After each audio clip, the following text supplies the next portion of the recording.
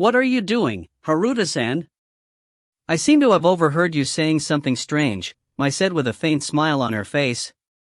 Seeing such a smile on her face, Seiji recalled his earlier conversation with her as well as the legends he had just heard and almost broke out into a cold sweat. No. I didn't say anything. I was just checking to see if the floor was clean or not. Yeah, I inspected it and found that it was extraordinarily clean. This must be Hojo-san's doing. Hojo-san is incredible. He attempted to justify his strange actions, but it was only after the words left his mouth did he realize how idiotic he sounded. Mai slowly stopped smiling. You can't meet my eyes, your face is all tense, and your words sound clearly unnatural. I bet you wouldn't even be able to fool an elementary schooler with this, Haruta-san. Indeed. Seiji awkwardly scratched his face. Lying children aren't cute. If you don't want to say anything, then just do that. As a mere maid, I won't pry, Mai said lightly before turning around to leave. Wait, please wait a moment, senpai. Mai's footsteps paused. I want to ask how Shika is doing right now. Upon hearing this, Mai's lips arched upwards slightly. Her body's fine, but her mental state isn't that good, she responded as she turned around again. Mental state? Seiji became tense at hearing this. Could it be, are there after effects? I don't know, she didn't say very much, nor did she request for treatment. I'd really like to ask Milady what I should do, but she currently isn't here right now. Her cell phone can't be reached either, Mai stated calmly. Let me go take a look. Seiji instantly started taking large strides towards Shika's room. However, he paused after taking only 2 steps. Senpai, just now, I'm sorry.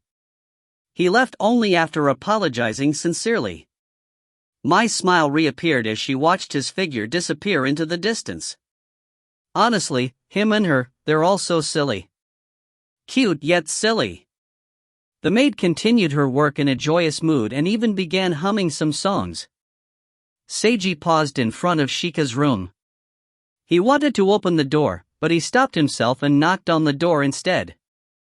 Shika, it's me, Seigo Harano. May I enter? There was no response. Just as Seiji was becoming even more worried, a gentle female voice spoke up from inside. Please enter. Seiji pushed open the door and entered. He saw the petite girl inside clutching and looking at a sketchbook. That was... He raised his eyebrows in surprise as he scanned the room, finding that everything in it was the same as when he was playing together with Shika-chan. Why wasn't any of this cleaned up? Doubts appeared in his mind. Did Hojo-senpai forget to do it? Or was it that she was busy with other matters, so she left it for later? Neither of those seemed like they were correct. Forget it, that isn't important. Seiji approached Shika's bed. Shika, I heard that your mental state isn't so good right now, so how are you feeling? He asked in a gentle manner. The girl who currently had her back to him slowly closed the sketchbook. Seigo Harano. Your real name is Seiji Haruta, right? Seiji was surprised at this. It is, he admitted. Who told you? President Yorahana? Or Hoju, the maid? Shika didn't answer him. I didn't intentionally try to conceal it from you. I just used an alias for some personal reasons. Seiji awkwardly scratched his face. If you're unhappy due to this, I apologize. You don't need to apologize, Shika responded softly. Seiji Haruta, just like Seigo Harano, they're both beautiful names. Seiji was confused at being praised so suddenly. Thank you. This was the first time someone had said something like this to him. It was praise, right? He felt almost itchy and somewhat strange inside. That's right, this sentence. Didn't I say this to you when we first met? I remember I said something like Shika Kagura is a beautiful name. Seiji smiled as he recalled the fond memory. So it's been returned to me. I never knew what it felt like to have someone praise your name. It felt nostalgic, even though their first meeting was merely a few weeks ago. At that time, I could never have imagined that things would turn out like this, Seiji exclaimed as he mused on the nature of the situation.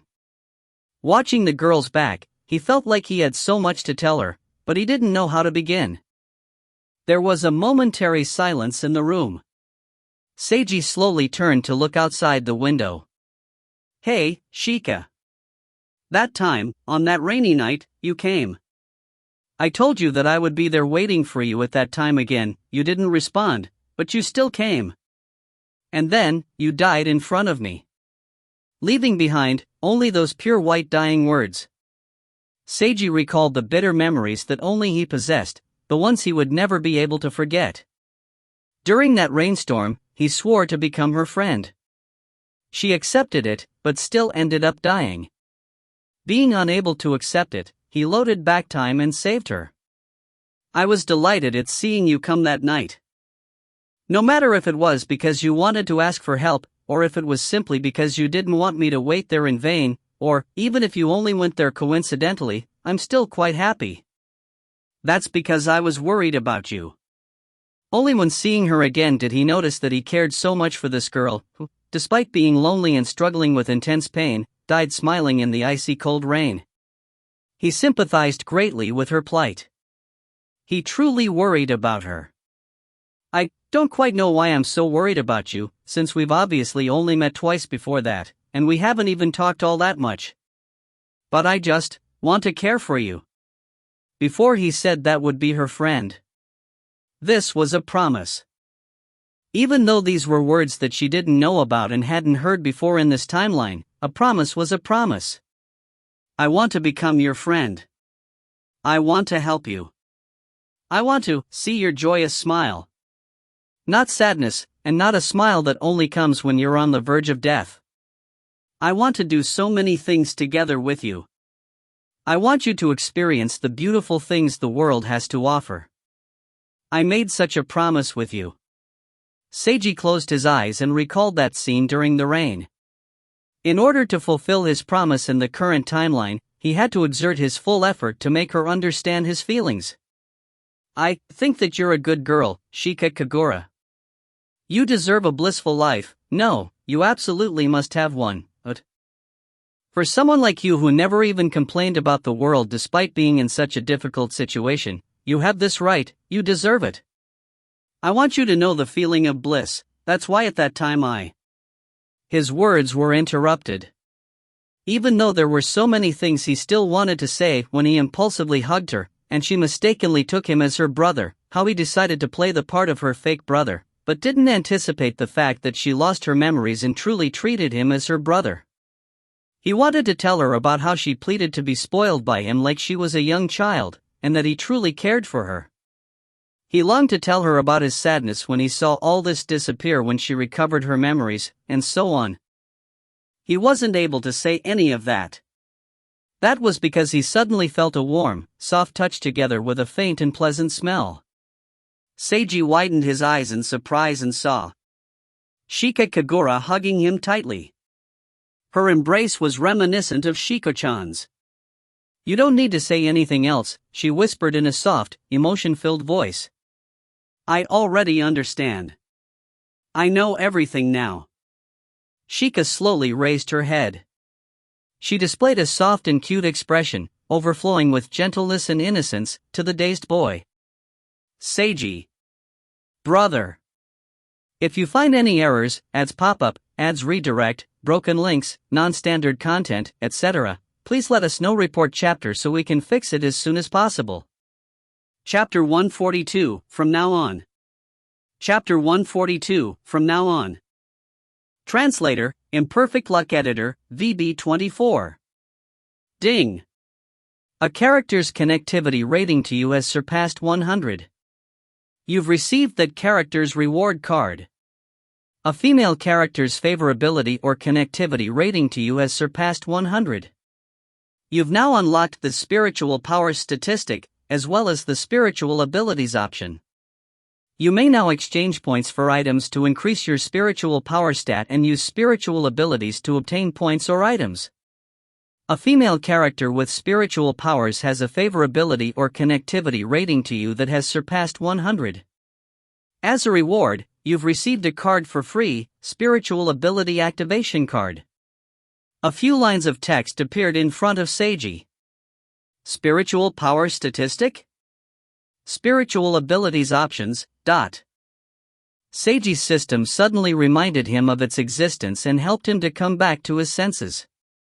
Although he was quite curious about his new abilities, it currently wasn't a good time for him to check them out. Seiji smiled back at Shika, who was smiling so movingly. Calling me that seems a little embarrassing. He softly hugged the girl and slowly pulled her closer. Just like before. But I'm so happy. I don't even know how to express it.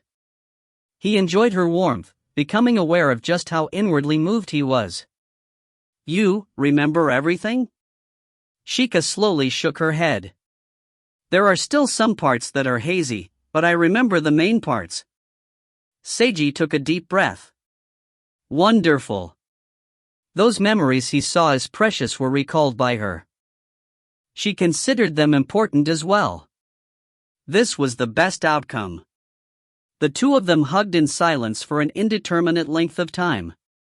Seiji slowly let go of her as the tumultuous feelings in his chest finally calmed down. Shika also let go of him. Seiji scratched his face. How did you remember? He was under the impression that she would completely forget everything or only have faint impressions. That's why. It was too embarrassing to remember. Natsuya Yorihana told me that you were the one who took care of me while I had amnesia. Seeing the items in this room gave me a strange feeling, and the maid here gave me some hints. Shika slowly and clearly explained things to Seiji while keeping her eyes constantly focused on his face. Seiji felt that his face was beginning to burn up a little as she watched him with those deep, emotion-filled eyes of hers. Wait a moment. Was this akin to some type of shameless role-playing? He wanted to stop himself but couldn't. Was that the correct usage of this phrase? Forget it. Who cares? I'll just die in shame. I thought that you'd forgotten completely, so I didn't want to burden you any further. That's why I didn't tell you. Seiji paused for a moment. But Chiaki, the silver-haired girl in your sketch, she always likes to wear the boys' school uniform, so Shika-chan might have mistaken her for a boy when you had amnesia. At any rate, she pointed out that I was making a huge mistake, which was why I wanted to explain everything to you now. That's why, He seemed to be rambling? Just what was it that he wanted to say? Seiji averted his gaze, looking at everywhere except Shika as he somehow managed to explain things before looking back towards her again. He saw that Shika was still looking at him with such deep feelings in her eyes. He was no longer able to even speak. Brother Seiji. Seiji felt that his heart had been pierced. The black-haired girl was smiling in her own beautiful unique style, but she was using Shika-chan's soft and cute tone of voice to call him brother. This was too much for him to handle. It felt like he was on the receiving end of a secret ultimate hidden combination technique from a fighting game. Can I call you that from now on? Of course, Rapidly increase mental resistance levels. Sergeant Haruta, construct fortifications to preserve your sense of logic and reason. Seiji was worried about whether or not he would, but this type of request was impossible to refuse, so he definitely couldn't refuse it. Sergeant Haruta accepted the mission while resolving himself for possible death in the line of duty. Brother Seiji. Shika was grinning at him. Yet her grin was tinged with a hint of sadness. I'm thankful for everything you've done for me, she said. But I still possess the Reaper's curse. If you get too close to me, you'll. That's why. There's no that's why. Seiji decisively interrupted her when he realized what she was about to say. I'm already so close to you, but aren't I still fine? Even if something happens to me in the future, I'll definitely be able to overcome it. That's why you should never say something like that. Don't try to push me away, and don't try to keep me at a distance. Shika Kagura. Shika-chan, I'm going to stick as annoyingly close to you as I can. Resolve yourself. I'll never let you pass away from this world while in isolation again. I'll accompany you to the future together.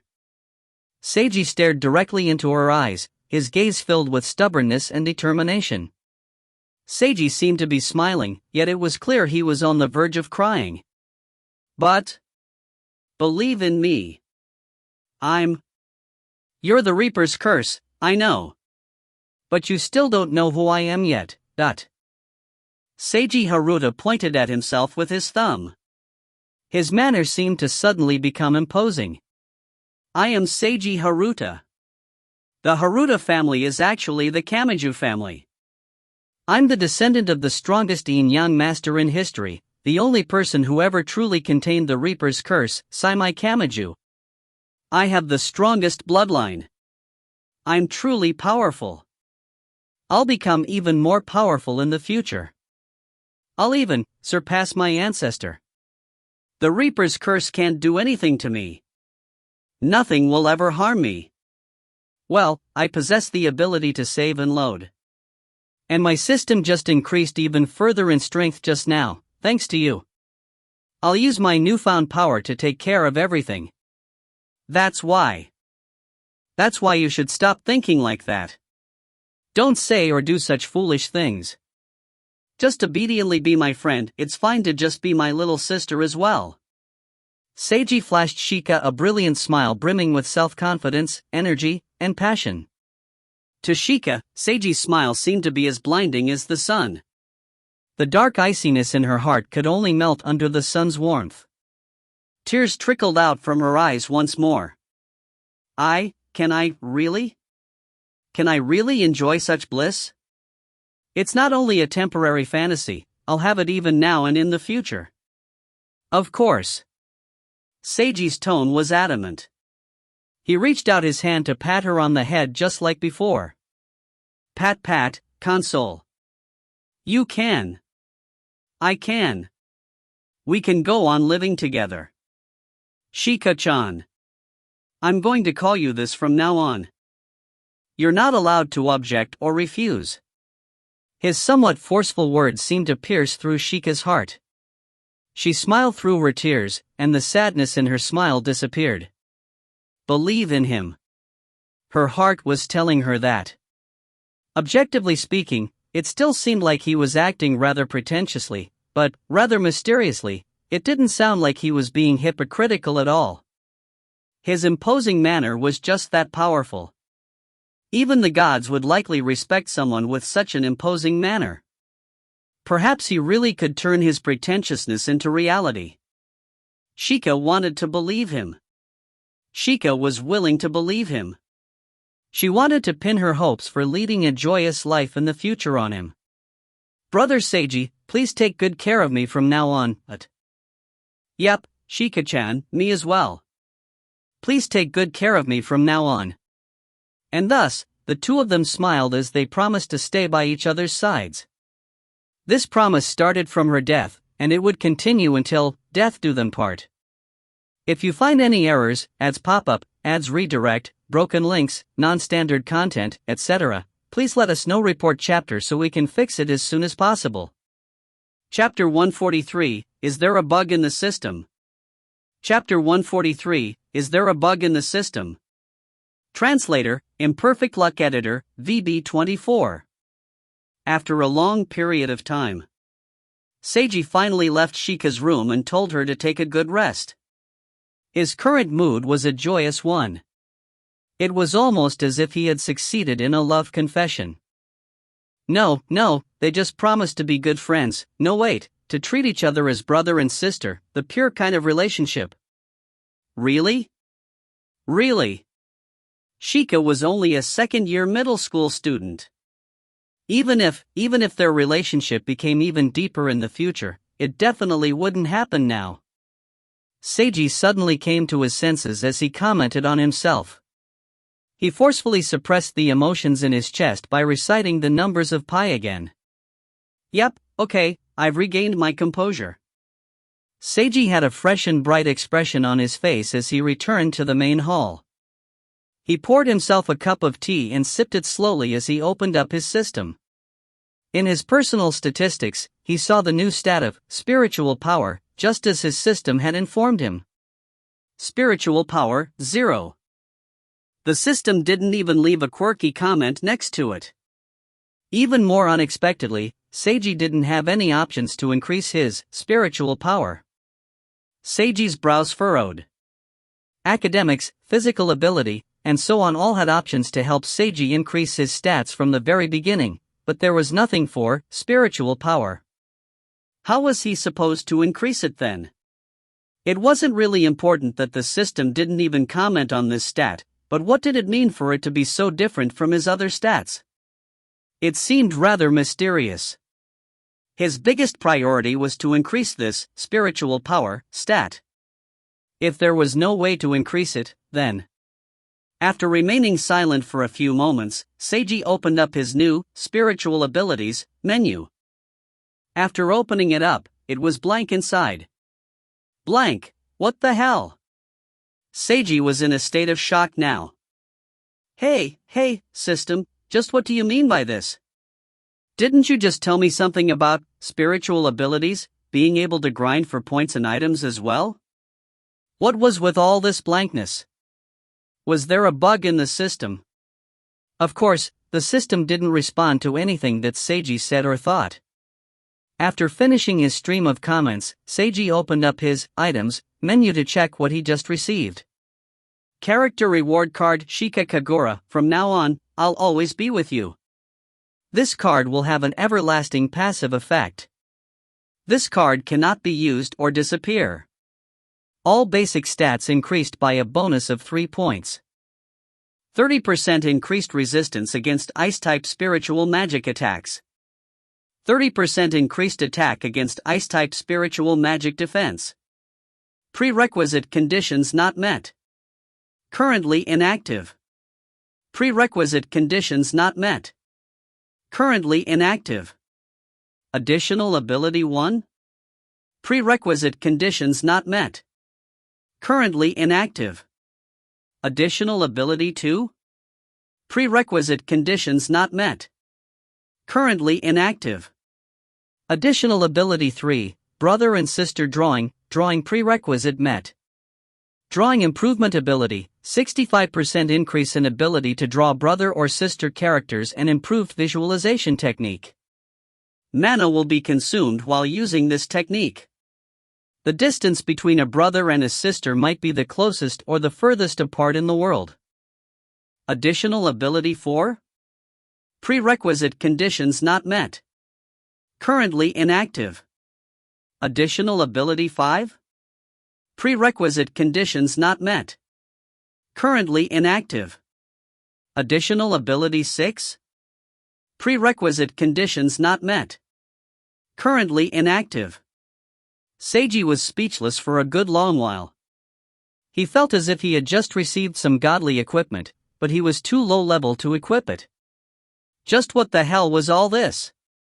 He didn't even feel like imagining the system as a fairy and beating it up anymore. He merely felt drained of all energy. Well, at the very least, there was still one more reward.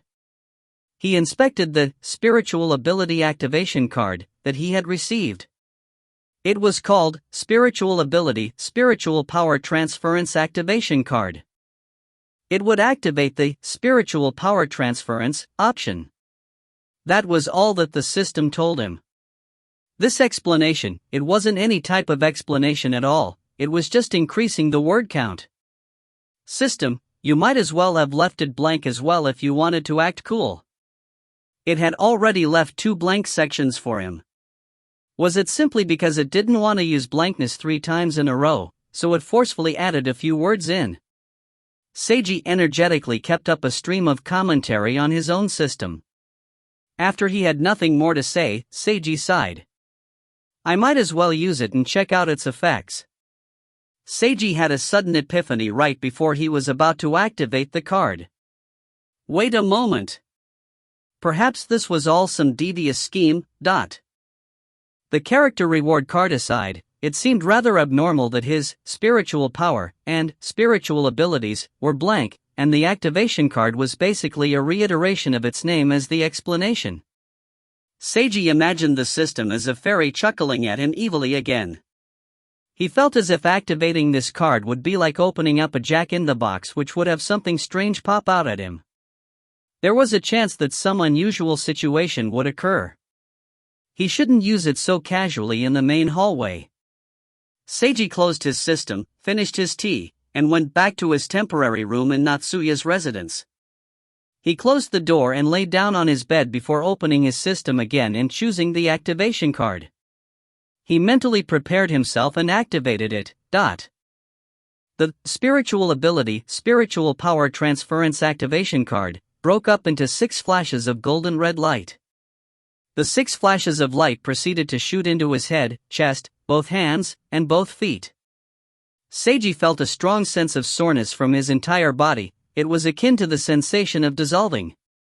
His mind went completely blank as he was no longer able to concentrate or make conscious thought. He witnessed countless scenes, heard countless sounds, breathed countless smells, and touched countless items in a dreamlike state. After experiencing infinity, everything became nothing again as he forgot all his experiences. Seiji slowly opened his eyes. He reflexively tried lifting his hand, but when he tried doing so, he felt an incredible sense of soreness. It was a feeling similar to having exercised for far too long after not exercising for a long period of time. It was a type of intense muscle soreness. What just happened? Oh, right, I used that activation card, then. Seiji slowly recalled what had happened. He tried moving his hand one more time, then his feet, and then his body. He discovered that every inch of his body was incredibly sore. His head also felt rather numb, and his thoughts were dull and sluggish. Just what the hell happened? This spiritual ability activation card was just too much. In comparison to this, the discomfort from the fighting, writing, and drawing activation cards was nothing. Seiji sighed to himself before realizing that the sunlight entering the window had become rather dim. Was it already dusk? Just how long had he been unconscious for? His body screamed in pain as he took out his cell phone and checked the time. Well, that's a relief. At least I don't need to go class anymore as it's already over. Seiji inwardly praised himself for returning to his room before activating the card. Otherwise, if he collapsed in the hallway for such a long time, Hojo-senpai would definitely notice and that would inconvenience him. His system was really toying with him this time around. Seiji's face twitched as he opened up his system again. You better have given me something really good for all you put me through, bastard.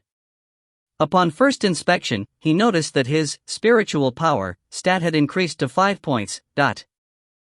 An increase from 0 to 5 still seemed rather pointless. The important part was still how to further increase his spiritual power stat. He then opened up the spiritual abilities menu and, as expected, he saw the new option of spiritual power transference. Apart from this, there were 1, 2, 3 new options. Seiji was stunned at the sight. Hey, didn't I only use one activation card? Was the system being generous today? Impossible. There must have been a bug. Calm down. Resist the numbness in my brain, and check over everything carefully. The 3 new options were spiritual power increase, mana increase, and contract with a spirit-branded retainer. So this was how to increase spiritual power. As for mana, that was probably something akin to increasing MP. As for contract with a spirit-branded retainer. Contract. Seiji's eyes widened in surprise. If you find any errors, ads pop up, ads redirect, broken links, non-standard content, etc., please let us know report chapter so we can fix it as soon as possible. Chapter 144, You're actually. Chapter 144, You're actually. Translator, Imperfect Luck Editor, VB24. He instantly opened up the contract option and saw Shika Kagura. Beginner level spiritual retainer, uncontracted. Special characteristics, possesses a unique ability. Well-balanced type. High growth rates. Incredible potential. Available contract, connectivity contract. Seiji inspected the connectivity contract more closely. According to his system's explanation, a connectivity contract was a contract that would automatically become available when a potential retainer character's connectivity rating to him exceeded 100. After both parties agreed to the contract, the retainer would change from uncontracted to connectivity contract status, which would decrease his spiritual power stat by 10 in order to maintain. In return, 10 points would be produced every day, and the retainer's abilities and growth would be greatly increased, with new abilities being awakened as well. All this seemed quite good. However, Seiji tugged his lips when he saw the next message. Contracting condition: make the potential retainer into a contracted spirit-branded retainer in the real world. Although he was willing to contract Shika as his personal spirit-branded retainer, he wasn't even a yin-yang master. This thing wasn't something he could use immediately. Why did such an option appear, anyway? Seiji checked his system's message history in order to understand what had happened. Moments later, he understood. After activating the spiritual power transference ability, he had received a huge shock to his physical body, and while he was in a state of semi-unconsciousness, many things had happened. The spiritual power transference ability activated automatically and began transforming the karma of Reaper's curse power into spiritual power. The system didn't give any explanations for this so-called karma of Reaper's curse, but it was most likely referring to the abnormal catastrophes that were supposed to befall him as a result of approaching the Reaper's curse. This spiritual power transference ability passively converted the Reaper's curse into his own spiritual power. It also used up a portion of his stockpiled points as payment. He was able to absorb 5 spiritual power in this conversion, costing him 25 points. A ratio of 1 to 5, it was acceptable. Seiji paid more attention to the fact that his dating sim system was able to transform the Reaper's curse ability into his spiritual power, as it helped him to gain some insight into the system's workings. His spiritual power increased to 5 points, and his 2 character reward cards from Hoshi and Shika gave him a bonus of +6 to all his stats, so he actually had 11 spiritual power. This helped to activate 3 new options: spiritual power increase, mana increase, and contract. The first 2 options required a minimum spiritual power of 10 points to activate. The contract option also required 10 points in addition to a retainer character with a favorability or connectivity rating of above 100 to activate. That was how he obtained these 3 options. It was quite wonderful that his system wasn't bugged. Of course, the system didn't reply and stayed silent as always. Seiji quietly stared at his system's menu as if he could pierce through it with his vision and see it for what it really was. According to Natsuya Yorihana, the only person in history to ever successfully suppress the Reaper's curse was Seiji Kamiju, my ancestor. As Seiji Kamiju's descendant, I have a mysterious and powerful system. This system has the ability to absorb and transfer power from the Reaper's curse. In conclusion, system, dating sim system, DS system, whatever I call you, you're actually the strongest yin-yang master in history, Seiji Kamiju, aren't you? He stated his inference out loud in a light tone. This was doubtlessly a shocking revelation. Seiji Kamiju, although Seiji still didn't know much about him, Seiji fatally detected just how far his ancestors' power spread throughout the realm of yin-yang masters. If this person was still alive or still existed somehow in a unique method in one of his descendants' bodies, just how much of a wave would it cause in the yin-yang master society? Others notwithstanding, the Haruta family would surely be thrown into utter chaos. Their most venerated ancestor still existed in this world, within the body of one of his descendants, not to mention a descendant that had been exiled from the family. This would surely shake the entire family down to its core. Seiji thought to himself that it even seemed like a cliché story trope that he would often see in his previous life. Well, this was still just his guess. As always, the system didn't respond to anything he said. Perhaps the dating sim system was actually Seiji Kamiju, or perhaps it was a power derived from his bloodline, or something else entirely. Or maybe Seiji simply mistook everything in the first place, and this system had nothing to do with Seiji Kamiju. It simply had power equivalent to his ancestors. The system, he decided for himself to call it a dating sim system, but he still didn't know just exactly what it was. It seemed probable that it was connected to Seiji Kamiju, but in the end it was just his guess. Seiji smiled after silently thinking it over for a while. Well, no matter what you are, system, I'm truly grateful to you. I don't know whether or not you were responsible for taking my soul into this world after I died on Earth, so that I could live again. If you were responsible, then I owe you my life. Also, I was only able to save Mika, Hoshi, and Shika-chan thanks to you. I have no words with which I can express my gratitude. And apart from this, you've helped me learn how to fight, how to write, and you've given me so much assistance. At any rate, thank you so much. Seiji sincerely said all this out loud. Perhaps there was a hidden motive to the system helping him, but so what? He had already died in his previous life as an otaku, so even if something happened to him, it couldn't get much worse than dying again. Seiji was rather open-minded. He didn't know what the system was. Maybe he would find out in the future, or maybe he would never know. Seiji continued checking out his menu after expressing his gratitude. Unbeknownst to him, a hazy white shadow had appeared behind him. The faint shadow seemed androgynous, and it exuded a gentle silver light from its eyes. Its mouth was arched upwards in a faint smile. No need to be polite, Lin Koen, the white shadow silently mouthed before disappearing silently. It was as if it had never appeared. Seiji inspected the spiritual power increase and mana increase options. The only option under spiritual power increase was called visualization, and it was grayed out and not selectable. According to the explanation, a spirit image was required to assist him in visualization. There was no explanation available as to what a spirit image was supposed to be. As for mana increase, there was only one option of beginning technique, which was also grayed out. The explanation said that he could only choose it when he was wearing a mana cultivation outfit. Fine then, a spirit image and a mana cultivation outfit. Seiji felt that he would need to ask President Yorihana about these. But she viewed him as a normal person who knew nothing about spiritual cultivation, so asking these specialized vocabulary terms all of a sudden would surely raise her suspicions. How should I ask her about it? Wait, perhaps I can ask Shika-chan instead?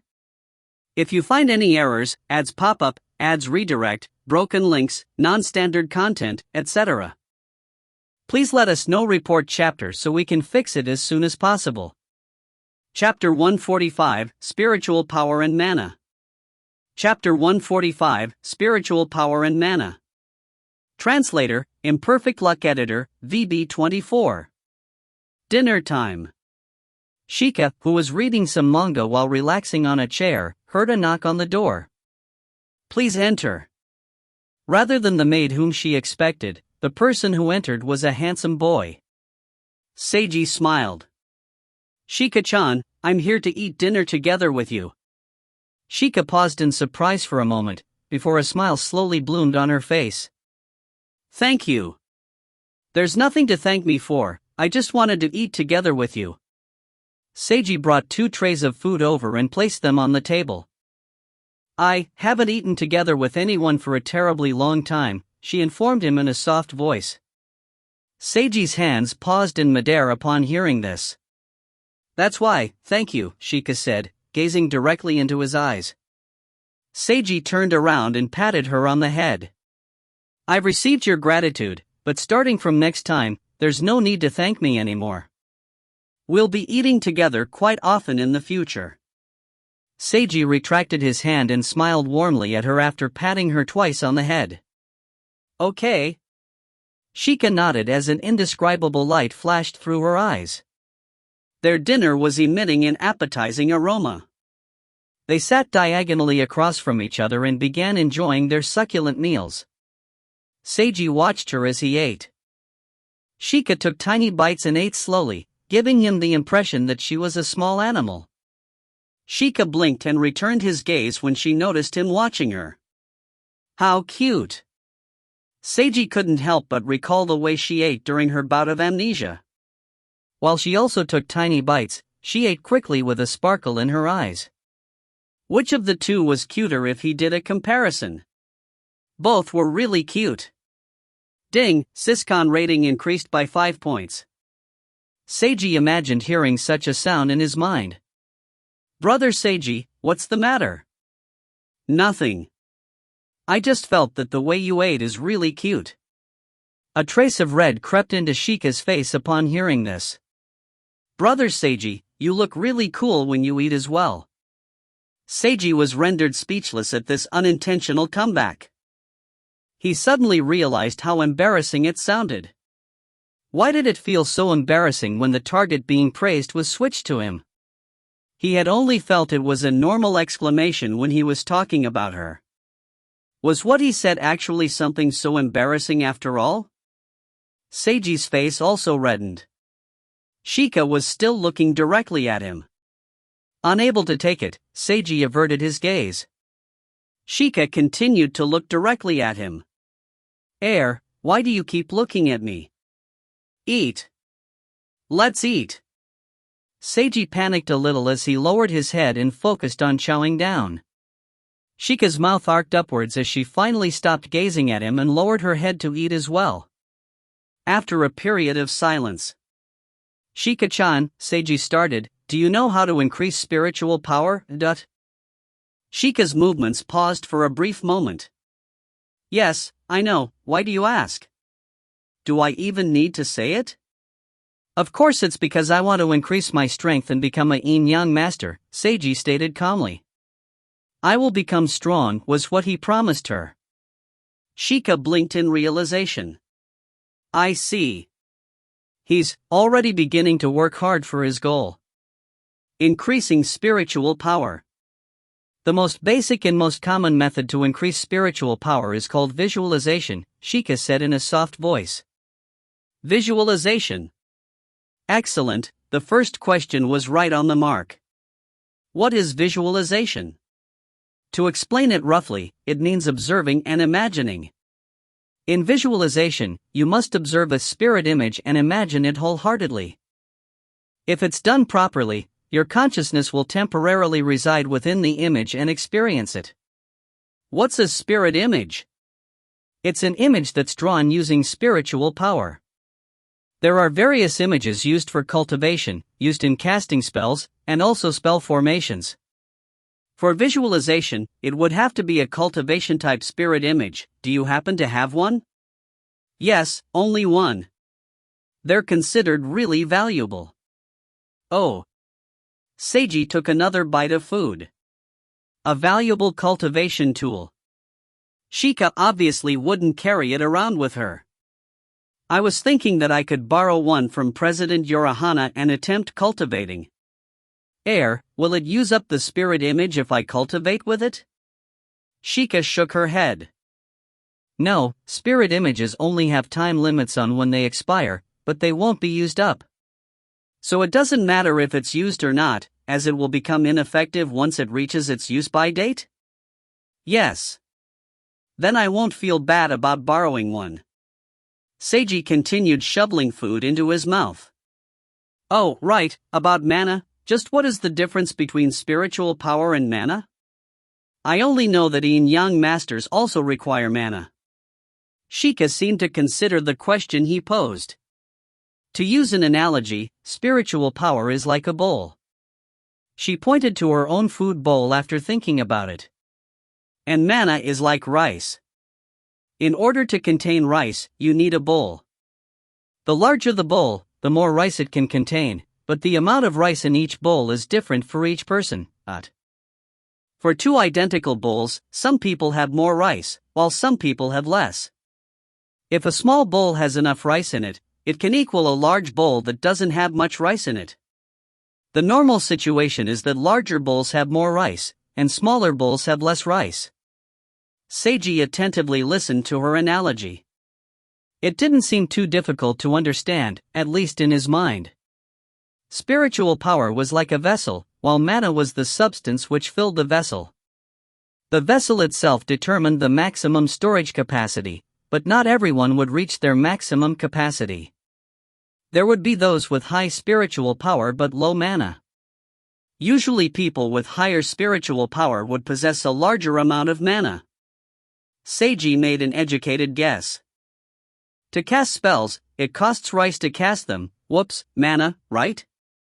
And spiritual power won't be used up, and the stronger your spiritual power is, the faster your mana will regenerate, is that right? Shika nodded in response. It seemed that his guess was correct, so his understanding of it must be correct as well.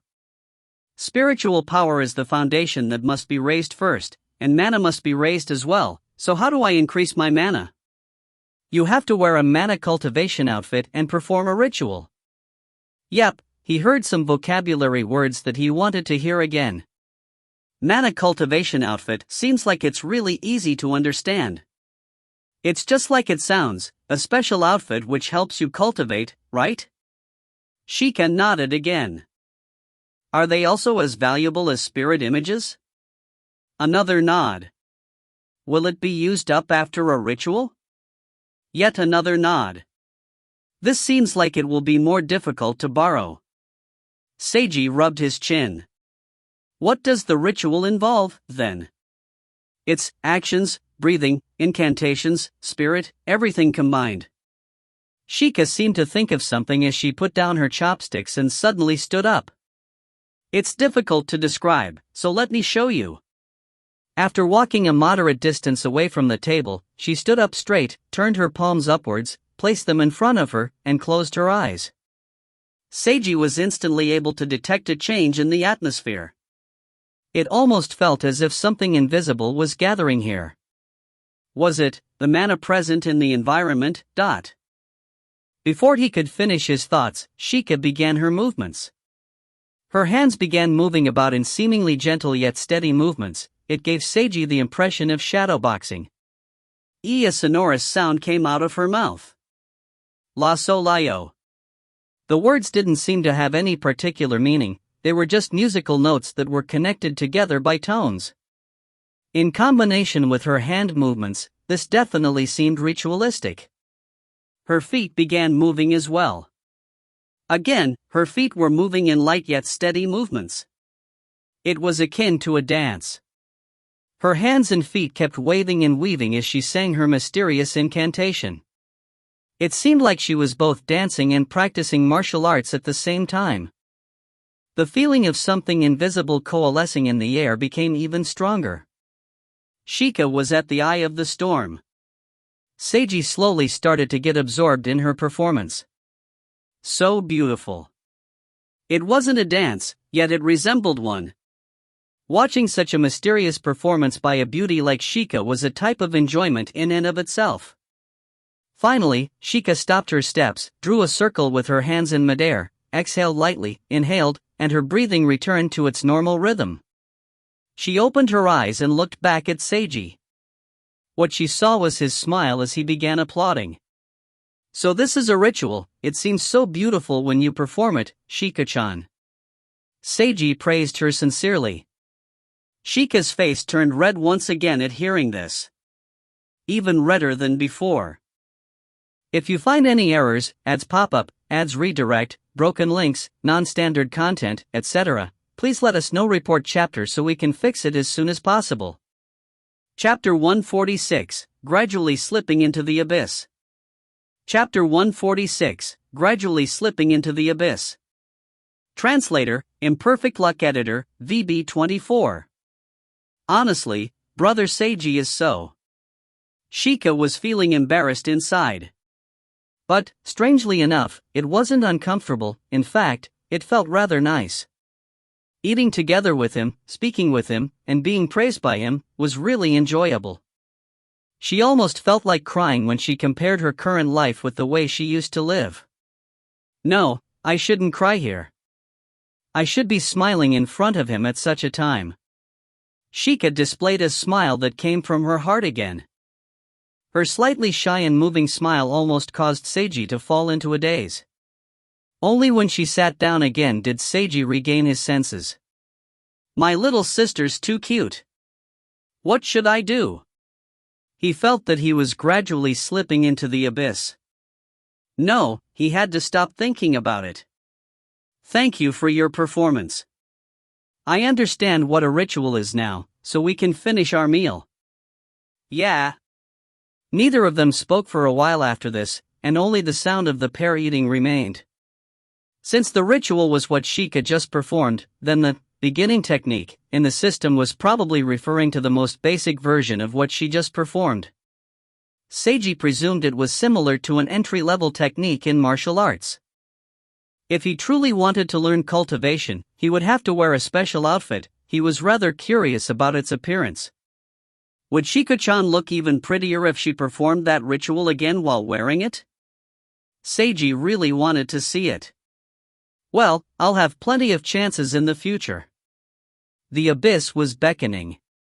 So what? I really want to see. Seiji forcefully banished his idle thoughts after inwardly commenting on himself. I have one last question. How do I become a yin-yang master? Are there any other conditions apart from mana and spiritual power? Shika shook her head. I don't know. I'm just a retainer, so I only know about retainers. Oh. Sorry. You don't need to apologize, it's not like this is anything to apologize for. If you don't know, you don't know. Seiji smiled again as he patted her on the head. Don't say sorry so often, especially to me, he said in a forceful yet gentle tone as he looked into her eyes. Okay. Shika nodded slightly. She felt like crying again. How unseemly. She needed to get used to this feeling. The warmth and comfort that she received from being together with him. After they finished eating dinner, Seiji brought the trays and plates back to the kitchen, where Mai informed him that Natsuya still hadn't returned. Due to this, he decided to go back to his room and grind for some points. Even though absorbing the Reaper's Curse today cost him 25 points, he still had plenty left over, so he wanted to exchange for something, but I have a new statistic now, with a new category of options and 4 lesser options within it, but there's no new items to go along with this update. Just what are you thinking, system? As usual, Seiji had a stream of energetic comments. This was completely against the maxims of any successful MMORPG. A massive update must be accompanied by new items that people could spend money on. If a huge update didn't have any new products to purchase, not only would the game lose out on large potential profits, the richest players would curse at the game developers. This otaku that wanted to spend his money, points, was angry. But in the end, it was all useless. After finishing his immature small fit of rage, Seiji could only silently grind whatever he could. Then he logged on to his email and discovered that editor Yoshizawa had sent him a new message. The contents of the message stated that his short novel I'll Die If I Don't Become Handsome had been formally accepted by Thunderbolt Literature. As long as he printed the contract in this email, signed the bottom, and mailed it to their editing department, his novel would be published in next week's magazine. Published. Published. Published. Important things need to be repeated 3 times. My story is going to be published. Just imagining it filled Seiji with a burst of overwhelming excitement. This story wasn't one that he plagiarized from his own world, it was an original work completely created using his own imagination, but Although his system improved his writing level, he still came up with his own characters, story, and setting. Everything he wrote was a product of his own mind. This type of accomplishment and joy was wonderful. Seiji had high expectations for when he would be able to first witness his story in a magazine.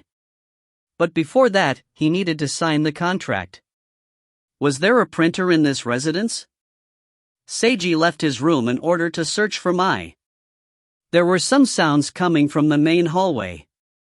Fuju-san, I'd like to. Seiji started, but when he entered the hallway, he instantly retracted his words. That was because he witnessed the scene of Mai Huju watching TV while imitating the singing and dancing actions of the idol girl group that was performing. I truly wish you'd embrace me on that sunset-stained hillside. I like you. The beautiful girl in black and white maid attire was dancing happily with light, quick steps as she smiled brilliantly while making various cute poses with her hands. Seiji was completely stunned at this sight. He just stood there at the entranceway to the main hallway with eyes wide open and mouth agape, watching Mai flutter around like she was a little girl. The former student council president. The smiling executioner. The person that even the drama club president, know that every Genhana High School senior feared. The older sister figure whom Natsuya trusted so wholeheartedly, the mysterious maid that Seiji felt seemed gentle on the surface and reserved on the inside, was actually doing such. Seiji didn't know how to describe his current feelings, nor did he know what his current expression was anymore. He was only capable of staring in shock at the figure before him. Sunset shimmer color the sky orange. Your passion is burning like the sun. I love you. The idol's song on television reached its climax. Mai also jumped together with them, forming a heart with her fingers as she sang together with them in a small voice. Finally, she turned around and did an extravagant pause for her finishing flourish. Of course, she locked gazes with the boy who was frozen solid. Mai froze solid as well. The idols on the television finished their poses and smiled as they stood in a neat row, bowed towards the audience, and left the stage. In the hallway, however, time itself seemed to freeze. The air was so heavy that it felt tangible. It was just as if Azao Sakuya cast her time manipulation ability. Oh right, that character was a maid as well. As was typical of Seiji's mind, it started commenting energetically as soon as it began working again. Mai was still frozen in that ridiculous cute pose. Not even her smile budged a centimeter, despite the fact that quite a while had passed. She seemed petrified. Senpai? Seiji decided to break the silence. Mai's body trembled. She slowly straightened herself from her pose, retracted her smile, lowered her head, and averted her gaze. Seiji could detect that something was brewing within her. It seemed rather ominous. Just as he felt a sensation of danger and was about to do something to diffuse it, Mai opened her mouth and spoke. You saw everything? A low, chilling voice came from the maid who still refused to meet Seiji's eyes. If you find any errors, ads pop-up, ads redirect, broken links, non-standard content, etc., please let us know. Report chapter so we can fix it as soon as possible.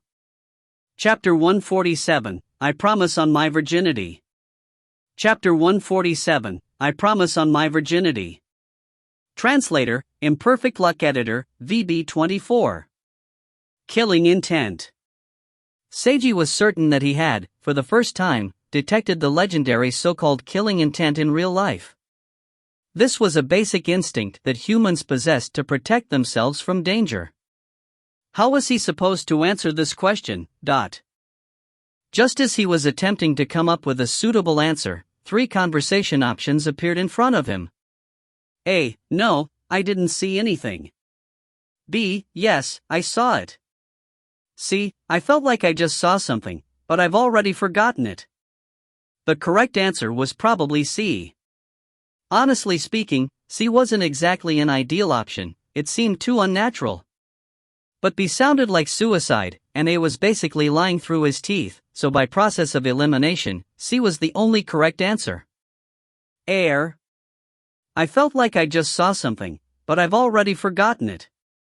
Seiji averted his gaze and pretended to look elsewhere. Why am I standing here? Ding, favorability rating has increased. The killing intent vanished. Yes, that was the correct answer. Seiji inwardly praised the system for helping him out of this dangerous situation. Across from him, Mai slowly turned around to face him.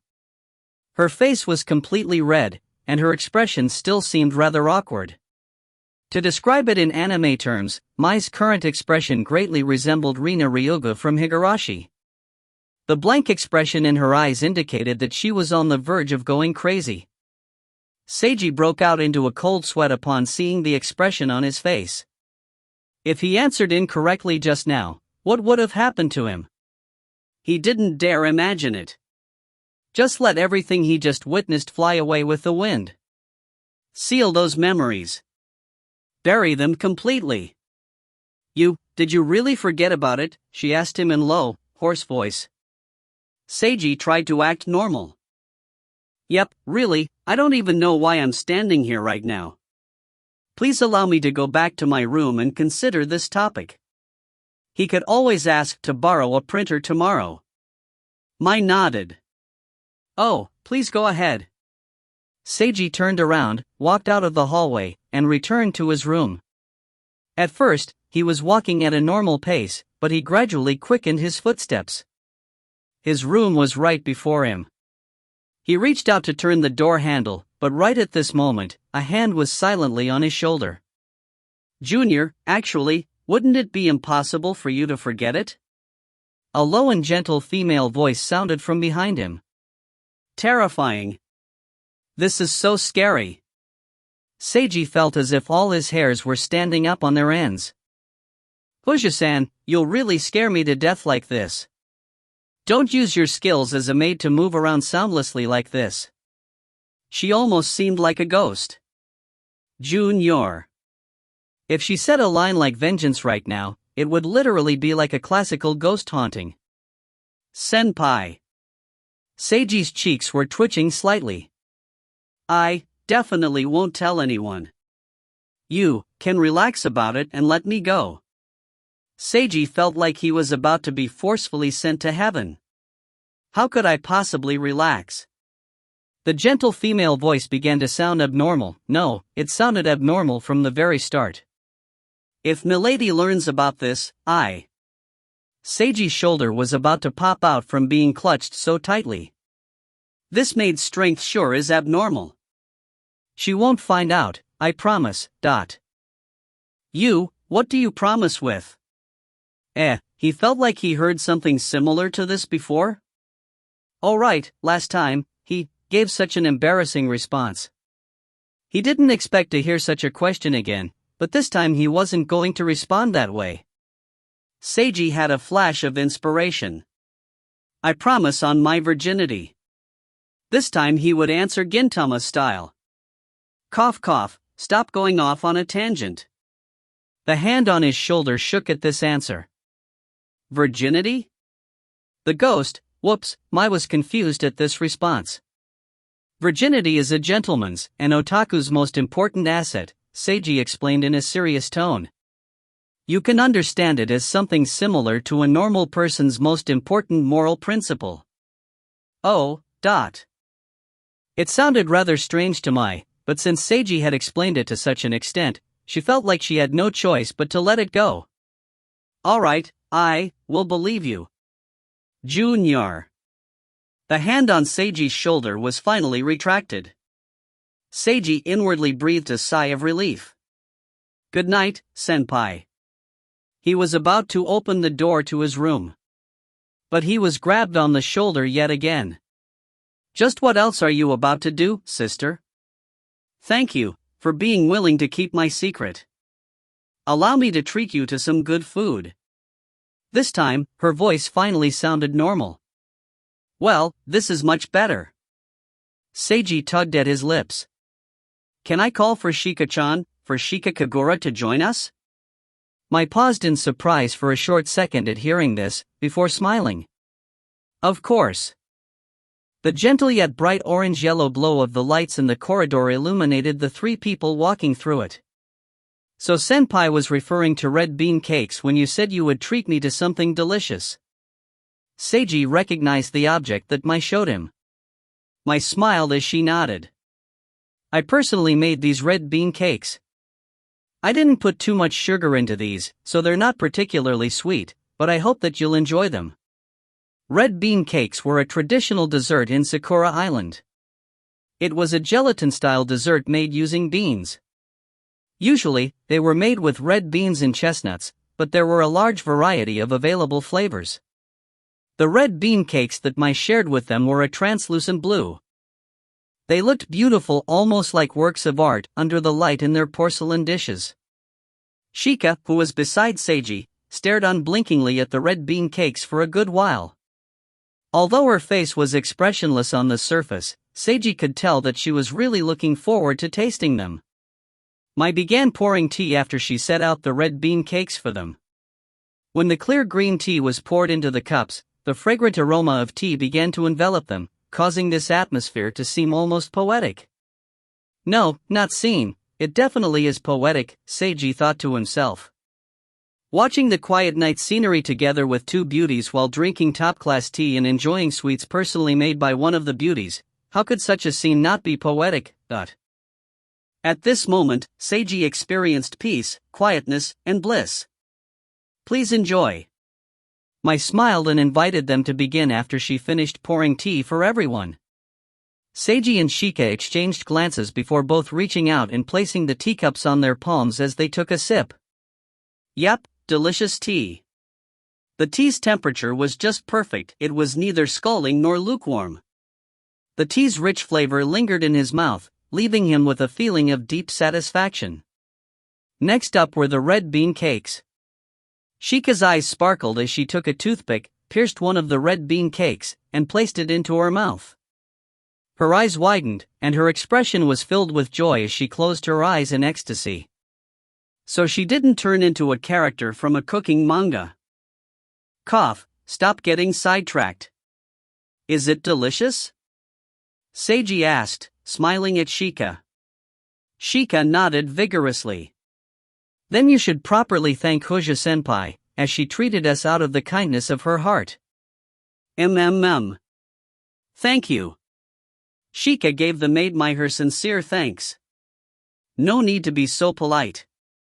Mai smiled gently, she seemed quite pleased. Seiji also tasted a red bean cake. The moment he chewed, the cake melted in his mouth, it truly dissolved instantaneously. Its appealing taste combined with the aftertaste of the tea created a brand new rich, complex flavor. The flavor seemed sweet, bitter, and aromatic at the same time, causing him to savor it. Well, with Seiji's level, that was the best description he could come up with. If Mika or Chiaki were present, perhaps they'd be able to come up with long essays about it, or even show their climaxing faces, just joking. It's truly delicious, everything that Senpai cooks is so wonderful, Seiji praised sincerely. Anyone that marries Senpai would surely lead a blessed life. Full points in cooking skills and top-notch at housework. As long as you ignored some strange little things, a perfect wife. At any rate, any man that could be together with her would surely be a lucky one. That was what Seiji believed, anyway. Suddenly he noticed that the atmosphere felt somewhat strange. Turning around, he noticed that Shika was staring at him, and Mai was also looking at him, her eyes slightly widened in shock and her face flushed red. Seiji was rendered speechless. Did I say something wrong? If you find any errors, ads pop up, ads redirect, broken links, non-standard content, etc., please let us know. Report chapter so we can fix it as soon as possible. Chapter 148, Let's work together on a story. Chapter 148, Let's work together on a story. Translator, Imperfect Luck Editor, VB24. Why are they looking at me like that? All I did was... Seiji thought back to what he just said and realized that they must have misunderstood his words. He hurriedly tried to defend himself. No, senpai. What I meant was that anyone who married you would be lucky to be with you. I wasn't talking about me, Shika's expression didn't change, while mine narrowed her eyes. I understand. Haruta-san, you fool all the girls with this act of yours. Fool? Seiji was confused. I'm not trying to fool anyone, I'm just stating my honest opinion. Mai's face reddened even further as she averted her gaze. Shika blinked cutely. Brother Seiji is a playboy? Why did such a word suddenly appear here? Seiji asked in disbelief. Just how was I acting the part of a playboy? All I did was make a mistake with my words. Is it really necessary to brand me as a playboy? Shika-chan, you can't just go around casually calling people playboy, especially your brother. I'm a righteous, chaste man. The girl that he forcefully recognized as his younger sister and the embarrassed maid reacted with nothing but silence. Seiji continued sipping tea after he finished his serious performance. Kagura-san, as you see for yourself, Haruta-san is an idiot. Yeah. Brother, his mind works in a subtly different way from other people. Cough cough, Seiji almost choked on his tea. What was all this? Why was he being looked down upon? Forget about the strange maid saying weird things about him, even Shika-chan. If this was a manga, there would be numerous question marks popping out above his head right now. Shika and Mai both ignored his presence and merely drank tea as if they were longtime friends who had reached a mutual understanding. The atmosphere seemed a little strange. Forget it.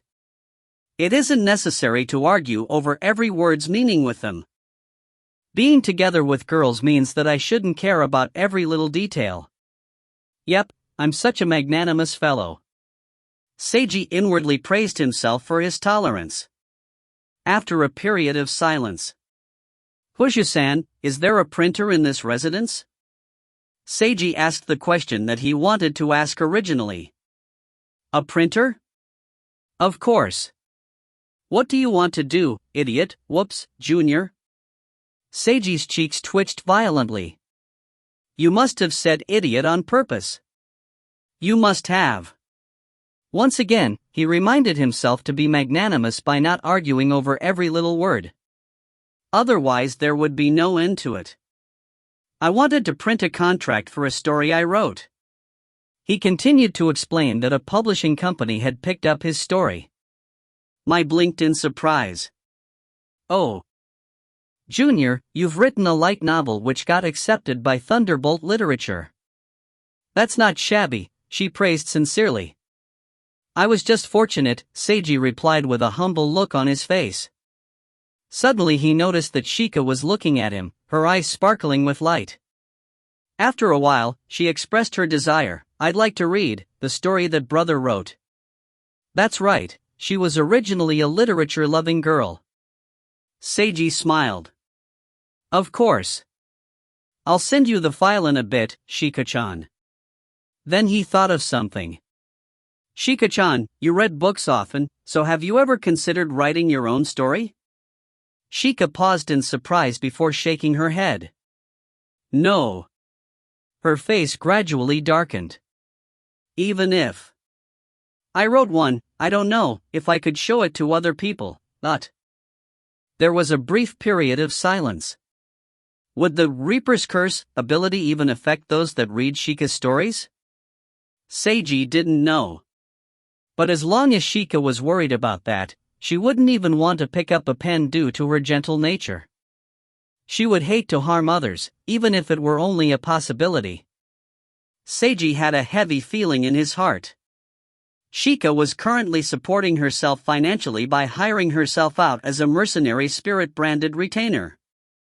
That was why she kept being harmed. In order for her to break free from this lifestyle, he had to first help her find some other method to support herself.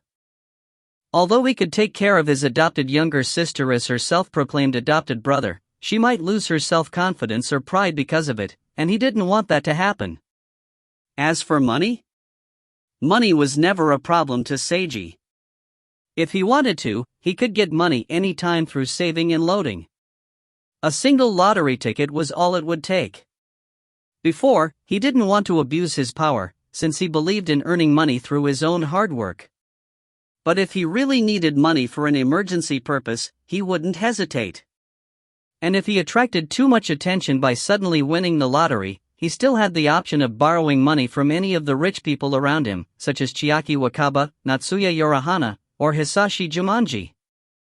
He would definitely return their money afterward. At any rate, money was the least of his concerns. What worried him was Shika-chan herself. Just what should he do? Shika-chan, why don't you work together with me to write stories? Work together? Shika asked him in a confused tone. Tell me your thoughts about the characters, story, background, and settings, and I'll be in charge of writing it all out. Of course, I'll also add in my own ideas. In summation, you'll provide your ideas, I'll also provide a few of my ideas and write the story, and we can try to get it published together afterward. If our story is published successfully, we can split the payment. I'll take 60% and you'll take 40%. Honestly, Seiji wanted to reverse the ratio, but he knew that she definitely wouldn't accept that. Is that really fine? Shika still seemed doubtful. I think it's fine, since I'll be the one doing the writing, and I'll also add in my own content. This way, the finished product will belong primarily to me, so it shouldn't affect others like how you're worried about, Seiji said calmly. Doing it this way probably wouldn't result in the Reaper's curse affecting others. Otherwise, if the Reaper's curse was that ridiculously strong, it would have destroyed Sakura Island long ago when it appeared in the distant past. Honestly, this ability seemed rather subtle, just from the fact that it could be mitigated. It was indeed scary, but calling it terrifying seemed to be an exaggeration. At any rate, Seiji felt it was unnecessary to worry too much about it. It wasn't like this ability was a weapon meant for war. Shika was a good girl, and it was nice that she was gentle, but being too gentle and worrying too much about others to the extent of throttling her own future and personal interests was a bad thing. Since she worried that her stories would cause calamities to befall other people, then he would take responsibility for the stories. A clear way to put it was that Seiji believed himself to be a simple-minded person who would do what was necessary without thinking too much about it. Shika remained silent for a little while. I don't know whether or not I can do it. But I want to try. I want to write stories together with brother Seiji. Her eyes blazed with a passion light. Seiji smiled at witnessing this sight. Then come. He reached out his hand to her. Please take good care of me, Teacher Kagura. I am no teacher. Shika's face turned red as she shook Seiji's large hand. I'm the one who should call you teacher, brother. Teacher Haruta, please take good care of me. And thus they agreed to cooperate. Mai witnessed all this with a gentle smile. Also, Shika began. As for the payment, I only need 20%, no, 10% is enough, Shika said. Nope. Seiji countered instantly, sipping his tea in a casual manner. We've already agreed on it. You get 40%. But, if you keep going on about this, I'm going to increase it by another 10% and give you 50%. Seiji remained calm as he took another red bean cake. Shika didn't know what to say anymore, and she revealed a dazed expression. Ha ha. Mai, who was observing the siblings' conversation on the side, couldn't help but chuckle. These two are just too cute. If you find any errors, ads pop up, ads redirect, broken links, non-standard content, etc., please let us know. Report chapter so we can fix it as soon as possible. Chapter 149, Magic Devouring Dragon.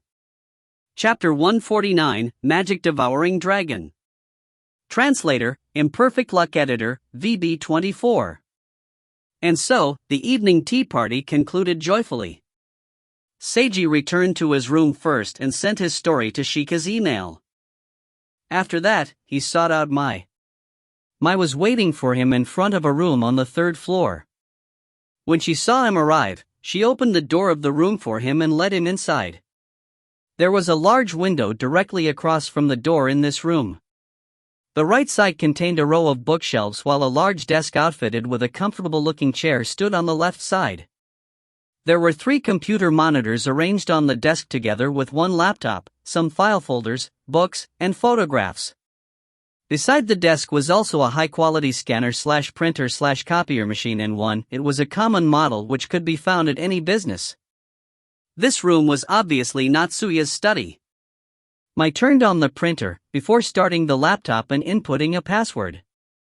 Go ahead and use this to download your contract and print it. Okay, thanks. Seiji logged onto his email, downloaded the contract, and selected the print option.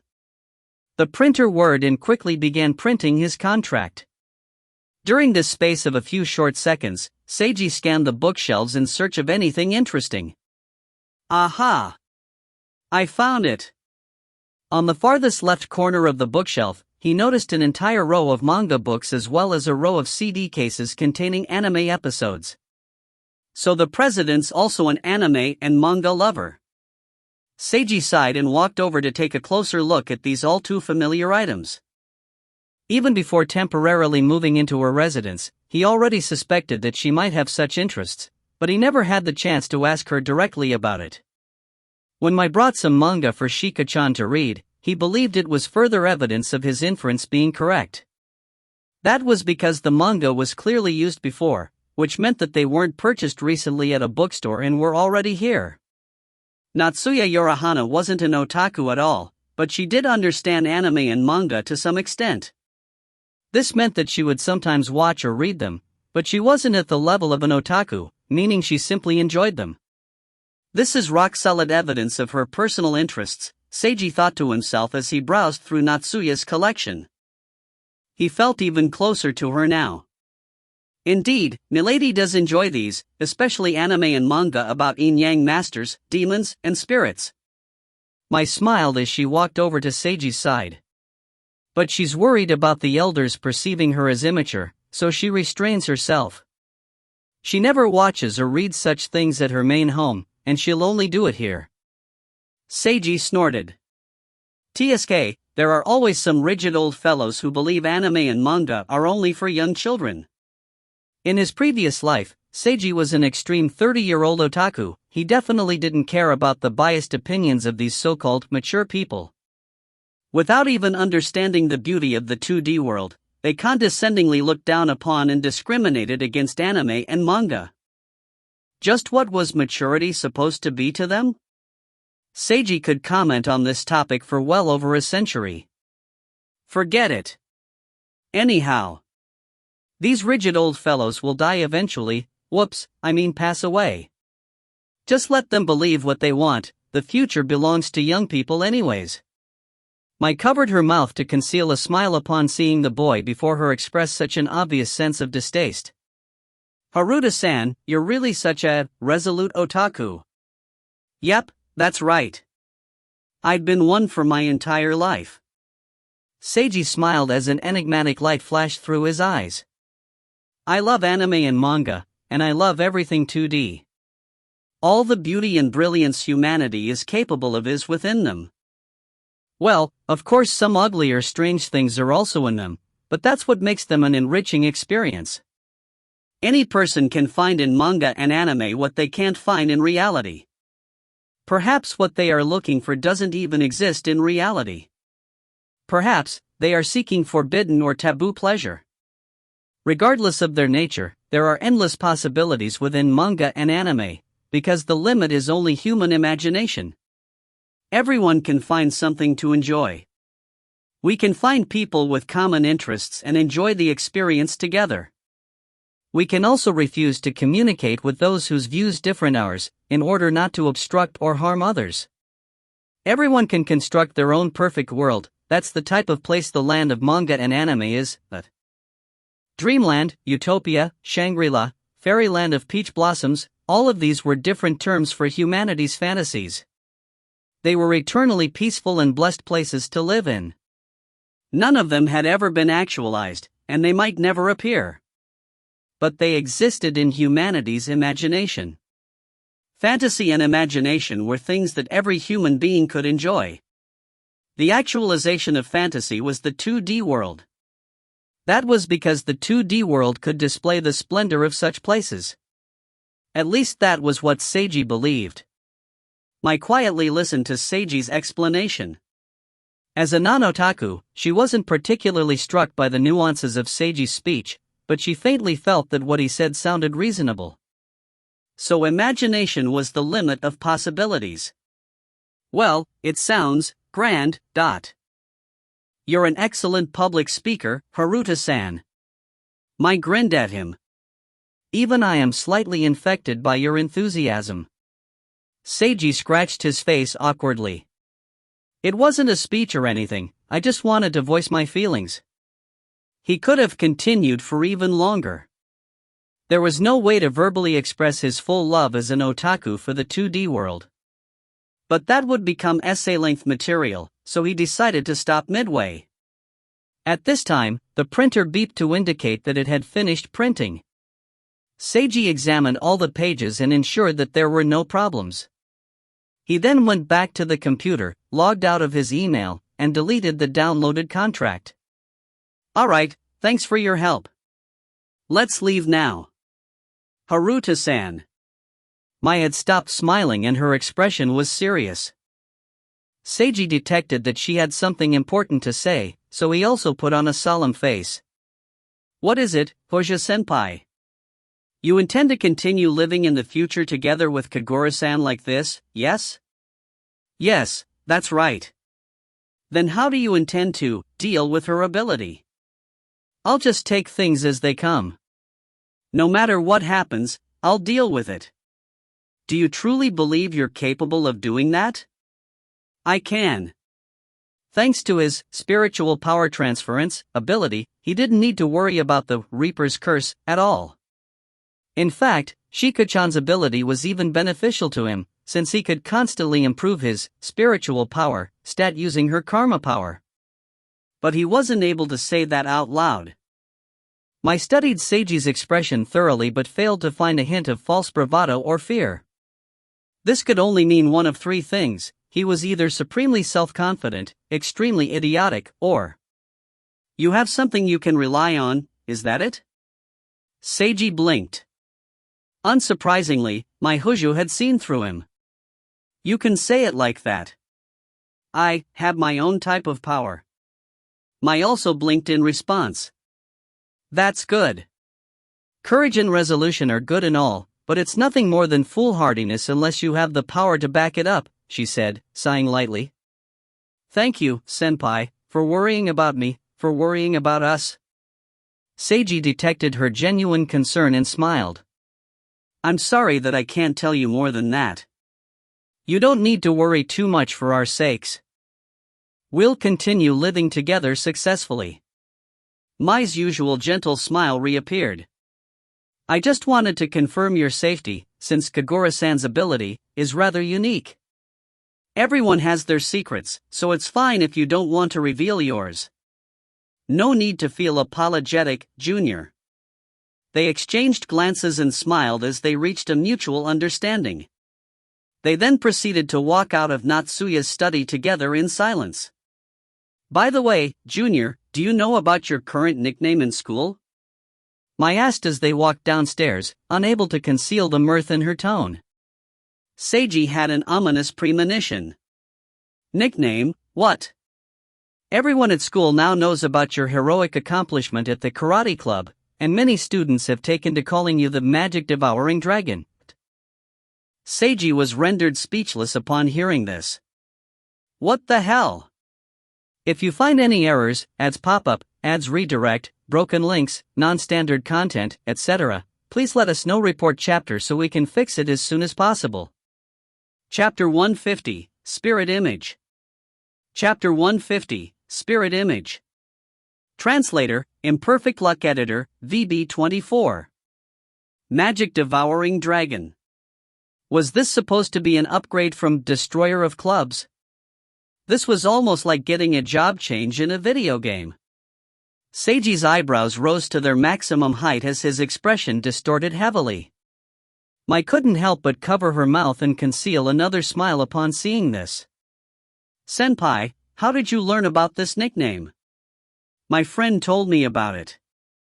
Even the third-year high school students know about your name now, since what you did was truly astonishing.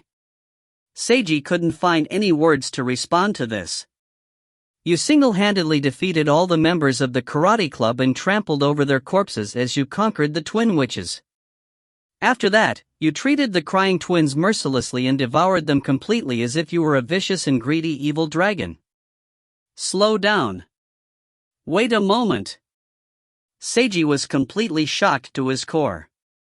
What's with this overly exaggerated legend? I didn't actually face off against the entire club. What the hell's with saying I trampled over their corpses or devoured the twins completely? Why was I turned into some sort of incredible villain?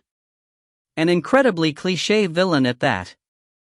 You didn't deny treating the crying twins mercilessly, Mai observed. As always, her intuition was sharp and on the point. Oh. There's a reason for that. Seiji received an impact from this. At any rate, I'm not a villain. There was a reason behind everything I did. This legend is a ridiculous lie. No, Junior, the legend wasn't an exaggeration. I made all that up just now. Senpai. Mai couldn't stop herself from laughing.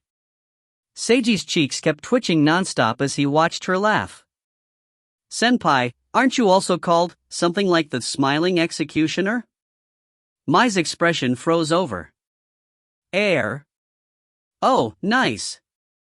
So she minds this nickname. Seiji felt he had discovered a chance to counterattack. I was really startled when I heard my friend telling me about it. Fuji-senpai, who appeared so gentle on the surface, actually had such a scary nickname.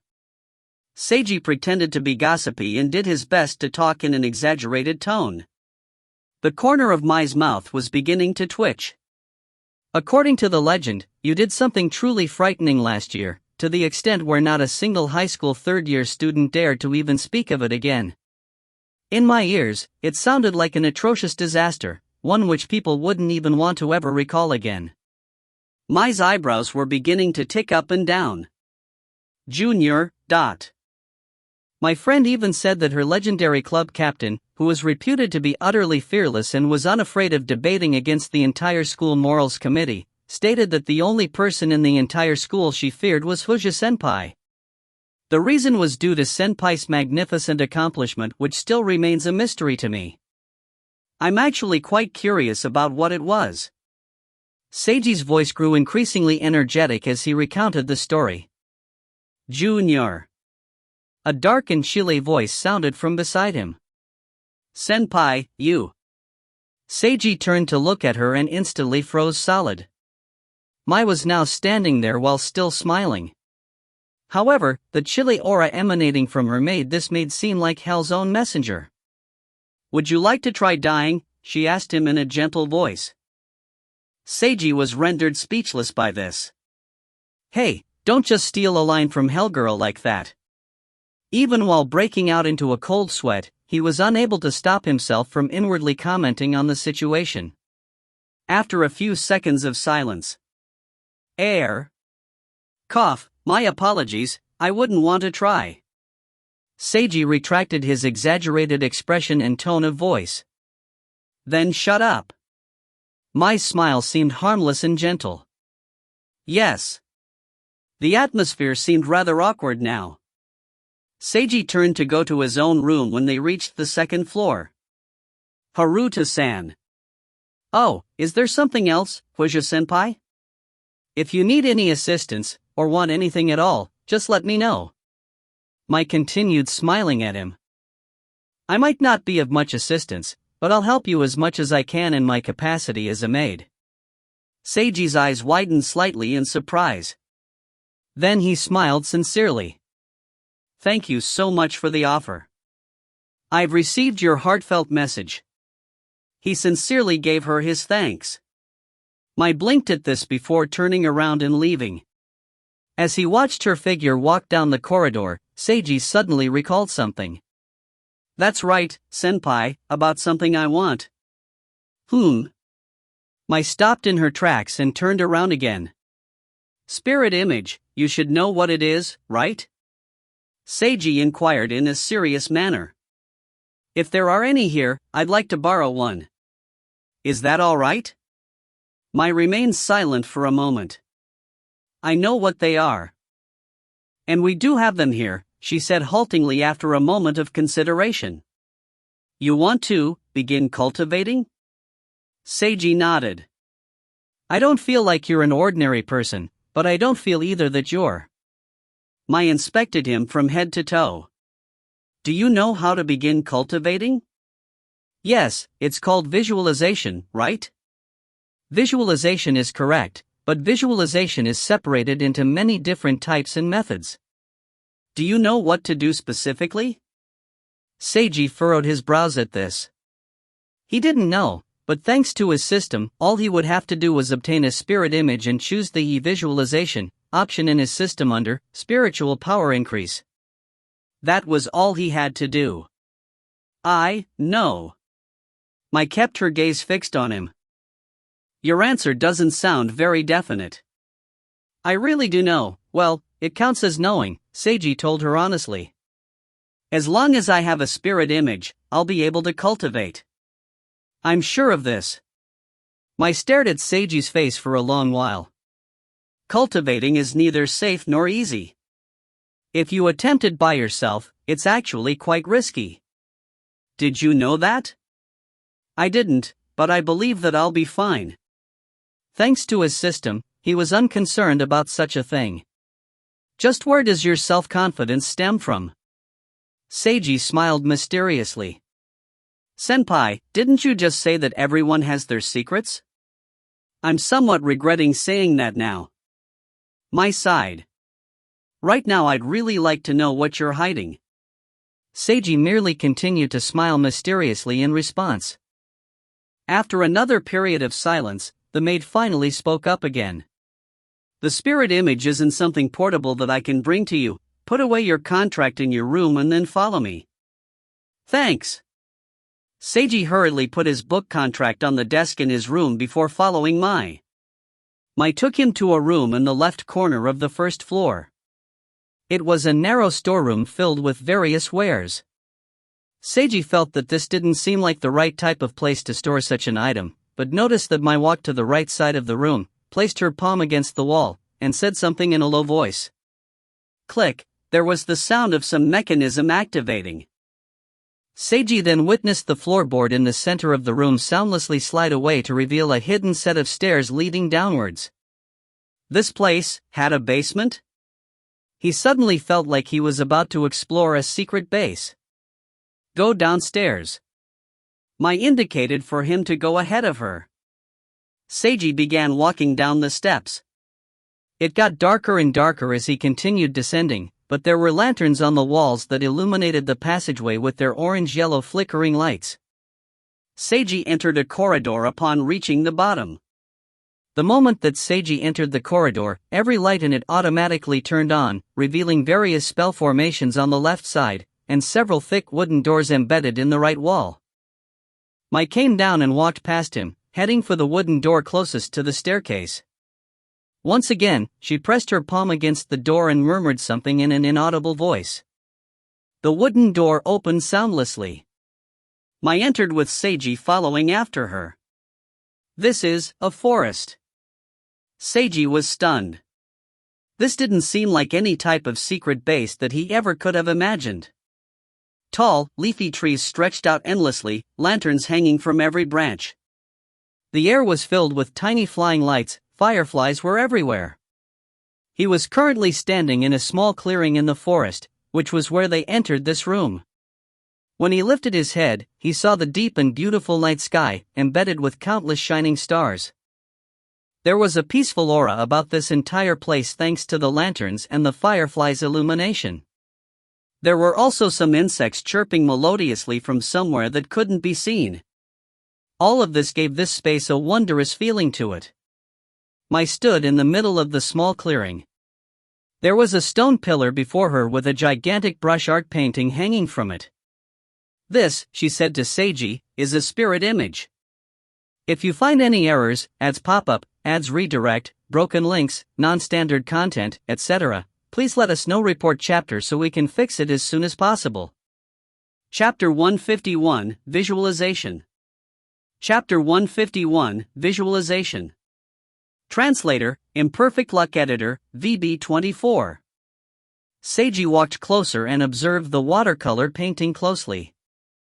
The first image that caught his attention was a handsome man wearing a tall black hat and clad a white-sleeved robe. It was a traditional Japanese hunting robe. The handsome man had a clean-shaven face and a clear complexion. He was making a Naruto-like jutsu pose with one hand while looking off into the distance. Beside the man were various demons and spirits. Seiji saw a cat demon, a dog beast, a demon fox, a snow girl, an arachne, and a gorgon. All of these were drawn with impossible detail. Seiji felt as if they could come to life and leap out of the painting at any moment. Spirit images are drawn by spiritual artists using their own spiritual powers. There are various types of spirit images, and each one has a different use. This one is a spirit image that's used in cultivating spiritual power, Mai explained. Spiritual artist, it was yet another new term. Visualizing in front of the spirit image will improve your spiritual power if successful, but if it isn't successful. Mai paused before continuing. The most ordinary result is simply a waste of your time and no improvement in your spiritual power. But the worst outcome would be that your soul will become damaged. Soul damage, it was his second time hearing this term. Just what exactly will happen if your soul is damaged? Seiji asked. It'll be extremely painful. You'll be overcome by various uncomfortable feelings, lose control of your body, see hallucinations, lose your memories, and so on. Oh. That definitely sounded quite awful. If the soul is damaged too severely, will a person die? Yes. But visualization won't cause such damage to your soul, as it's the most basic as well as safest cultivation technique, which is why it's also the most commonly used. That's the same as what Shika-chan told me, Seiji thought to himself. Mai fixed her gaze on the boy. Although it's the safest and most basic method, you still can't ignore its dangers, especially for total beginners that haven't been trained in cultivation. You're a total beginner, right? Are you certain you'll be okay? Her eyes seemed to say. I've already resolved myself. Seiji smiled in response. I'll be fine, probably. Mai looked at him searchingly before sighing. It's probably impossible to have you give up now. Of course. I must learn how to cultivate. In order to become a yin-yang master? Yes. There was a brief silence between them. Just having high spiritual power alone won't help you to become a yin-yang master, Mai stated calmly. Senpai, please teach me. The most basic conditions for becoming a yin-yang master are for spiritual power and mana to reach a certain level.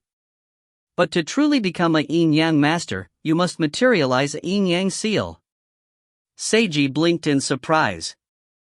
Yin-yang seal? Do you know what the most important ability of yin-yang masters is?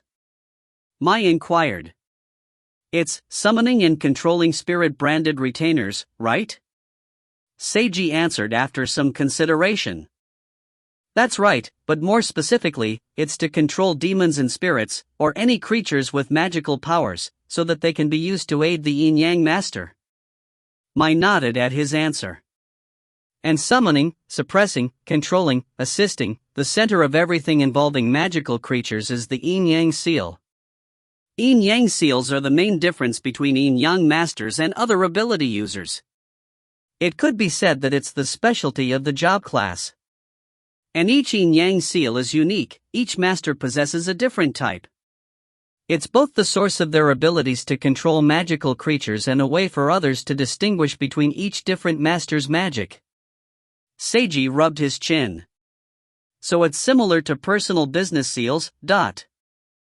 As an analogy, that would be accurate, Mai concurred. Alright then, How do I go about obtaining this seal? Materializing it by yourself is supposed to be quite difficult. You need to have talent and be willing to work hard, Mai stated calmly.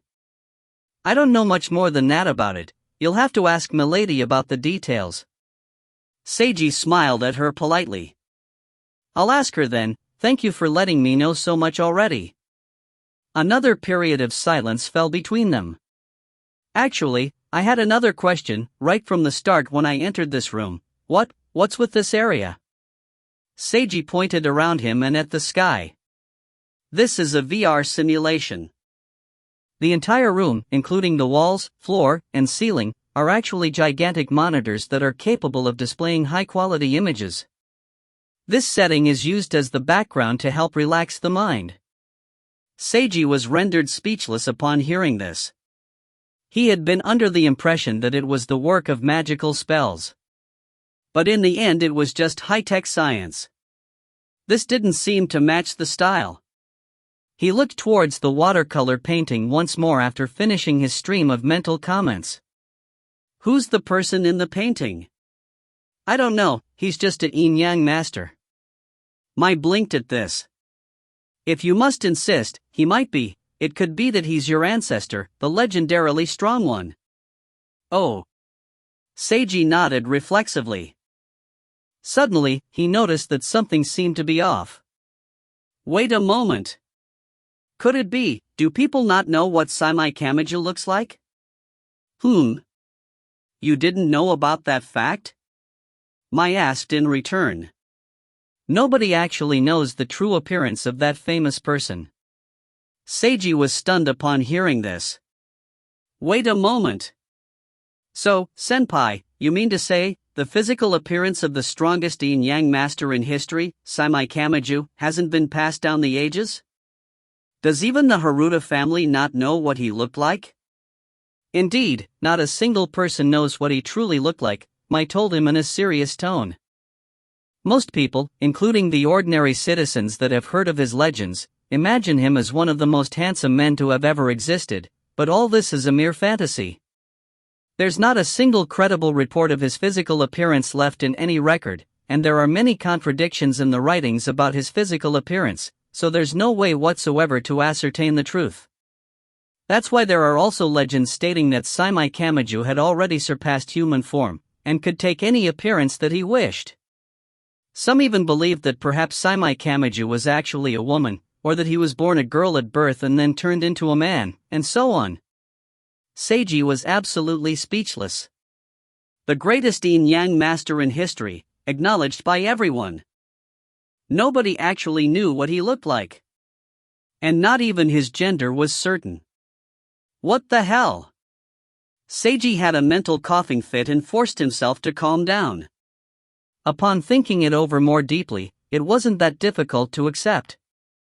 After all, he lived so long ago that it wasn't really strange that people today didn't know what he looked like, regardless of how famous he was. The ancient times in this world couldn't compare to modern society. People back then didn't have cameras and cell phones. Seiji could accept this after he considered it, but he still felt something about the whole situation was strange. Perhaps it's just a mistake of my intuition. I should stop thinking about it. May I begin now? He asked Mai. Please go ahead as you wish. Is there a chair? Mai walked over to a certain location and stepped on it 3 times, causing a luxurious sofa to rise out from within the floor. A motion sensing detector plus an automatic lift? How high class. Thank you. Seiji relaxed on the sofa while staring at the drawing. Mai watched him from the side. Senpai. I'll feel rather awkward if you watch me in the process, Seiji said with his eyes. I need to take care of you and wake you up if something goes wrong. Oh. Okay then, Seiji relented. Seiji decided to ignore her presence as he stared at the painting in front of him once more and opened his system. He selected Spiritual Abilities, chose Spiritual Power Increase, before he finally clicked on Visualization. He instantly felt everything around him becoming distant, and even Mai's figure became hazy. The watercolor painting seemed to magnify endlessly as the pictures on it appeared to draw closer to him. They became even more vivid, realistic, and living, until the drawing finally crashed into him. Seiji entered the painting. If you find any errors, ads pop up, ads redirect, broken links, non-standard content, etc., please let us know. Report chapter so we can fix it as soon as possible. Chapter 152, Seiji Kamiju. Chapter 152, Seiji Kamiju. Translator, Imperfect Luck Editor, VB24. A soft voice sounded from beside him. Seiji-sama. Seiji-sama. Please wake up. It's time. Seiji slowly opened his eyes. He saw Shika Kagura standing before him, smiling gently and alluringly. Wait a moment. Shika-chan's hair wasn't supposed to be blue-colored. And her smile seemed somewhat strange. Shika-chan. Yes, I'm your snow girl, Shika-chan. I'm the retainer that loves Master the most, the retainer that wishes to make love to Master the most. The blue-haired beauty's smile seemed to grow even sultrier. The light in her eyes showed the full depth of her love towards him. Seiji was rendered speechless at this situation. Yep, he was 100% certain that something was wrong here, since Shika-chan would never say something like this. Nor would she have such an expression. He was too stunned by how many things he could possibly comment on here. Hey, Snow Girl, don't get too close to Master. What if you cause our Master to catch a cold? I won't. My heart is filled with love for Seiji-sama. Ah, it's burning up. If it really was burning up, you would have melted long ago. A hand appeared in his field of vision and yanked away the blue-haired girl that was clinging onto him. Eek. Let go of me, stinky zombie. Who's stinky? I shower every day. Stop calling me stinky. She was a beauty with twin dark red ponytails and a bluish-purple colored face. Her expression was currently seething with rage. It's Mika. No, it's someone that looks almost exactly like Mika. He realized after observing her closely. She was wearing a dark golden robe, and her skin was bluish-purple hue. She had a yellow talisman stuck to the right side of her face, and she seemed a little short. Apart from that, her facial features were exactly identical to Mika Uehara's. But she definitely wasn't Mika Uehara. Who was she? Who was this blue-haired girl? Where was this? Seiji's head felt heavy when he tried to think about these questions. Ah! Master! What's the matter? Seiji-sama! A number of panicked and anxious voices filled with concern sounded out around him. Nothing. I just still feel a little woozy from waking up, Seiji said, rubbing his temples. Master, your complexion doesn't seem too good. Is it because this idiot snow girl accidentally froze you? I can control my powers properly. Don't treat me like a little child that can't control herself, humph. Master, should I call Firefly Grass over? I'm already here. Honestly, stop arguing in front of Master, it's unseemly. Another girl appeared. She had light green long hair and was wearing a green-colored wide-sleeved outfit, which revealed her beautiful long legs. She wore white socks with green grass sandals. This was a beautiful girl that looked exactly like Chiaki Wakaba. Let me through, let me through. I'll come help out Master. After making her way past the girl with twin ponytails and the blue-haired girl, the green-haired girl placed both her hands on Seiji's shoulders. May the plant spirits cleanse our Master, she said in a gentle voice. A cool sensation flowed into his body from his shoulders. The energy enveloped his entire body, dissipating his fatigue and cleansing his heart. Then Seiji finally remembered. He was the yin-yang master, Seiji Kamiju. The three girls before him were all his spirit-branded retainers. Snow Girl, Zombie, and Firefly Grass Spirit, he gave them the names of Shiko-chan, Mika, and Chiaki. He smiled gently at Chiaki. Thank you, Chiaki, I feel much better now. This is my job, master. Firefly Grass Chiaki smiled at him. No matter when or where, healing master and our companions is what I live for. I know, but I still want to thank you. Seiji reached out and patted her head. You've always been working hard. Thank you for your efforts. Chiaki's face flushed slightly red. Seiji-sama, I want to be treated like that too. Snowgirl Shika-chan opened her hands and attempted to hug him, but she was forcefully dragged away by Zombie Mika. Stop clinging on to master, you idiot Snowgirl. Let go of me, stinky zombie. I'm not stinky. Seiji sighed. These two are always fighting, he thought, mentally shaking his head. Master, have you woken up? A beautiful girl with black hair and a red robe, no wait, a beautiful boy appeared at the door and bowed towards him while greeting him politely.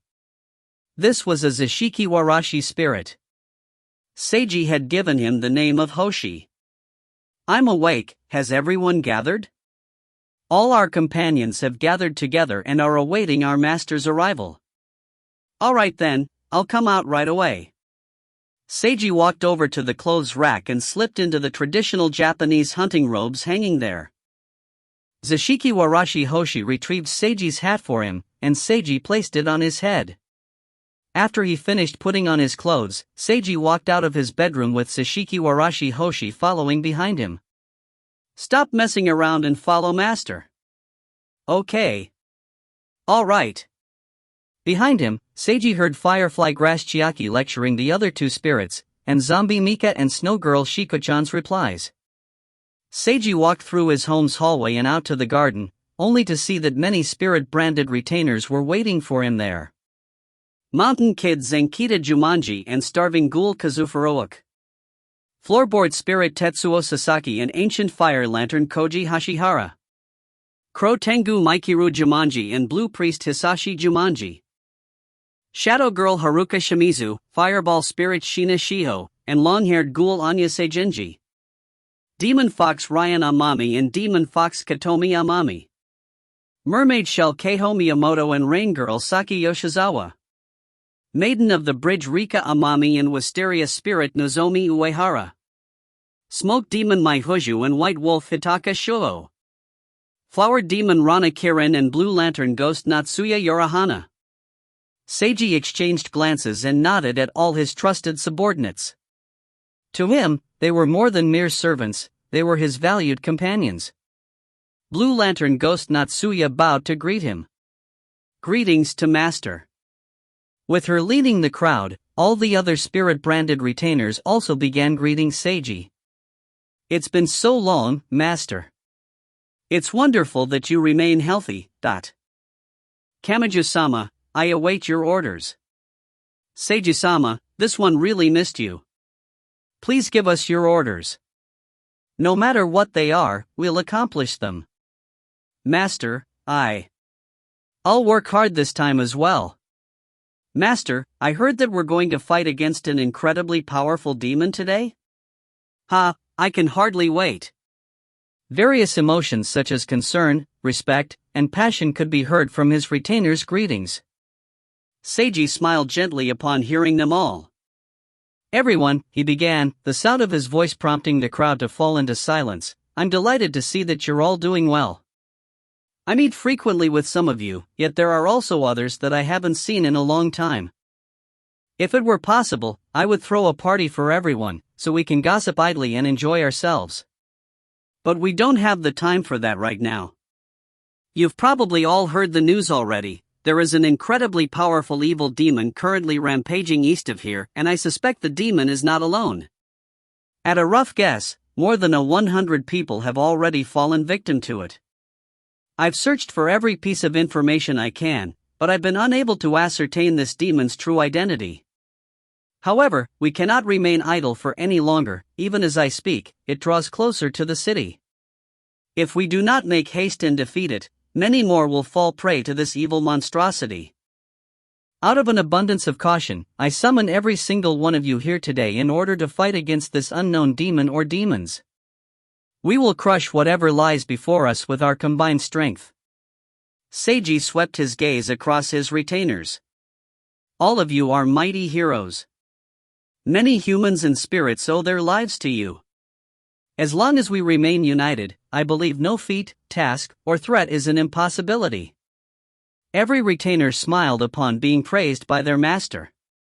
Some laughed heartily, and others smiled faintly. Yet more covered their mouths in embarrassment, while the rest let out light, somewhat shy chuckles. "This time, we shall emerge victorious once more. But, what is of utmost importance is that..." Seiji paused, and his imposing manner rose to a crescendo. "Everyone. Not a single one of you is allowed to die. This is the most important order. Do you hear me?" "We hear you," every retainer cried in unison. Saving people was important, victory was important, but the most important thing to Seiji was his companions' lives. As long as all his companions were still alive, even if they temporarily suffered a defeat, they could always come back for revenge at a later time. On the other hand, even if they achieved victory at the price of a companion's death, that still equaled defeat. That was what Seiji Kamiju believed. Up until now, he had never lost a single retainer before, nor had he ever been defeated in battle. He was convinced that this time would be the same. "Everyone, move out." If you find any errors, ads pop up, ads redirect, broken links, non-standard content, etc., please let us know. Report chapter so we can fix it as soon as possible. Chapter 153, Dream. Chapter 153, Dream. Translator, Imperfect Luck Editor, VB24. Seiji Haruta had been visualizing for an entire night. This caught my Huja completely off guard. She never anticipated that her junior could visualize to such an extent. Not even counting the fact that this was apparently his first time, doing it for so long was already an incredible accomplishment. As far as Mai knew, her master Natsuya's longest ever record for visualizing was only slightly over 2 hours. Natsuya was already considered outstanding among the young generation of yin-yang masters. But this boy from the Haruta family had already visualized for an entire night, or more accurately, 9 hours. And he still hadn't finished. Mai felt shocked to her core at this.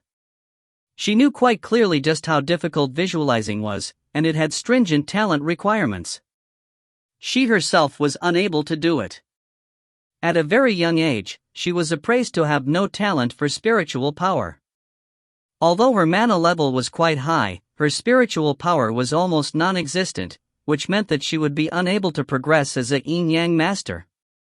The younger Mai was quite despondent over this unresolvable problem, but later she managed to accept her lot and stop worrying about it. She worked extremely hard to improve her mana. Although she couldn't compare with an actual spirit-branded retainer or legitimate ability users with high reserves of spiritual power, she was able to achieve the limits of her potential and surpass an ordinary person's level. As for Haruta-san, she inspected him from the very start with her mana ability and saw that he had both low spiritual power and low mana. If one were to judge him by his innate spiritual talent, he could only be deemed as completely useless. It was easy to understand why he had been discarded by the Haruta family. Mai felt a sense of sympathy towards him. Although her spiritual abilities weren't completely useless, she wasn't much better than Seiji. It was merely the difference between low quality and terrible quality. Only someone like her master Natsuya was chosen by the gods.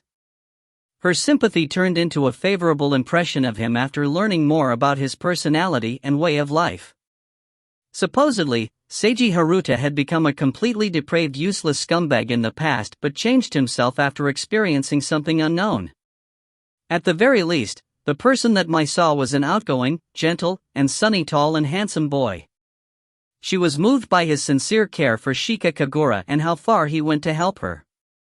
Mai liked this type of boy and wanted to do something for him. That was why she told him so much and even agreed to lend him the spirit image. She didn't think that he would be able to do anything with it, due to knowing how low his stats were, but she couldn't help but have a feeling of expectation after seeing his self-confidence. And as a result, she witnessed a miracle. An entire night of visualization. Mai inspected him several times with her mana ability and discovered that his spiritual power was definitely increasing at a rapid pace. Although he was still at a low level, if he was able to maintain this rate. Just imagining it caused Mai's heart to start pounding rapidly. It was as if she had picked up a treasure. Just walking normally down the street and suddenly discovering a piece of gold on the ground. No. It was more like discovering a huge, shiny diamond. Mai had trouble grasping the full extent of Seiji's transformation, but it was an indisputable fact, and after she finally managed to accept it, she felt delighted. Calm. I need to calm down. First, she needed to report this to her master. And then she would recommend that her master should form a closer relationship with Seiji Haruta by setting up a formal alliance with him. Her master would be able to help him increase his power more efficiently. When he became truly strong in the future and returned to his family, he would repay Natsuya's favors. Yep, this was a perfect win-win situation. Mai was quite clear that her master was direly in need of allies, as well as true friends that would help and protect her in dangerous situations. Mai definitely wouldn't let such a high-quality treasure like Seiji Haruta slip out of her hands. Wait a moment, the two of them were the same age, and Haruta-san's looks and personalities were both excellent, so after they both became adults, they could definitely become a couple. Mai felt like she had been enlightened.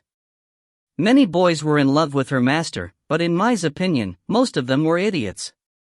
Haruta-san's physical appearance alone would defeat half his challengers, and his personality would defeat half of those that remained. After he grew more powerful, he could defeat half of the 1/4 that remained, and if he returned to his family, he could defeat yet another half of the 1/8 that remained with the power of his family. Those that could truly compete with him amounted to almost nothing.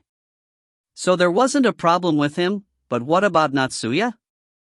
Her master's appearance and personality were both excellent, and as for her family, perhaps it wasn't as powerful as the Harutas, but it was still quite strong, so it wasn't a problem at all. Alright, both of them matched up perfectly, almost too perfectly, as even their names went well together. Seiji and Natsuya, even the sounds of their names flowed smoothly in Mai's mind. And the final and most important part were both parties' feelings. This was rather. Mai felt that there was finally a problem when it came to this step. She understood her master perfectly. Haruta-san definitely had a chance with Natsuya, and the best evidence was the fact that Natsuya invited him to temporarily reside at her residence. However, her master was a bit prideful and awkward, which would obstruct her from developing any romantic relationships. Haruta-san had a problem as well, although he himself still hadn't noticed it, but that was exactly why it was all the scarier. He was too skilled at attracting girls. Perhaps it was because he was an otaku that he didn't fall in love easily with girls in real life. At least that was what Mai inferred. Handsome plus naturally skilled at attracting girls. He was basically a walking ladies' man. Mai's face reddened as she thought back to how even she almost accidentally fell for him. At any rate, there were problems here. For both of them. The maid kept racking her brains. The more she thought about it, the more difficult she believed it would be. At this moment, there was a sound from the sofa. Mm. It was a low groan. The handsome boy stirred. A few seconds later, he sat up groggily and rubbed his eyes. Haruta-san had finally returned to his senses. Mai hurriedly checked the time. It was 6:29 a.m. His visualization took a total of 9 hours and 19 minutes. This was undoubtedly an unprecedented feat. On the sofa, Seiji slowly opened his eyes after rubbing them. Everything he saw was as he remembered it before entering the visualization trance. His head still felt a little dizzy. He had just experienced such a strange dream. If it counted as a dream, that was. His mouth arced slightly upwards as he recalled what he had just experienced. In the dream, he was a yin-yang master. All his acquaintances and friends became his retainers, and all of them formed a raid party together to defeat a boss monster. What the hell? Even though it was quite interesting, thinking back on it caused Seiji to become rather embarrassed. Well, he had never expected that the visualization would last until he defeated the boss, so how long did this dream take? In that dream, he struggled bitterly together with his retainers against a demon and fought for a long while. When he finally achieved a difficult victory, every single retainer as well as himself was injured. After that, his last memory was falling asleep on the horse-drawn carriage that was taking him home. When he fell asleep there, he woke up again here in the real world. Seiji kept rubbing his temples as he thought more about what just happened. When he was in that place, during that dream, he seemed to recall bits and pieces of reality, but he also forgot many things. It was almost like he had fully transformed into a denizen of that world. That type of feeling was completely unfathomable. Was it truly just a dream? If you find any errors, ads pop up, ads redirect, broken links, non-standard content, etc., please let us know. Report chapter so we can fix it as soon as possible. Chapter 154, Heart. Chapter 154, Heart. Translator, Imperfect Luck Editor, VB24. It must have been a dream. Junior, how are you feeling right now? Smoke Demon, whoops, my Huja was in front of him. I had a really long and strange dream, and I still feel like I'm in a daze, Seiji replied. That wasn't a dream, you entered the spirit realm while visualizing, which is the best state you can possibly achieve during visualization, Mai explained. Spirit realm? It means that you visualized wholeheartedly enough to enter an entirely different mental realm. Then, what I experienced there. Is everything in the spirit realm the product of a dream? Yes, that's one way of putting it. What each person sees in their individual spirit realm is unique. Some will witness old memories, and others will experience a modern-day situation. However, a fantastical or chaotic sequence of events is more common, much like a real dream. It was similar to a dream, yet it wasn't a dream. Seiji recalled the time when his awareness entered Shika's soul. That was also similar to a dream, yet it wasn't a dream. Seiji assumed anything related to mana and the soul probably functioned this way. If I'm in the spirit realm and meet with misfortune there, say, for example, I die, what would happen? You'll end up harmed in some way, but it's difficult to predict the severity of your injuries. If you're lucky, you'll only be left with the memory of a frightening experience when you wake up. In a less fortunate scenario, your soul would sustain damage. This is one of the risks associated with visualization. Mai looked at Seiji. Judging by how calm you seem, you must have woken up naturally. Are you feeling fine? I'm fine, but I almost met with some trouble. Seiji recalled the difficult battle he faced in his spirit realm. Was it dangerous? A little. Although it's risky to encounter a dangerous situation in your own spirit realm, your spiritual power will improve at a faster rate as a result. There are upsides and downsides, Mai explained before blinking. At any rate, it's good that you're okay. Yeah. Senpai, how long did I visualize for? He finally asked. Mai looked at him searchingly. You've been visualizing for an entire night, she stated calmly. It's already 6:30 a.m. now. Seiji paused in surprise.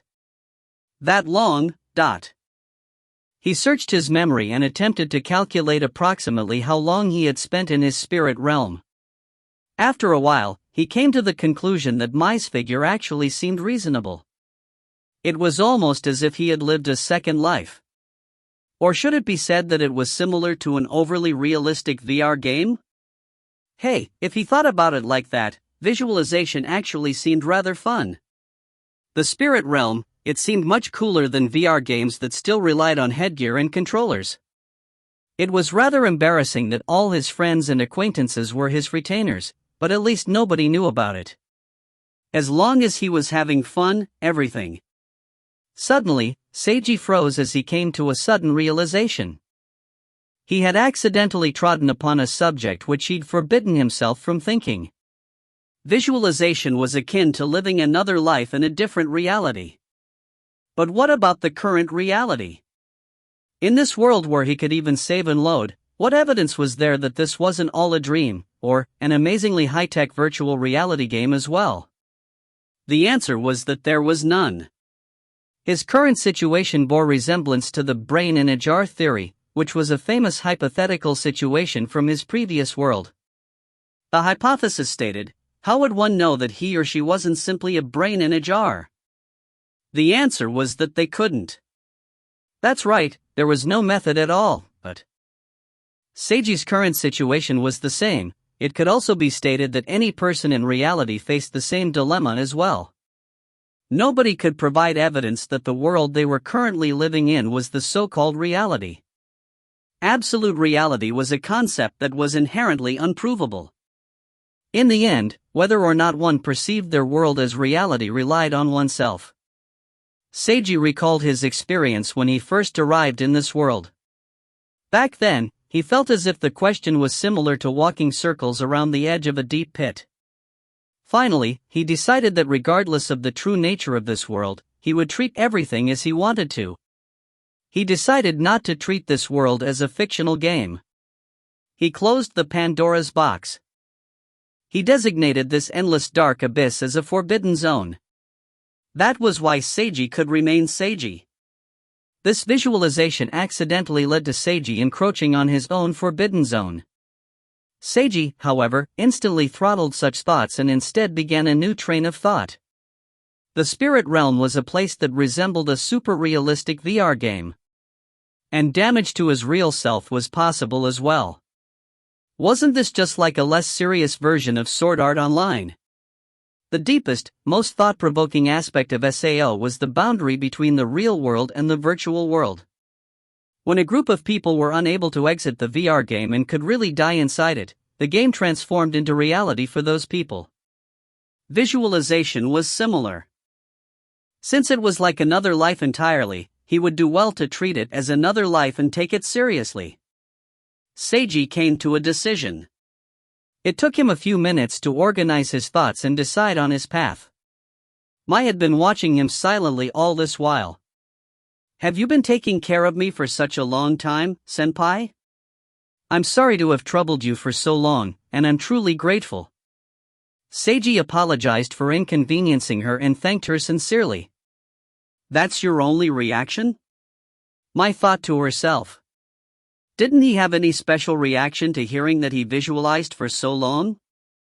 Then what had he been thinking about for several minutes just now? Did he truly not know how astonishing his visualization time was? Mai really wanted to believe that Seiji was merely acting the part of a fool, but she didn't think that was the case. It seemed that this guy truly didn't know the magnitude of the feat he'd just accomplished. Even though she did expect that it was his first time, this feeling was still. For an untalented girl to have to tell a boy who used to be a complete scum with the lowest spiritual stats that he was actually a genius, just how was she supposed to feel about it? Who could answer her? At any rate, this particular girl, Mai Huju, was unable to come up with an answer. If she absolutely had to find a way to describe it, she sort of wanted to beat someone up right now, but a sense of helplessness was mixed in with her complex emotions. Well, regardless of her complex feelings, it was her duty to tell him. I'll accept your gratitude. But I also need to explain to you just how amazing your visualization really was, Mai said in a serious tone of voice. Seiji was surprised yet again. Moments later. Oh, I see. Seiji rubbed his chin. Visualizing for so long isn't something an ordinary person, or an ordinary spirit ability can accomplish. My spiritual power is increasing at a far swifter rate than others. Got it. Mai stared at him incredulously. If you understand, then why are you so calm about it? You should know what this means, right? Ha, of course. Seiji suddenly smiled wickedly as he placed one leg's ankle on his other leg's knee and took a condescending pose. He looked like a figure who held nothing but disdain for the entire world. I shall soon become the supreme ruler. I will make all those who previously disregarded and harmed me pay a painful price for their sins. My family that exiled me will wallow in regret. I shall take back everything that rightfully belongs to me. Mai was rendered speechless by Seiji's act. Did you hope that I would react like this? Seiji kept up his immature pose as he looked at her mirthfully. The maid's eyes seemed rather hollow. Well. I feel like it is, but it also isn't. Your commenting ability is lacking, senpai. What's commenting ability supposed to be? Mai commented forcefully. Exactly that. Seiji gave her a big thumbs up and flashed a smile. Ha! Junior, you're. I know what you want to say, senpai. I'm just a novice beginner right now, aren't I? Seiji shrugged. Even if I really do become much stronger in the future, I'll still be me. Perhaps some things will change, but the important parts will remain the same. He smiled gently. That's why senpai only needs to treat me the same as always. If you find any errors, ads pop up, ads redirect, broken links, non-standard content, etc., please let us know. Report chapter so we can fix it as soon as possible. Chapter 155, You Were Fooled by Her. Chapter 155, You Were Fooled by Her. Translator, Imperfect Luck Editor, VB24. Just be your normal gentle self, that's all you need to do. You don't need to respect me or feel that you're below me, but... Mai could feel the heartfelt sincerity in Seiji's words and widened her eyes slightly in surprise. This was when she finally noticed that she had been imperceptibly feeling beneath him. She noticed that he was special and began to treat him as such. He perceived this fact. Rather than caring about his talent, he paid more attention to the change in her. Honestly, Mai felt helpless about the warm feeling that rose up in her heart. You make girls fall in love with you so easily, Junior. A period of silence fell between the pair. Seiji stood up and stretched. I didn't expect that I would be resting on that sofa for so long, he said. I'm feeling hungry. Although I'm a little embarrassed to ask, senpai, when can I have some breakfast? Mai smiled gently as usual upon seeing the handsome boy scratch his face awkwardly. I've been taking care of a certain someone for the entire night, so I'm tired and want to rest instead of making breakfast. Ah. But as long as that certain someone is willing to do one thing for me, I'll go cook breakfast. What is it? Sign a marriage application form. What? Seiji was stunned. Did he hear that correctly? Tee-hee. Just joking, Mai said, chuckling. When she saw how silly he looked, she felt a pleasant feeling in her heart. I just wanted to say that the only man who I'd possibly be willing to work an entire night for and still cook breakfast after is my husband.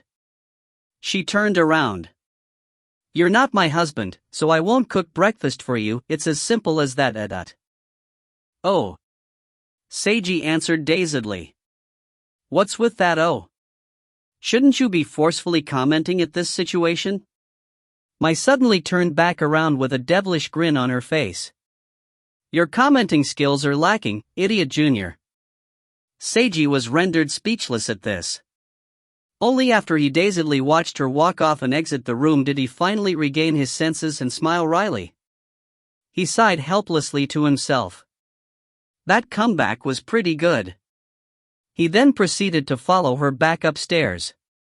As Mai said, she wouldn't cook breakfast for Seiji. But they still needed breakfast, so she asked Seiji to do the honors. Seiji listened to her instructions and got to work in the kitchen, although he felt it seemed a little off. Well, as a temporary guest, it was only natural that he should help out around here. Not to mention Mai took care of him for an entire night. He definitely should do something to pay her back. Seiji's cooking abilities were rather average. There was no way for him to cook at the level of Mai's professional maid skills, so he mainly just heated some leftover dishes from last night, and made a few simple breakfast dishes to go together with them. After bringing the plates to the dining hall, he saw that Mai was already waiting for him at the table. The two of them had switched roles perfectly. Seiji finally recalled that there were only 3 people here today for breakfast, Mai, Shika-chan, and himself. Otherwise there was probably no way that Mai would have allowed him as a guest to cook for everyone. He had been swindled by her. Seiji smiled as he imitated Mai's typical maid behavior while placing the breakfast on the table. "Please enjoy, Fuji-sama." He backed up one step and bowed after he finished placing the breakfast dishes. Mai also pretended to be important and merely nodded slightly towards him. After that, she tasted the food. I suppose it gets passing marks, for a single boy living by himself. Is that supposed to be praise? Yes. But why do I suddenly feel like it was a dig at the fact that I'm single? Oh, is that so? Mai smiled gently. My bad. As an apology, would you like this senpai of yours to help you stop being single? Seiji instantly admitted defeat. He just requested her to treat him normally, didn't he? Wasn't that right? Why did he feel like Mai's attitude towards him was now changing in a strange direction? I'll call Shika-chan over for breakfast as well. He escaped using a logical excuse. Mai rubbed her chest after she watched Seiji leave the dining hall. Her heart was beating rather quickly. I went a bit overboard. She smiled wryly as she suppressed her fluctuating emotions. Seiji's cell phone rang while he was on his way to Shika's room.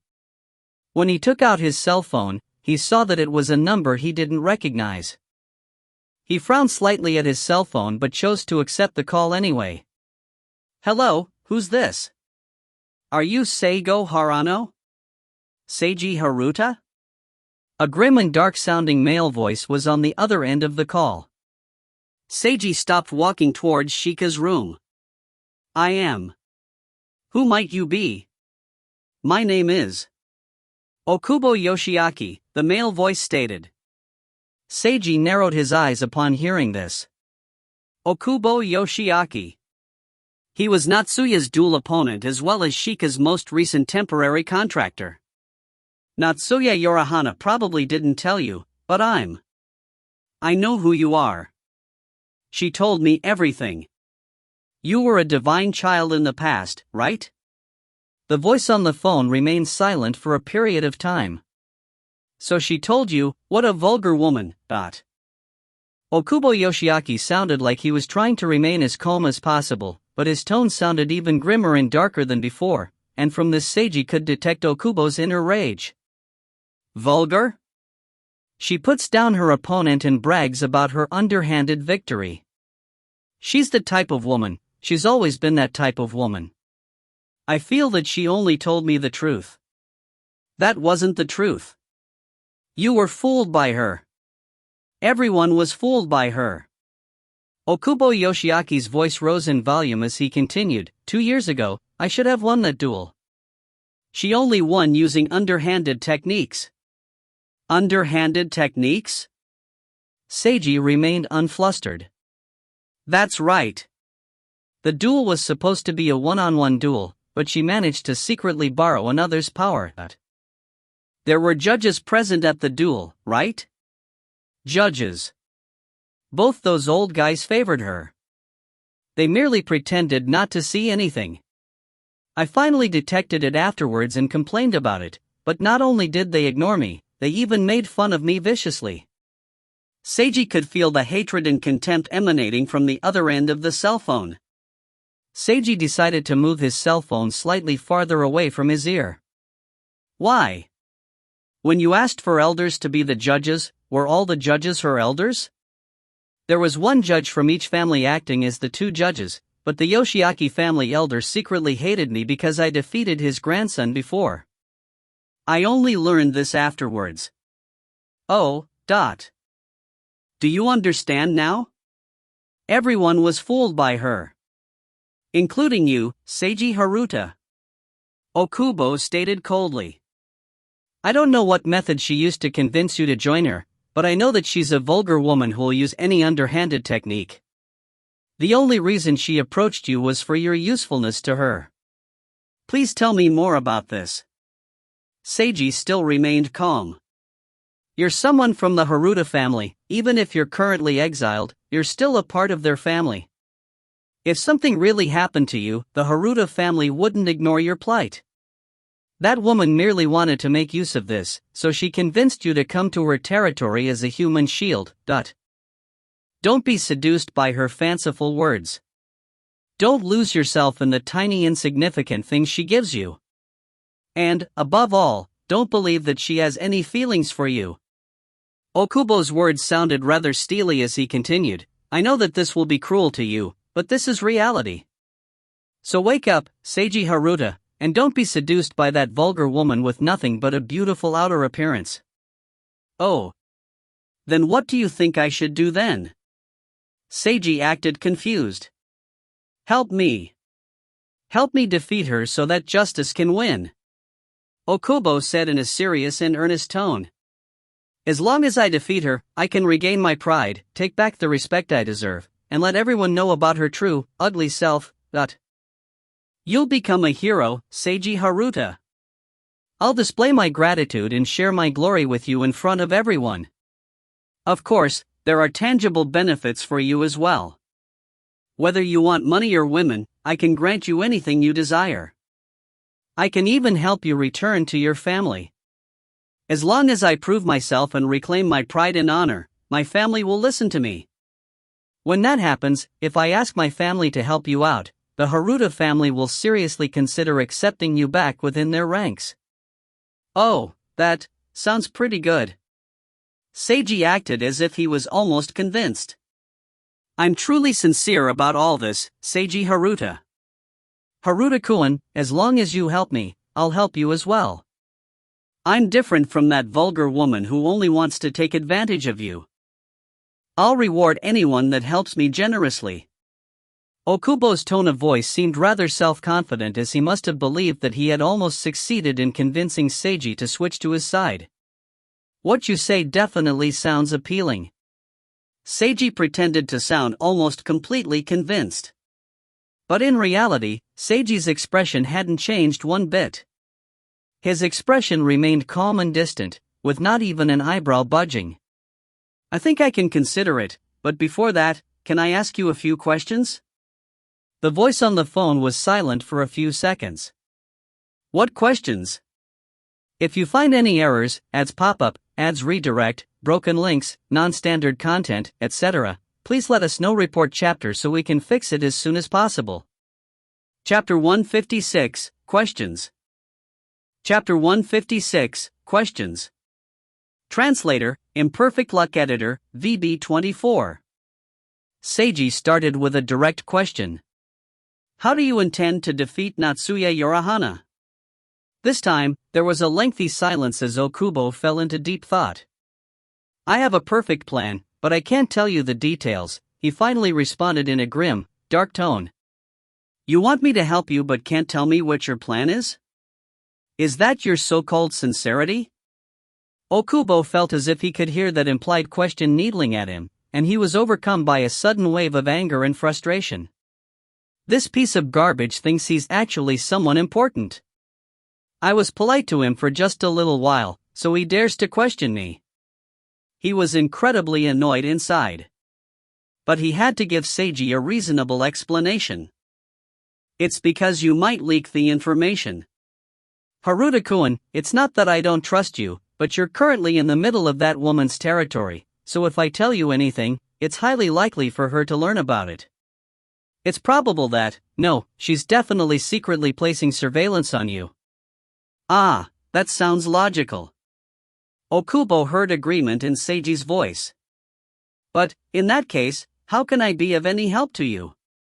I'm currently at Natsuya Yorahana's residence, and I'm under her surveillance, so I can't do anything. That's not true. You can do many things as long as you follow my orders. Okubo hurriedly stated. Just follow my instructions, and you'll be able to break free from your surveillance, and do what you're supposed to do, If I follow your orders, I'll be able to threaten her. Just like Shika Kagura, right? Okubo paused in surprise upon hearing the name of the temporary retainer he hired. What do you mean by this, Haruta-kun? Okubo asked, inwardly wondering why Seiji had brought up that useless retainer's name. That is the second question I wanted to ask you, Seiji said coolly. Shika Kagura, the temporary retainer that you hired, has the ability called the Reaper's Curse, which will bring misfortune and calamities down upon other people. You ordered her to enter Genhana Middle School as a student, change places with your real Snow Girl retainer to confuse Natsuya's retainer, and to have her lose and be injured on purpose. This was all to make use of the Reaper's Curse ability, and destroy Natsuya's spell formation defending the combined Genhana Middle and High School, right? Indeed, Okubo admitted. This was a plot he had been proud of, he had been. That was because the plot which he had been so confident in failed completely. Genhana High School spell formation and Natsuya Yorahana both took 0 damage. The Reaper's Curse ability and even the marvelous trap that he placed on Shika Kagura were all evaded by that woman. He didn't expect to be seen through to such an extent. His self-confidence, which had received a short-lived boost, had been cast down by yet another humiliation. Okubo didn't wish to dwell on the subject, but he felt obliged to respond since Seiji had asked. So everything Natsuya Yorahana told me was true? You're not going to deny anything at all? Seiji asked in a surprised voice.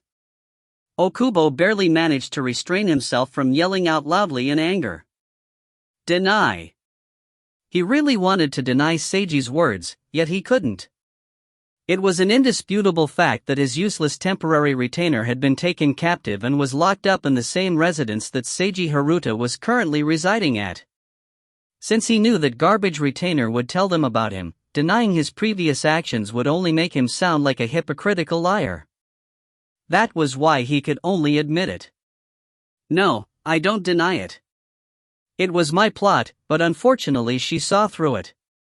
That woman is really devious, which is why I need your help, Wait a moment, I still haven't finished, Seiji interrupted him mid-speech. Since you've admitted to that plot of yours, the next question is what I want to ask you the most. If your plot had succeeded, Natsuya Yorahana's spell formation would have been destroyed, and every student and teacher at Genhana Middle and High School would have had calamities befall them. Is that right? Okubo felt pressured by this question. Even though the voice on the cell phone sounded calm about it, he felt pressured. This was a critical question. He knew that if he didn't answer it well, it was likely that all his previous effort in convincing Seiji would go to waste. He hated this sensation of pressure, especially because it came from an exiled piece of garbage, someone he didn't even want as his teammate. He needed to make use of this piece of garbage, which was why he tolerated his feelings of condescension and even deigned to personally invite Seiji to his cause. But this bastard didn't show any respect for him at all.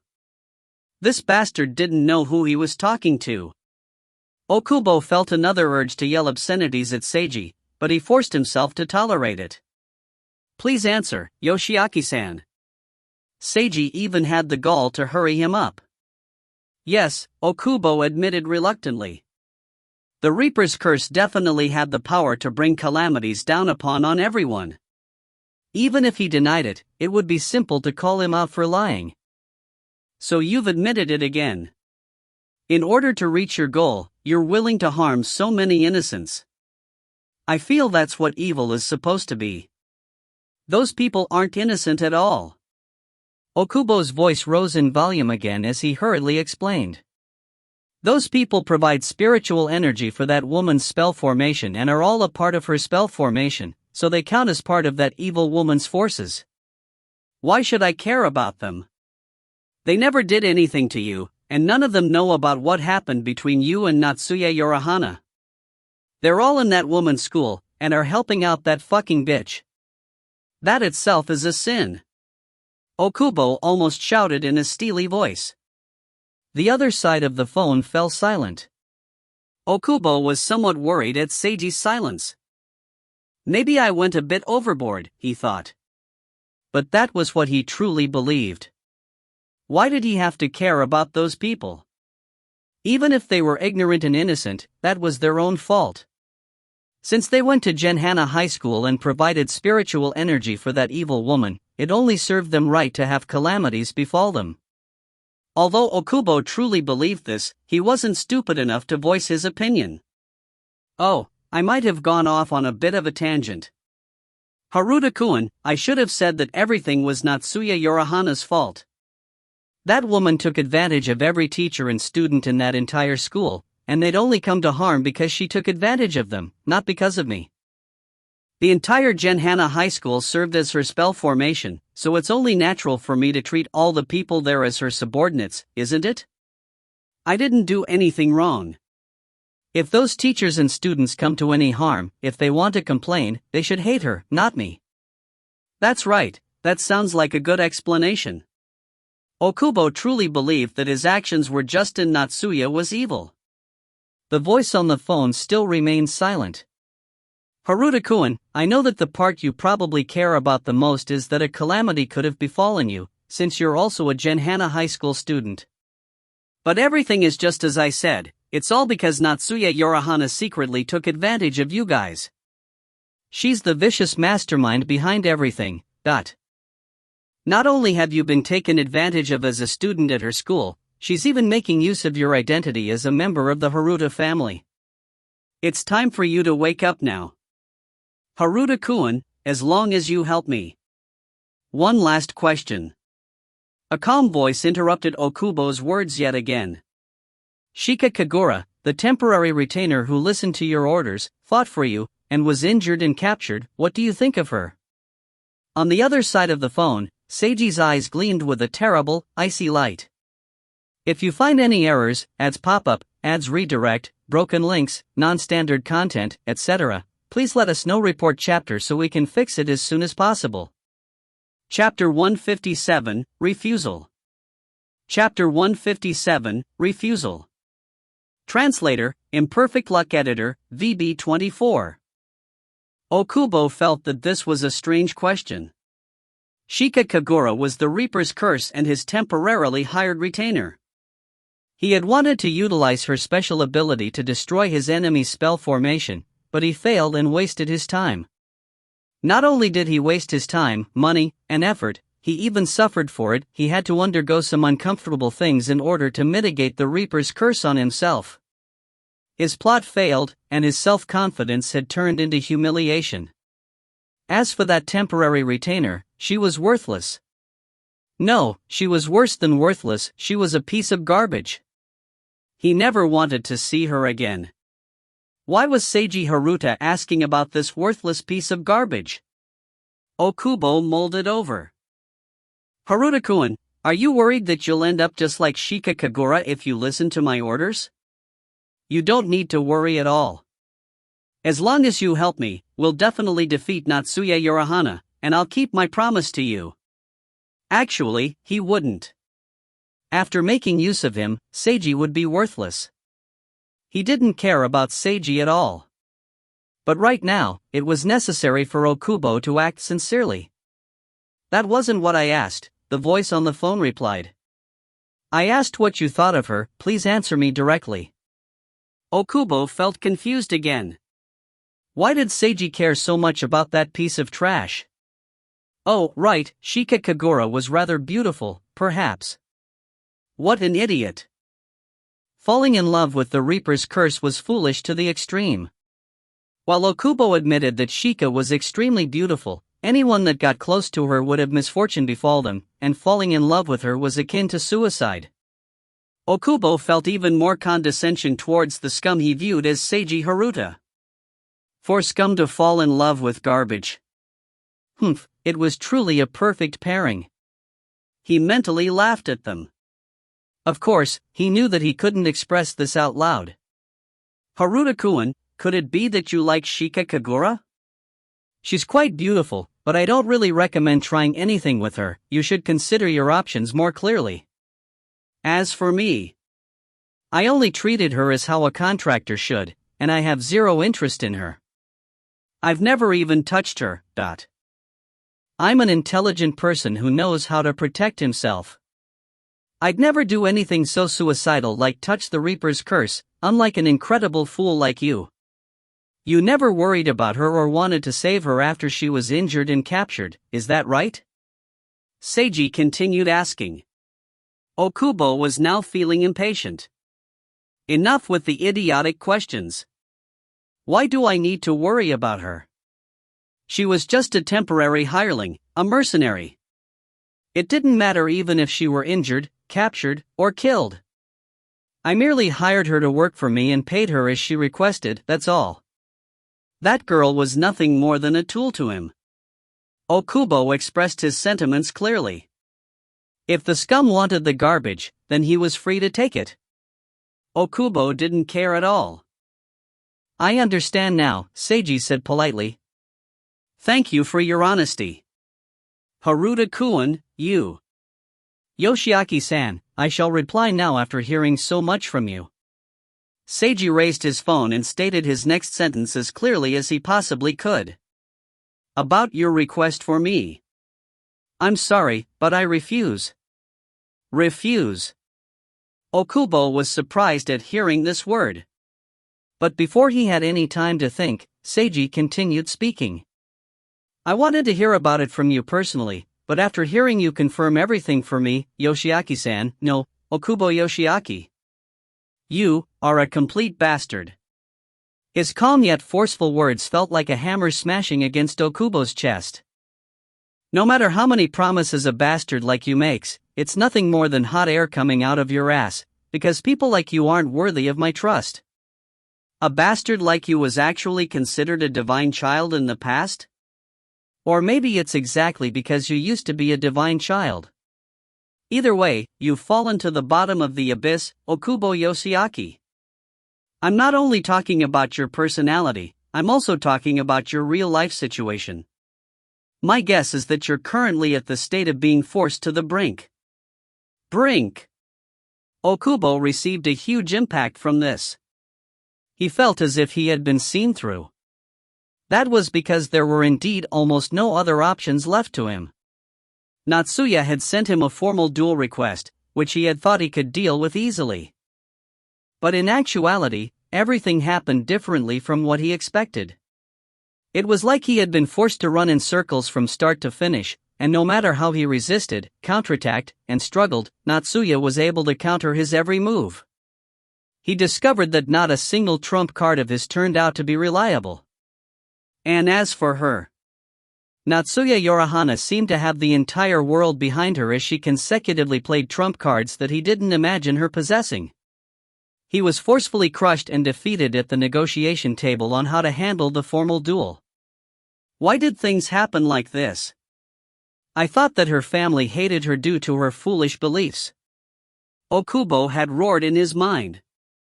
Why are there still so many people supporting her, but almost all his gathered information had been wrong. His own negotiation plans that he confidently planned on using were completely useless, just like a joke. After the formal duel negotiation was finished, Okubo remained in a state of shock for a long while. He was just like an elementary school student that foolishly believed he would get a high grade on his test but ended up with a big fat red 0. When he finally managed to regain his senses, he went berserk and destroyed many inanimate objects. But after, he finally was able to face reality. Okubo desperately attempted to conceive a plot which he could use to turn around the situation. Finally, he figured that he could take advantage of Seiji Haruta. As long as he promised to give this piece of trash scum that was exiled from the Haruta family some material benefits, it would be easy to get Seiji on his side. That's what Okubo believed, that's all Okubo could believe. That was why Okubo decided to call Seiji and try his best at talking to this scum. But the result was... My guess is that you were completely defeated by Natsuya at the negotiation table when you were discussing the formal conditions for the duel.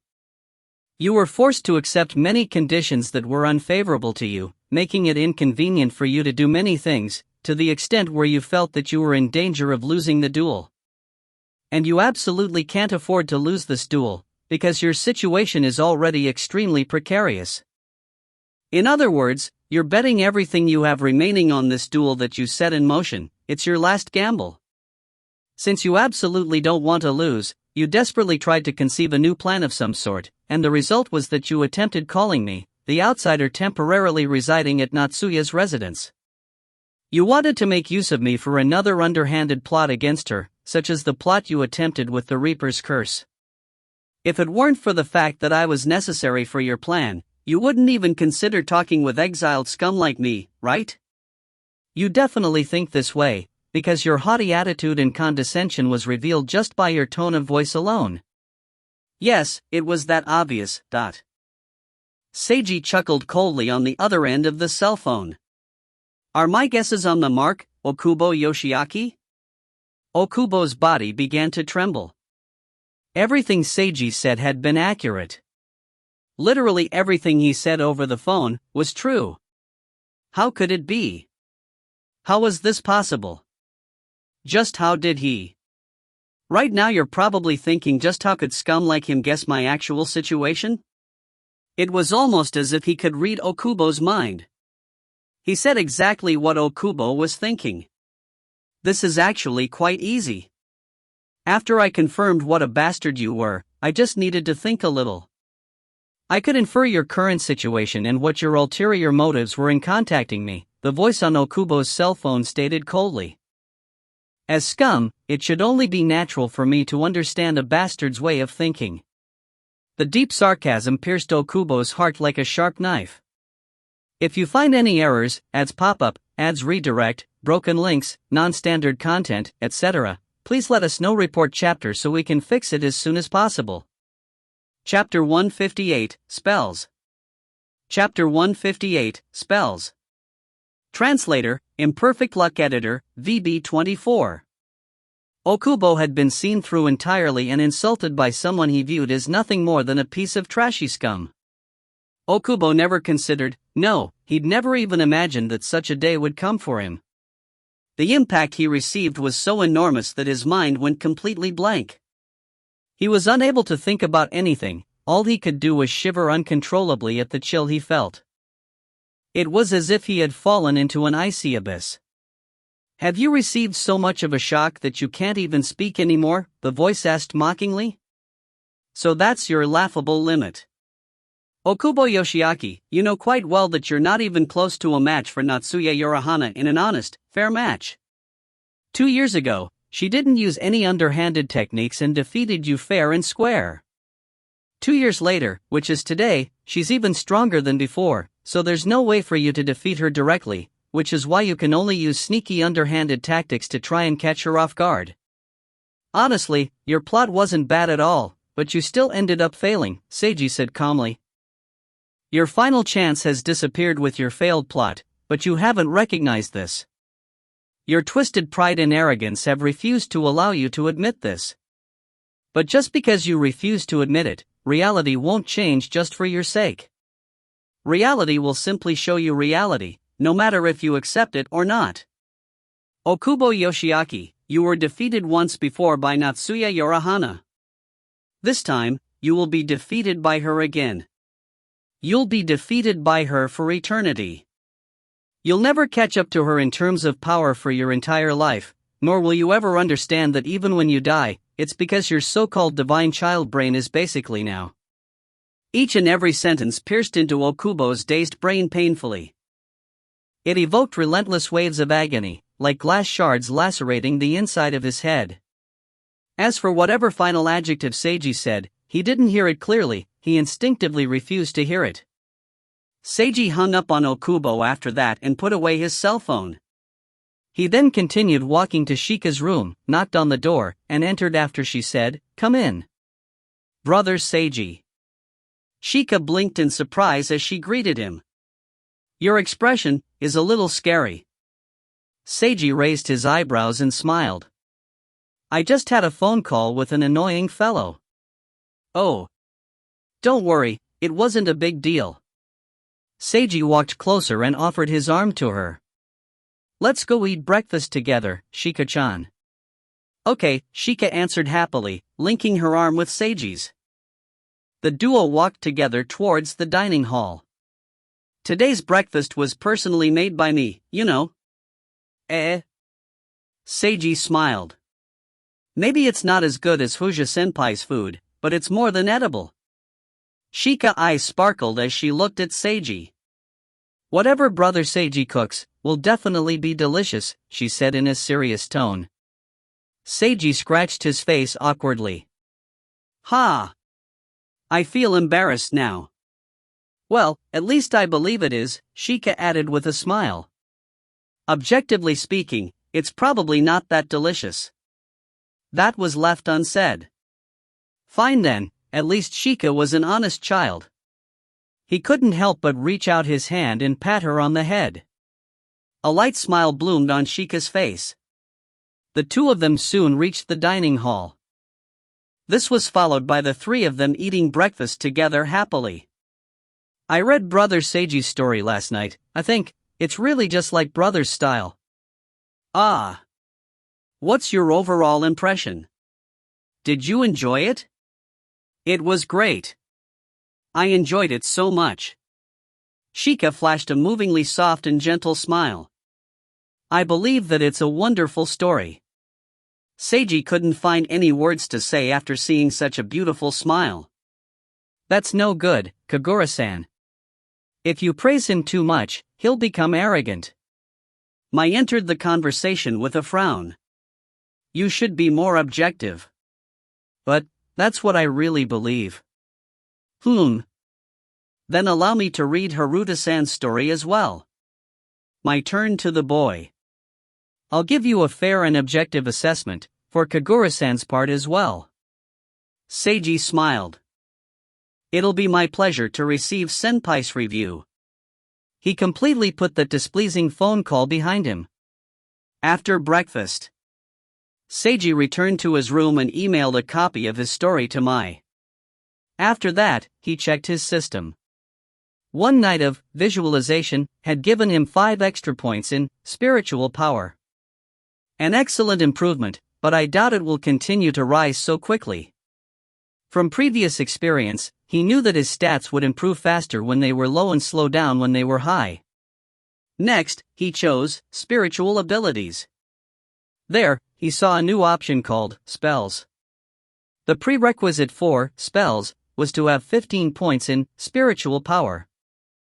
When he chose spells and looked at the options, there was only one choice called beginner level body strengthening spell, which was grayed out and unselectable.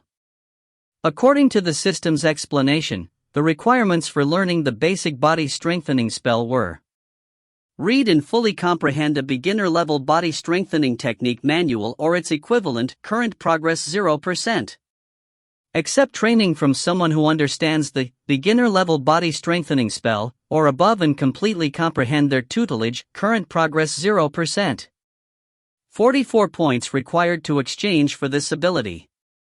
Seiji's eyebrows twitched when he read this. This was rather different from the abilities on the other item cards. Not only did it require points, it had 2 additional requirements. Why did it need both points and these conditions? Or that is to say, why did he need to learn it both in real life and through his system? And as for the points required, why exactly was it 44 points? Normally prices would be set at something like 40 or 45 points, but why was it 44? Just what are you trying to say, system? Seiji couldn't comprehend it. 44 points. This was an acceptable price. It was even cheaper than the abilities under the fighting skill tree. But as for these conditions, right, was it because of the other 2 requirements that the points required were lower? If it weren't for the 2 requirements, and he only exchanged points for this ability, just how strong would the beginner-level body strengthening technique be? Seiji pondered on it. It was incalculable until he learned just how strong the body strengthening spell was. As for exactly what this spell did, the only explanation the system had was a spell that greatly increases the user's physical abilities. Beginner level. Just how much do you want to skimp on the word count? Seiji began seriously considering whether or not to learn this spell after commenting on the situation. No, I have to learn it. This appeared to be the most basic spell, so it was a necessary requirement. What he needed to consider wasn't whether or not to learn it, but if he wanted to learn it right away, and how. Even though he could learn it later, he figured that it was best to learn the basics early for a solid foundation. He was unsure how difficult the two requirements would be to achieve.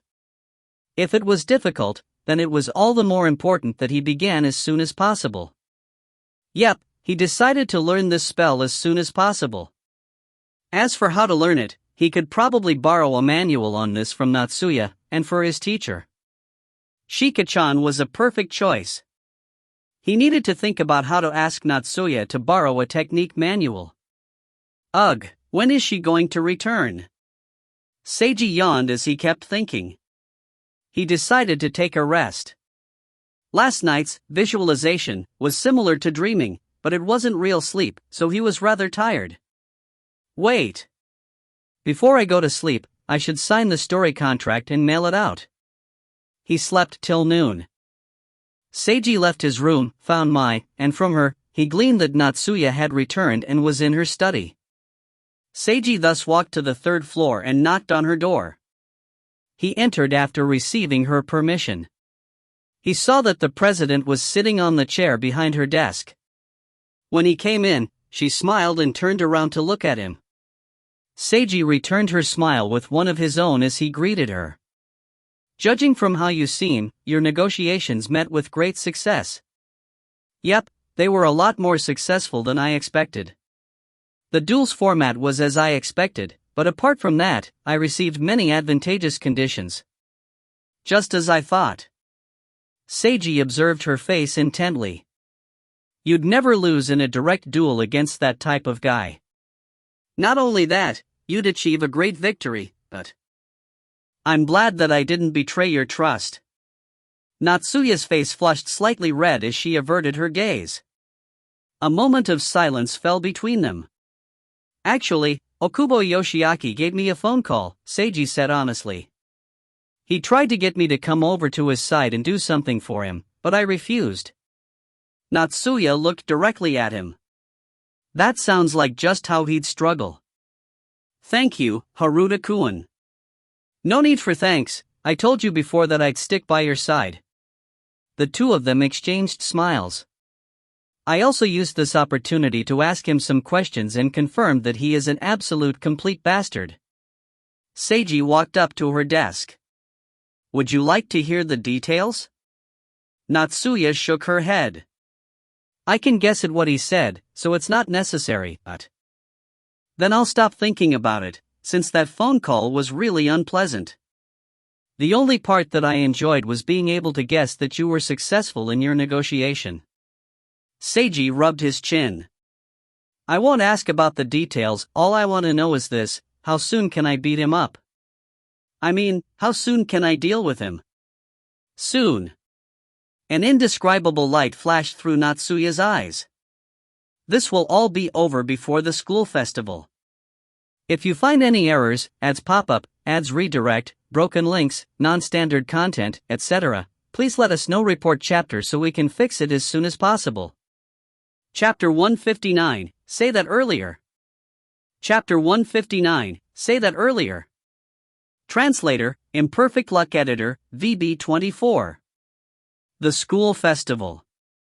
Seiji had almost forgotten about it. The school festival is next week, 4 days from now, right? He asked after a pause. Yep. Genhana High School's festival has always been rather successful, so I hope that it'll only improve rather than decrease in quality under my student council. That's why we need to eliminate any obstacles or annoyances before it begins, Natsuya said in a serious tone. Seiji chuckled.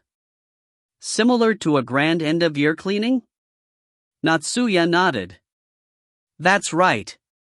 On what day will the duel be held?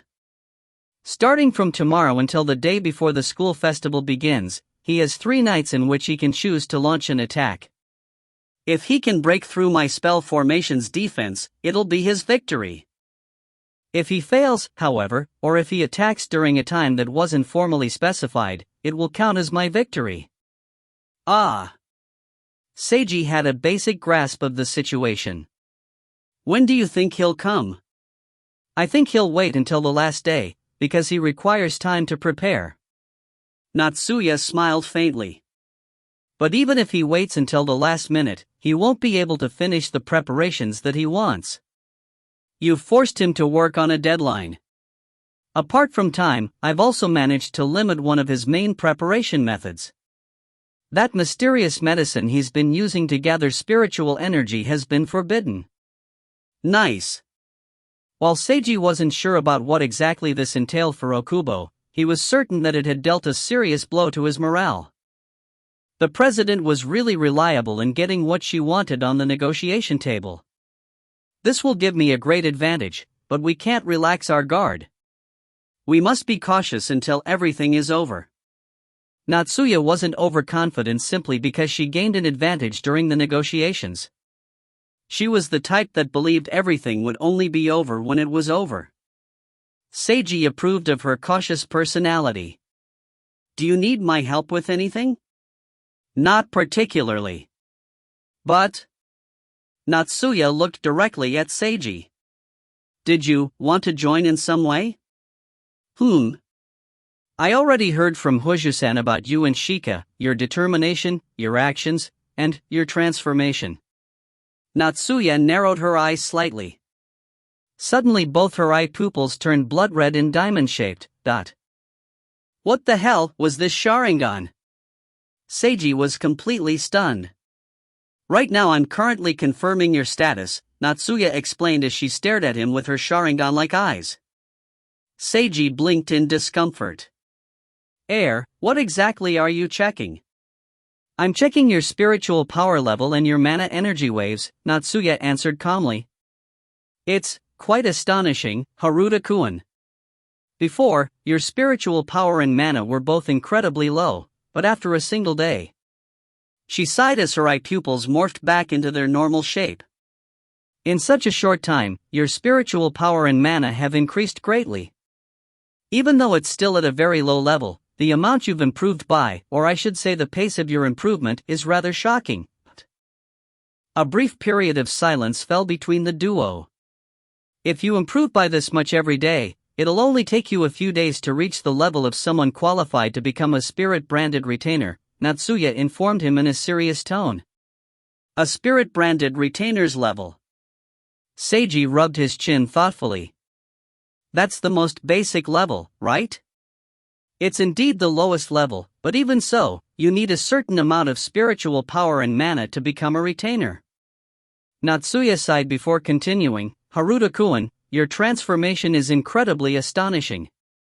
You don't know about the realm of yin-yang masters, but I still need to let you know just how shocking your increase in spiritual power really is. To the best of my knowledge, amongst modern-day yin-yang masters, no, even amongst all modern-day spiritual ability users, your feat is unprecedented. To be able to improve such low spiritual power and mana levels by a vast amount in a single night through only visualization, there's never been an instance like yours. This type of feat is recorded only in ancient texts and legends. Another way to put it is this: if people found out about your situation, you'd become a modern-day living legend. Seiji scratched his face awkwardly. A legend. I can't really feel it right now, but I'll keep it in mind. That's good then. Natsuya nodded in affirmation. Honestly speaking, when I heard Hojo-san tell me about your situation, I almost thought that I misheard. But no matter how unbelievable the situation, she would never lie to me, so I accepted it. And just now, I personally confirmed it. The president revealed a complex expression as she considered the situation. Hojo-san told me that you wanted to become a yin-yang master, so I thought that perhaps you'd like to participate even further. If you witness the duel, you can understand more about my world. Seiji remained silent for a few moments. If I want to witness the duel, I'm going to have to increase my spiritual power level to at least that of a retainer's, right? That's not necessary. Natsuya shook her head. However, if you do reach that level, I can form a contract with you as my temporary spirit-branded retainer, so that you can witness the battle at the closest distance possible. But if you don't want to personally take part in the battle, or if you can't achieve that level, you can simply watch as a spectator. Oh. I have a large advantage in this duel, so it should be fairly safe, but there's still a risk. What would you like to do? Seiji pondered on her words. If I become your temporary retainer and enter the battle itself, will it inconvenience you in any way? That will depend on your performance. I believe that you won't, you could even be a great help. How so? I feel that he's highly likely to use soul layer magic attacks against me, and you seem to be quite talented in this area. You could definitely become an unexpected factor in this duel, Natsuya said seriously. Seiji's eyes lit up upon hearing this. Does that mean there's a possibility for the battle to be similar to the one where I dispelled the amnesia spell on Shika? Yes, there's a possibility that there will be a battle in our soul layers, just like the battle you went through in Shika's soul, Natsuya confirmed. You should have said that earlier, milady. Seiji couldn't help but feel excited when he heard this. Battles that relied on the power of imagination were fun to him. A 2D battle. There were so many ways he could win. If it was a battle in the soul layer, he could use any method he could possibly imagine to beat that bastard viciously. This was so much better than beating him up in real life. Just imagining the possibilities caused Seiji to swell with excitement, and that was taking into account it was only a possibility. But it was worth it for him to believe in this outcome. Such an exciting all-out battle where he could let loose his inner bloodthirsty berserker. I'd like to participate in the battle. His mouth arced upwards, and his eyes began sparkling. I'll do my best to cultivate myself in the next few days in order to reach the level of a spirit-branded retainer. Please take good care of me and help me to learn as much knowledge as possible, President Urahana. Oh, okay. Natsuya was slightly stunned and could only reply dazedly at Seiji's sudden explosion of passion. It's best to start as soon as possible, so I'll begin immediately. I'll have to find Hoja-senpai if I want to borrow your spirit image again, right? Seiji flashed a brilliant smile. Or would it be better if you personally taught me something first? For example, showing me some secret technique manuals, or teaching me how to use spells?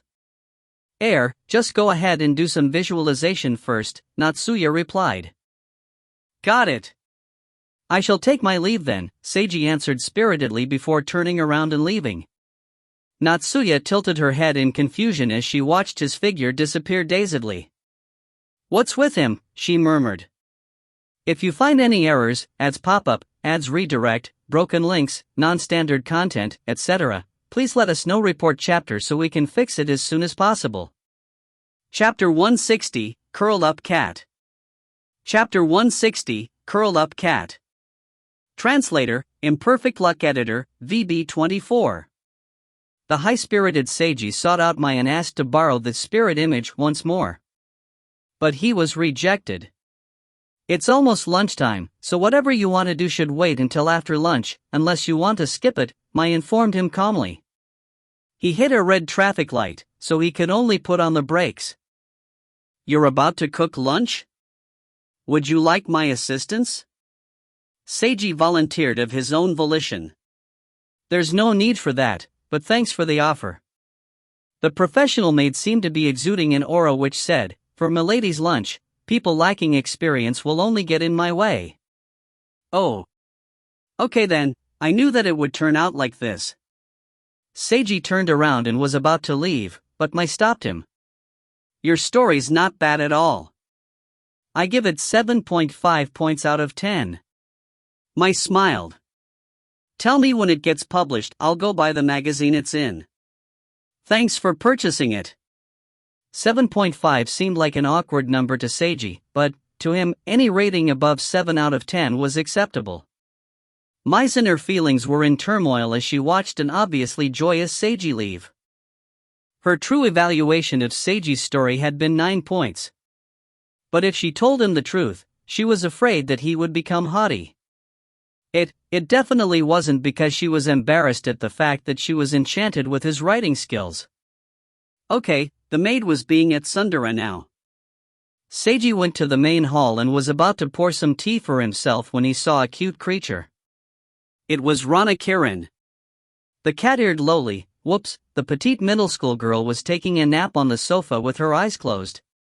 Her expression was soft and peaceful, and the 2 large cat ears on her head were trembling slightly. So cute! Seiji couldn't help but stare at her. Then she shook herself and curled up into a near-perfect circle. This was the legendary cat curled up into a ball scenario. Seiji was deeply moved by this scene. Without a trace of hesitation, he took out his cell phone and captured a picture of the precious scene. Click click, the sound of the camera shutter echoed through the room. Rana's ears quivered upon hearing this sound, and she slowly opened her eyes, searching for the source of the disturbance. Air. Seiji froze solid as their eyes met. Did I wake you up? I'm so sorry. He immediately put away his cell phone. Rana blinked her beautiful heterochromia eyes and began pouting slightly. It seemed that she was a little angry. I'm sorry, you were too cute, so I couldn't help myself. Seiji scratched his face awkwardly. Rana's mouth seemed to relax slightly, but she was still glaring at him. She then reached out with one of her hands, and slapped the sofa beside her. Seiji was mystified at her action. While he was confused, he finally realized what she meant when she patted the sofa beside her 2 more times. You want me to sit there? Rana's tiny lips curled. It seemed that he was correct. Seiji walked over and sat down on the indicated spot. Rana relaxed her body and placed her head on Seiji's thigh. Next, she grabbed one of his hands and placed it on her own head. Did she want him to pat her on the head? A helpless Seiji began patting Rana's head. Pat pat pat. Meow. Rana purred in pure comfort. So cute. Seiji took a huge blow from the high-tech cannon of cuteness. If he had been a cat ear lover, perhaps he would have fainted on the spot. Speaking of cat ears, could he touch her cat ears? Once he had this thought, it became difficult to suppress the urge. The curiosity within Seiji had been fully unleashed. It would be fine to touch them for only a moment, right? Hey everyone, these are authentic cat ears. These cat ears aren't mere accessories, nor are they virtual reality holograms. They're real, moving, warm cat ears that come from Rana merging with a cat spirit. As a gentleman, how could Seiji possibly let this chance slip past? Okay, I'll do it. All he had to do was feel them gently. Seiji slowly moved his hands, and just as he was about to touch, Haruta-kun. Ah! Seiji almost reflexively shouted out loud like a frog that had been stepped on as his hands froze in midair. I didn't do anything. I haven't done anything yet, he stammered defensively. Do what? The person who appeared in his vision was a red-haired beauty with a sports drink bottle in her hand. She was wearing a midriff-bearing shirt and black-colored hot pants. Hitaka Shuo, what was with her outfit? Seiji was absolutely shocked. Her current appearance almost completely went against every impression he had of her.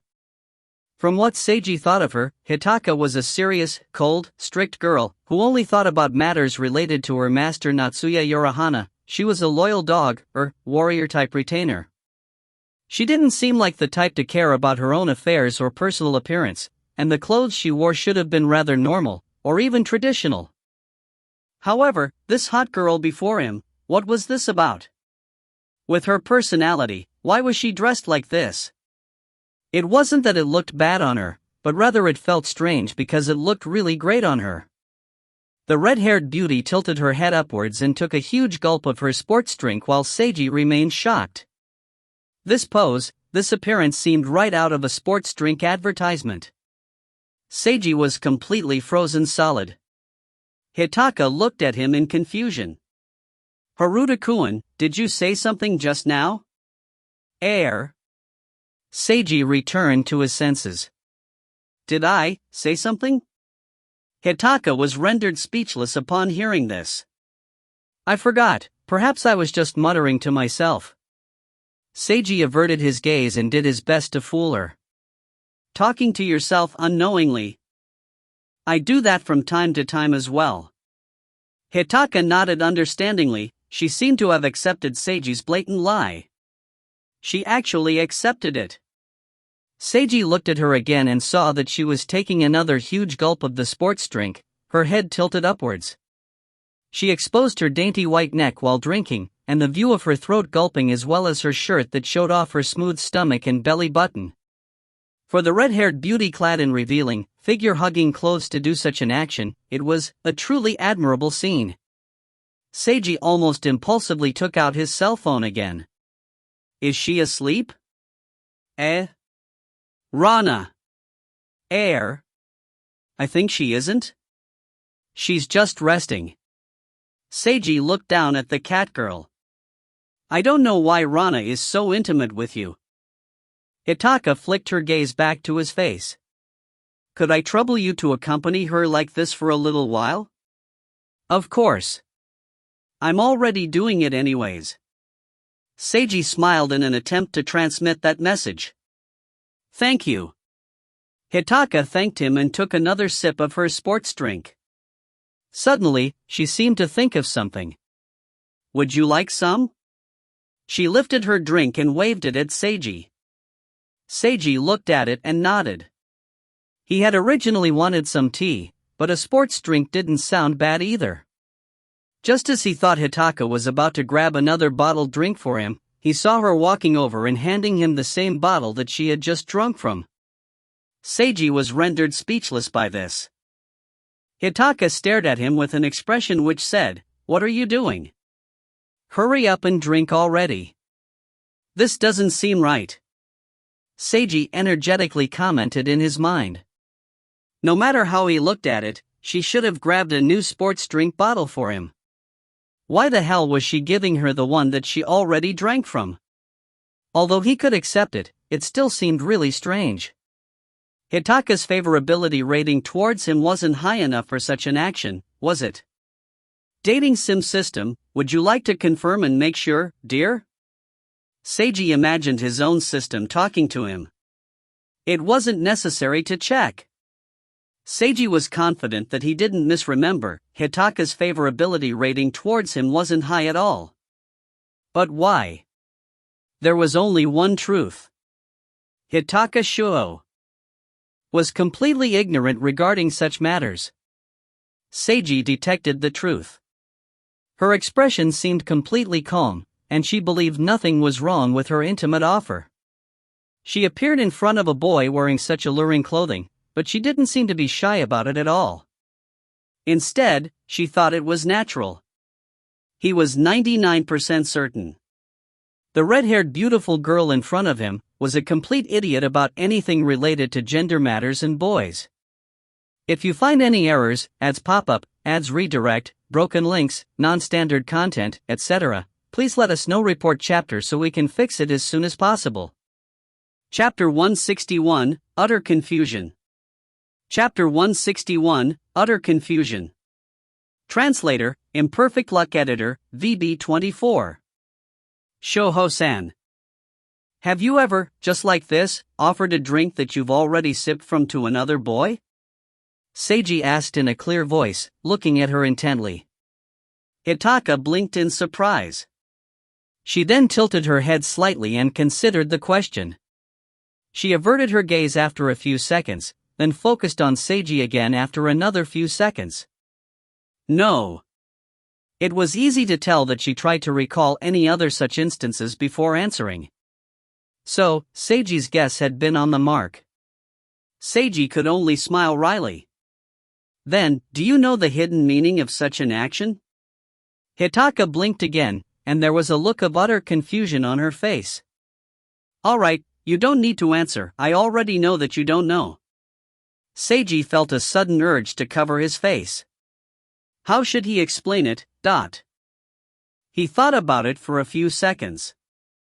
Shoho-san, a girl offering a drink she sipped from or food she's already eaten to another boy is considered an incredibly intimate action by others. Hitaka was expressionless. This type of action will typically only appear between boys and girls that have already confirmed their feelings for each other, or in other words, couples. Apart from that, there are a few exceptions, such as childhood friends that are really close to each other, or brothers and sisters, but even the exceptions are also between boys and girls that are really close with each other. That's why, Hitaka-san, it's not suitable for you to offer me a drink like this. We're not a couple, nor are we super close to each other. For you to offer me a drink. It's as if you're giving me an easily misconstrued signal that you have hidden feelings for me or that you secretly want to take our relationship to another level, something like that. I know that Shoho-san isn't this type of girl, which is why I asked to make sure if you knew the hidden meaning to this action or not, and why I'm explaining it to you. Do you understand? Seiji looked at her face and noticed a strange phenomenon. Hitaka's face was slowly beginning to redden. It was almost as if an invisible red brush was drawing on her face. After a few short moments, her face had turned completely red. The red-haired, red-eyed girl's face was also red as well now. Yep, this scene had a complementary type of beauty to it. Seiji watched Hitaka quietly. The redder her face got, the more distant the look in her eyes became. The hand that was holding the sports drink also began to tremble slightly. Was she about to start smoking from her head? If this was a manga, Seiji was certain that white smoke would be coming out of her head right now. She was embarrassed to such a degree, how pure. Even if she was wearing attire that made her seem incredibly hot. By the way, did she know just how attractive she looked in those clothes? It seemed quite probable that she also didn't know. This type of contrast was quite cute. Even her current expression was really cute. When compared to her usual icy, distant expression, her beet-red face was bursting with cuteness. Seiji admired the scene quietly. Even though this was an inappropriate time to take out his cell phone, he still had his system's CG saving ability. System, leave it to me. Seiji imagined the fake system fairy giving him a huge thumbs up. Nice job, partner. Haruta-kun. Hitaka started hesitantly, lowering her crimson face. I'm so sorry. After saying that, she turned around and took 2 steps. Boom. Pound, 2 heavy-sounding blows rang out in quick succession. The red-haired girl's figure disappeared. That's right, disappeared. Seiji stared at the feet-shaped holes left in the floorboard in a daze.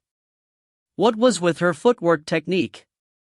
Did she have the ability to burrow into the floor? Or was it teleportation? The way she escaped seemed so cool and out of this world. Was it really alright for her to be using such a power in this residence's main hall? It seemed that it would be at least somewhat of a problem, since the floor now had 2 huge holes in it. Who was going to fix this? Miaurana moved her body and rubbed her face against his thigh. He accidentally touched them. Because the cat girl had turned her head slightly, Seiji had touched her large cat ears, which gave him a wondrously smooth and soft feeling. Ear patting. Yep. He was satisfied. His gentlemanly heart had obtained everything it desired. And so, he joyously passed some time together with Rana like this. Lunchtime. Seiji took a tray of food to Shika's room in order to eat together with her. Although he probably could take Shika to the dining hall to eat with everyone if he wanted to, as he didn't think Natsuya and the others would refuse, it was probably better for everyone if he didn't burden them with more underlying pressure. While eating lunch together with Shika, Seiji informed her that his cultivation process was going well and that he was going to do his best to reach a power level necessary to become Natsuya's temporary spirit-branded retainer. Brother Seiji is amazing. But to become a temporary retainer and do battle, such a thing. Shika was delighted at Seiji's rapid improvement but concerned about the fact that he himself was planning on doing battle. President Yorihana is confident that we have a great advantage and that the situation will be fairly safe. Seiji smiled reassuringly. She doesn't expect much out of me, she's merely allowing me to be a spectator and gain knowledge about the life of a yin-yang master. I feel like it's a great chance. I was going to join their ranks sooner or later regardless, but opportunities like this are hard to come by. That's why I must go. And even if the situation turns dangerous, I'll simply run away at the first chance I get. Shika continued to stare at his face. Will she detect my true motive? Seiji felt nervous about this possibility. While everything he had just said was the truth, there was actually one more reason, and this was the most important reason. He really wanted to give that Okubo Yoshiaki bastard a vicious beating. He felt that Shika definitely wouldn't accept this reason for joining the battle. She wouldn't want her adopted brother to be placed in such a dangerous situation for the purpose of taking revenge for her. If she knew his true reason for joining, it was almost certain she'd try and stop him. That was why Seiji didn't tell her. Even if Shika didn't feel like it was a big deal if harm befell her, Seiji didn't want to simply let it go. If he really didn't have any chance to personally deal with Okubo, then he would forget about it, but since he had a chance, he definitely wanted to give things a try. You're lying, Shika stated calmly. Seiji's heart skipped a beat. Had she seen through him? Brother, you're lying. If the situation turned bad, you'd never run away. You'd definitely help President Yorihana and the others fight until the very end. Oh, so she was referring to this. Seiji scratched his face. Of course I wouldn't, I'm aware of my limits. If it's a situation that's difficult for even President Yorihana and the others to deal with, then I'd be nothing more than a burden on them, so I'd escape immediately. Shika's expression showed that she obviously didn't believe him. Seiji was instilled with a sudden sense of curiosity. Just what is Shika-chan's impression of me like? I promise that I won't go overboard. So you don't need to worry too much about me, he said reassuringly. Besides, he consoled gently, it's unlikely that the situation will be dangerous in the first place, so you don't need to worry about it. Shika was forced to accept this. But she still felt rather anxious inside, and she wanted to do something for her adopted brother's sake. She silently thought about what she could do. After lunch, Seiji returned the lunch tray and sought out Mai. For the second time, he was guided to the hidden underground basement where the spirit image was located. This time I won't be accompanying you, so you need to be careful. If there's any significant danger during your visualization, or if there are any other strange-seeming situations, make yourself wake up immediately, Mai warned him with a serious expression. I will. Seiji nodded. He then sat on the sofa, stared at the hanging watercolor painting, opened his system, and chose visualization. In just a few seconds, he entered the world of the painting again. If you find any errors, ads pop up, ads redirect, broken links, non-standard content, etc., please let us know. Report chapter so we can fix it as soon as possible. Chapter 162, Secret Technique Manual. Chapter 162, Secret Technique Manual. Translator, Imperfect Luck Editor, VB24. When Seiji finally returned to the real world after his visualization, it was already evening. He checked the time, and it was 9 p.m. It had taken him 9 hours again. He had missed dinner, and his stomach was growling. Seiji opened up his system and inspected his stats. Spiritual power had increased by 6 points, which was 1 more point than last time. Was it due to my newfound experience? Seiji rubbed his chin in contemplation.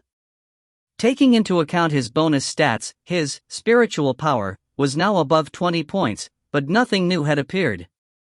Seiji closed his system after he finished inspecting his stats, stretched, and left the room. When he arrived at the dining hall, he saw a luxurious lunchbox resting on the table with a note tucked underneath it. Seiji picked up the daintily written note and read it. For you, Haruta-san. Please enjoy and remember to be grateful for this meal. After you're done eating, if it's still not past 10 p.m., please visit Milady's study. She has something she'd like to discuss with you. Seiji chuckled. Thank you, senpai. He then sat down, opened the lunchbox, and began eating. The lunchbox had a built-in heat-conserving function, so all the food inside was still hot and tasty. Seiji ate in silence. Suddenly, a petite figure slithered inside and stared at him with her heterochromia eyes. It was Rana. Seiji exchanged glances with her. Would you like to eat some as well? The cat girl nodded. Seiji picked up a fried egg. The cat girl shook her head. Seiji put down the fried egg and offered her a juicy meat rib.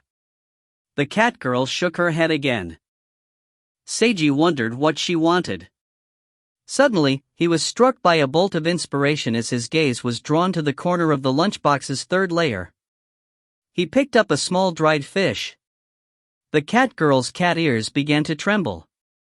So, she likes to eat these. Well, she is a cat girl after all. He held out the salty dried fish to her. Rana opened her mouth and chomped down on the dried fish, chewing it with a joyous expression. So cute! Seiji felt a strange sense of enjoyment from tossing food to the cat girl. He was about to ask if she would like another when she turned around and left abruptly.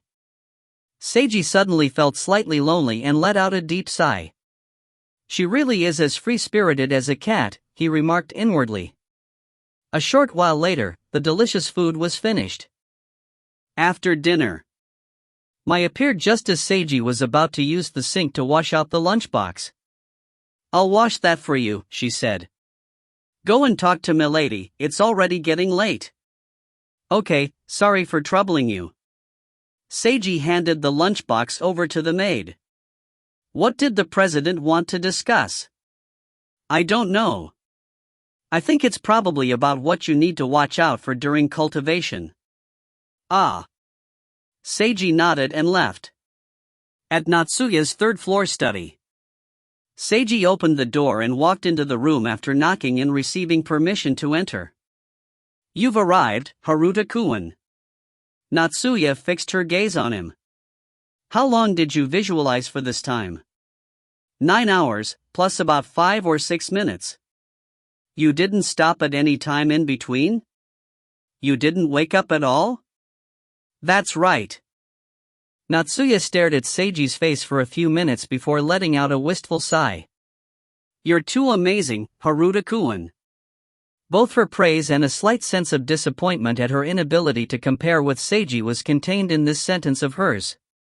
Seiji scratched his face awkwardly, unsure how to respond to Natsuya. Natsuya took a deep breath to calm herself. How do you currently feel? Do you feel particularly tired, dizzy, or anything like that? I think everything's fine, I'm just a little tired, that's all, Seiji said honestly. It seems that you have a naturally high affinity for visualization, which is also evidence of either your high mana level or incredible imagination. Natsuya blinked. But I still recommend that you stop for tonight, it's better if you sleep like normal. No matter how high your affinity, good rest is still necessary. Seiji nodded. Since she was more knowledgeable than him regarding these matters, he decided to listen to her advice. Also, you mentioned spells before. I thought it over, and I might as well teach you the basics. Spells. Seiji's ears pricked up. As long as you became a temporary spirit-branded retainer, the spirits will aid you, enabling you to cast some spells naturally, which was why I didn't intend to teach you anything originally. But you brought it up by yourself, so I pondered on the issue, and I decided that there's no harm in teaching you. Although I doubt that you'll learn how to cast a spell in such a short time, it's always better to begin learning as early as possible. Natsuya paused for a moment.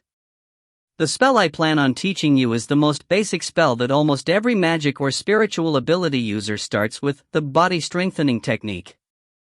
Body strengthening technique. Seiji's eyes lit up upon hearing this.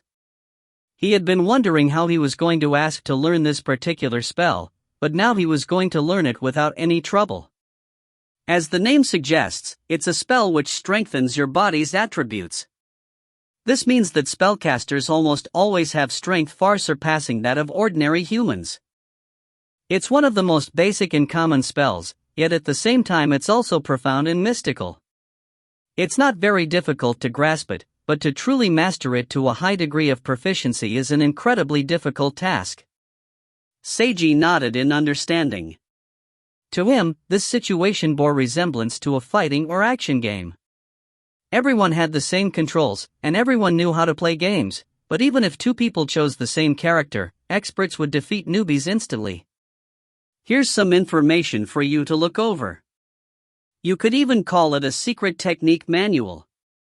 Go ahead and take it, but take care not to let others see it, Natsuya said, handing Seiji a yellow-sleeved booklet. Seiji took the booklet and flipped through it. Various lifelike pictures filled many of the pages, with explanations written below them. It sure doesn't seem like much of a secret technique manual. Shouldn't a so-called secret technique manual be more archaic, with classical words and a mysterious historical aura? I also have that type of edition, would you prefer it? Natsuya's eyes flickered with amusement. Oh, not really, I only spoke out of curiosity. If there was a modern edition, who would want to look at the archaic edition? Even if it doesn't seem like a secret technique manual to you, its contents are unmistakably top secret, so please, don't let anyone know about it, the president informed him in a serious tone. I'll be careful with it, Seiji promised solemnly. Look it over tonight and tomorrow morning. I'll begin teaching you after breakfast. A secret class taught to him by the scion herself? That sounded great. Seiji smiled happily. Understood. Thank you, President Yorihana. After that, he left Natsuya's study. Before going to his room to study the manual, he headed to Shika's room to wish her a good night. He knocked on the door and entered after receiving permission. Shika-chan, are you about to rest? Not yet. What are you up to? Seiji glanced at her desk and saw a notebook with something written inside. A hint of red crept into Shika's cheeks. I was thinking about the stories I want to write together with brother. Oh, nice. Have you thought of any good ideas? Seiji was quite interested in this topic. Some. I don't think any are very good. Shika seemed shy as she looked at the notebook on the desk. You've written them down? Can I look at them? Seiji was filled with anticipation. What would this literature-loving girl use for her ideas? The more he thought about it, the more interested he became. MMM. Shika's answer was rather ambiguous. Seiji felt the urge to say, I'm so curious. Because of the way she was acting. It's okay if I look at it, right? He asked, walking over to her desk. Shika didn't attempt to stop him. He picked up her notebook and began reading. Seiji was shocked to his core after he read the first page. If you find any errors, ads pop-up, ads redirect, broken links, non-standard content, etc., please let us know. Report chapter so we can fix it as soon as possible. Chapter 163, Brother X Sister. Chapter 163, Brother X Sister. Translator, Imperfect Luck Editor, VB24. The first things to enter Seiji's line of sight were Shika's planned titles for her books. There was Harukaga's story, Disqualified from Being Siblings, I Am the Younger Sister, Story of a Brother, and so on. Seiji was rendered speechless by these titles. He detected an overpowering aura of Brokan just from the titles. Harukaga's story was just a combination of their last names, Haruta and Kagura. Disqualified from Being Siblings was basically the same as Osamu Dazai's No Longer Human, which could literally be translated as disqualified from being human. Or was this going to be this world's version of disqualified from ____? Perhaps it was plagiarized, no, an imitation. Was I Am the Younger Sister supposed to be an imitation of I Am a Cat, or something similar? Story of a Brother was such a direct title that it was difficult to comment on it. As for the brother-sister shipping atmosphere contained within these names, it was so obvious that Seiji felt rather helpless. Okay, if he forced himself to be spirited and concentrated, Harukago's Story, I Am the Younger Sister, and Story of a Brother still had normal-sounding names. However, disqualified from being siblings, this name. What the hell was with the word disqualified? It sounds so ominous. Maybe I haven't read enough books to know the exact 100% definition of the word disqualified, but it doesn't seem right to use that word here. Just what exactly are the planned contents of this book? Seiji's right cheek began to twitch uncontrollably. Upon looking over the notes in more detail, there were also character settings and story outlines included in each note. Harukago's Story, a love story between a young master from a great and powerful family and a lonely, blind female musician. Disqualified from being siblings, a forbidden star-crossed lover's story between an older brother and younger sister that are related by blood, ending in tragedy.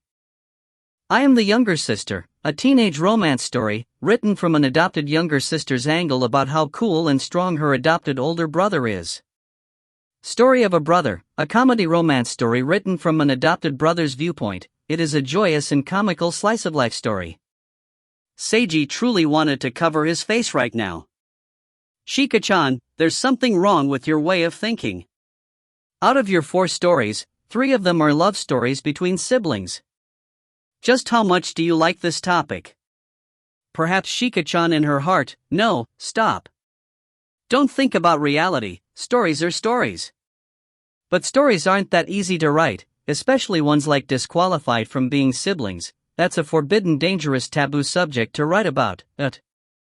It's already bad for normal stories to mention such topics, so it'd be even worse for light novels.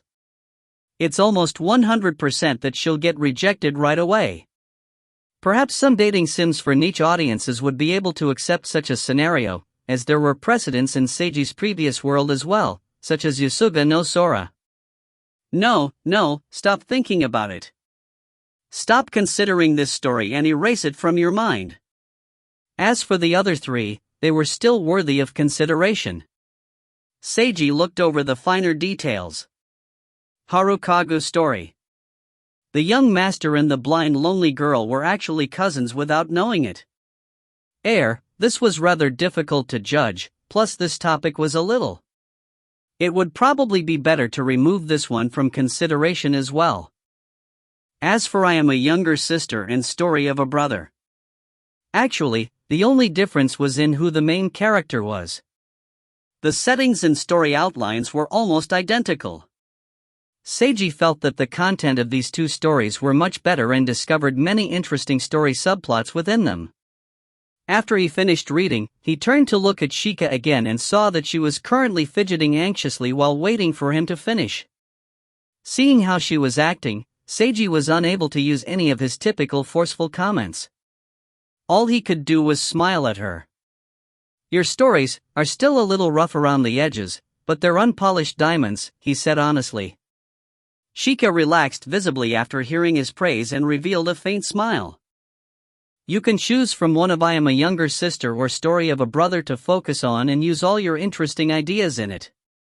For example, the mystical and mysterious elements in I Am a Younger Sister combined with the romance and comedy in Story of a Brother. Seiji continued explaining. Fantasy plus mystical plus romantic comedy elements caused Seiji to recall the famous anime, Bakemonogatari, by Nizio Eisen, from his previous life. Although Seiji felt that Eisen was a rather difficult author in some ways, Seiji still admitted that Eisen's style was rather unique. Plus, Bakemonogatari's anime director Akiyuki Shinbo just happened to match Eisen's wavelength, which helped to sculpt this anime into another unique product that became vastly popular. While Shika's ideas in her notebook were still rather unpolished, Seiji saw numerous possibilities within them. He would have her consider them over again with him taking charge of what made the final cut. If it was good enough, perhaps they'd be able to create a monogatari series together in this world. Let me share my ideas. Let's temporarily say that the adopted sister is the main character from I Am a Younger Sister, and let's begin with a mysterious angle and create a rather unique adopted older brother.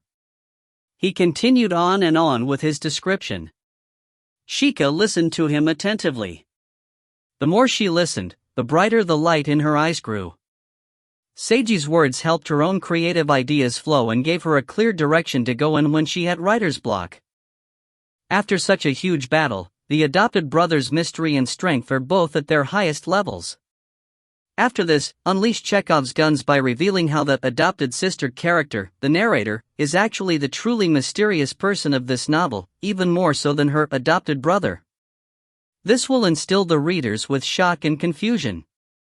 Then you should end the first volume of the book on this note, to leave enough of a mystery to attract readers into reading the second volume.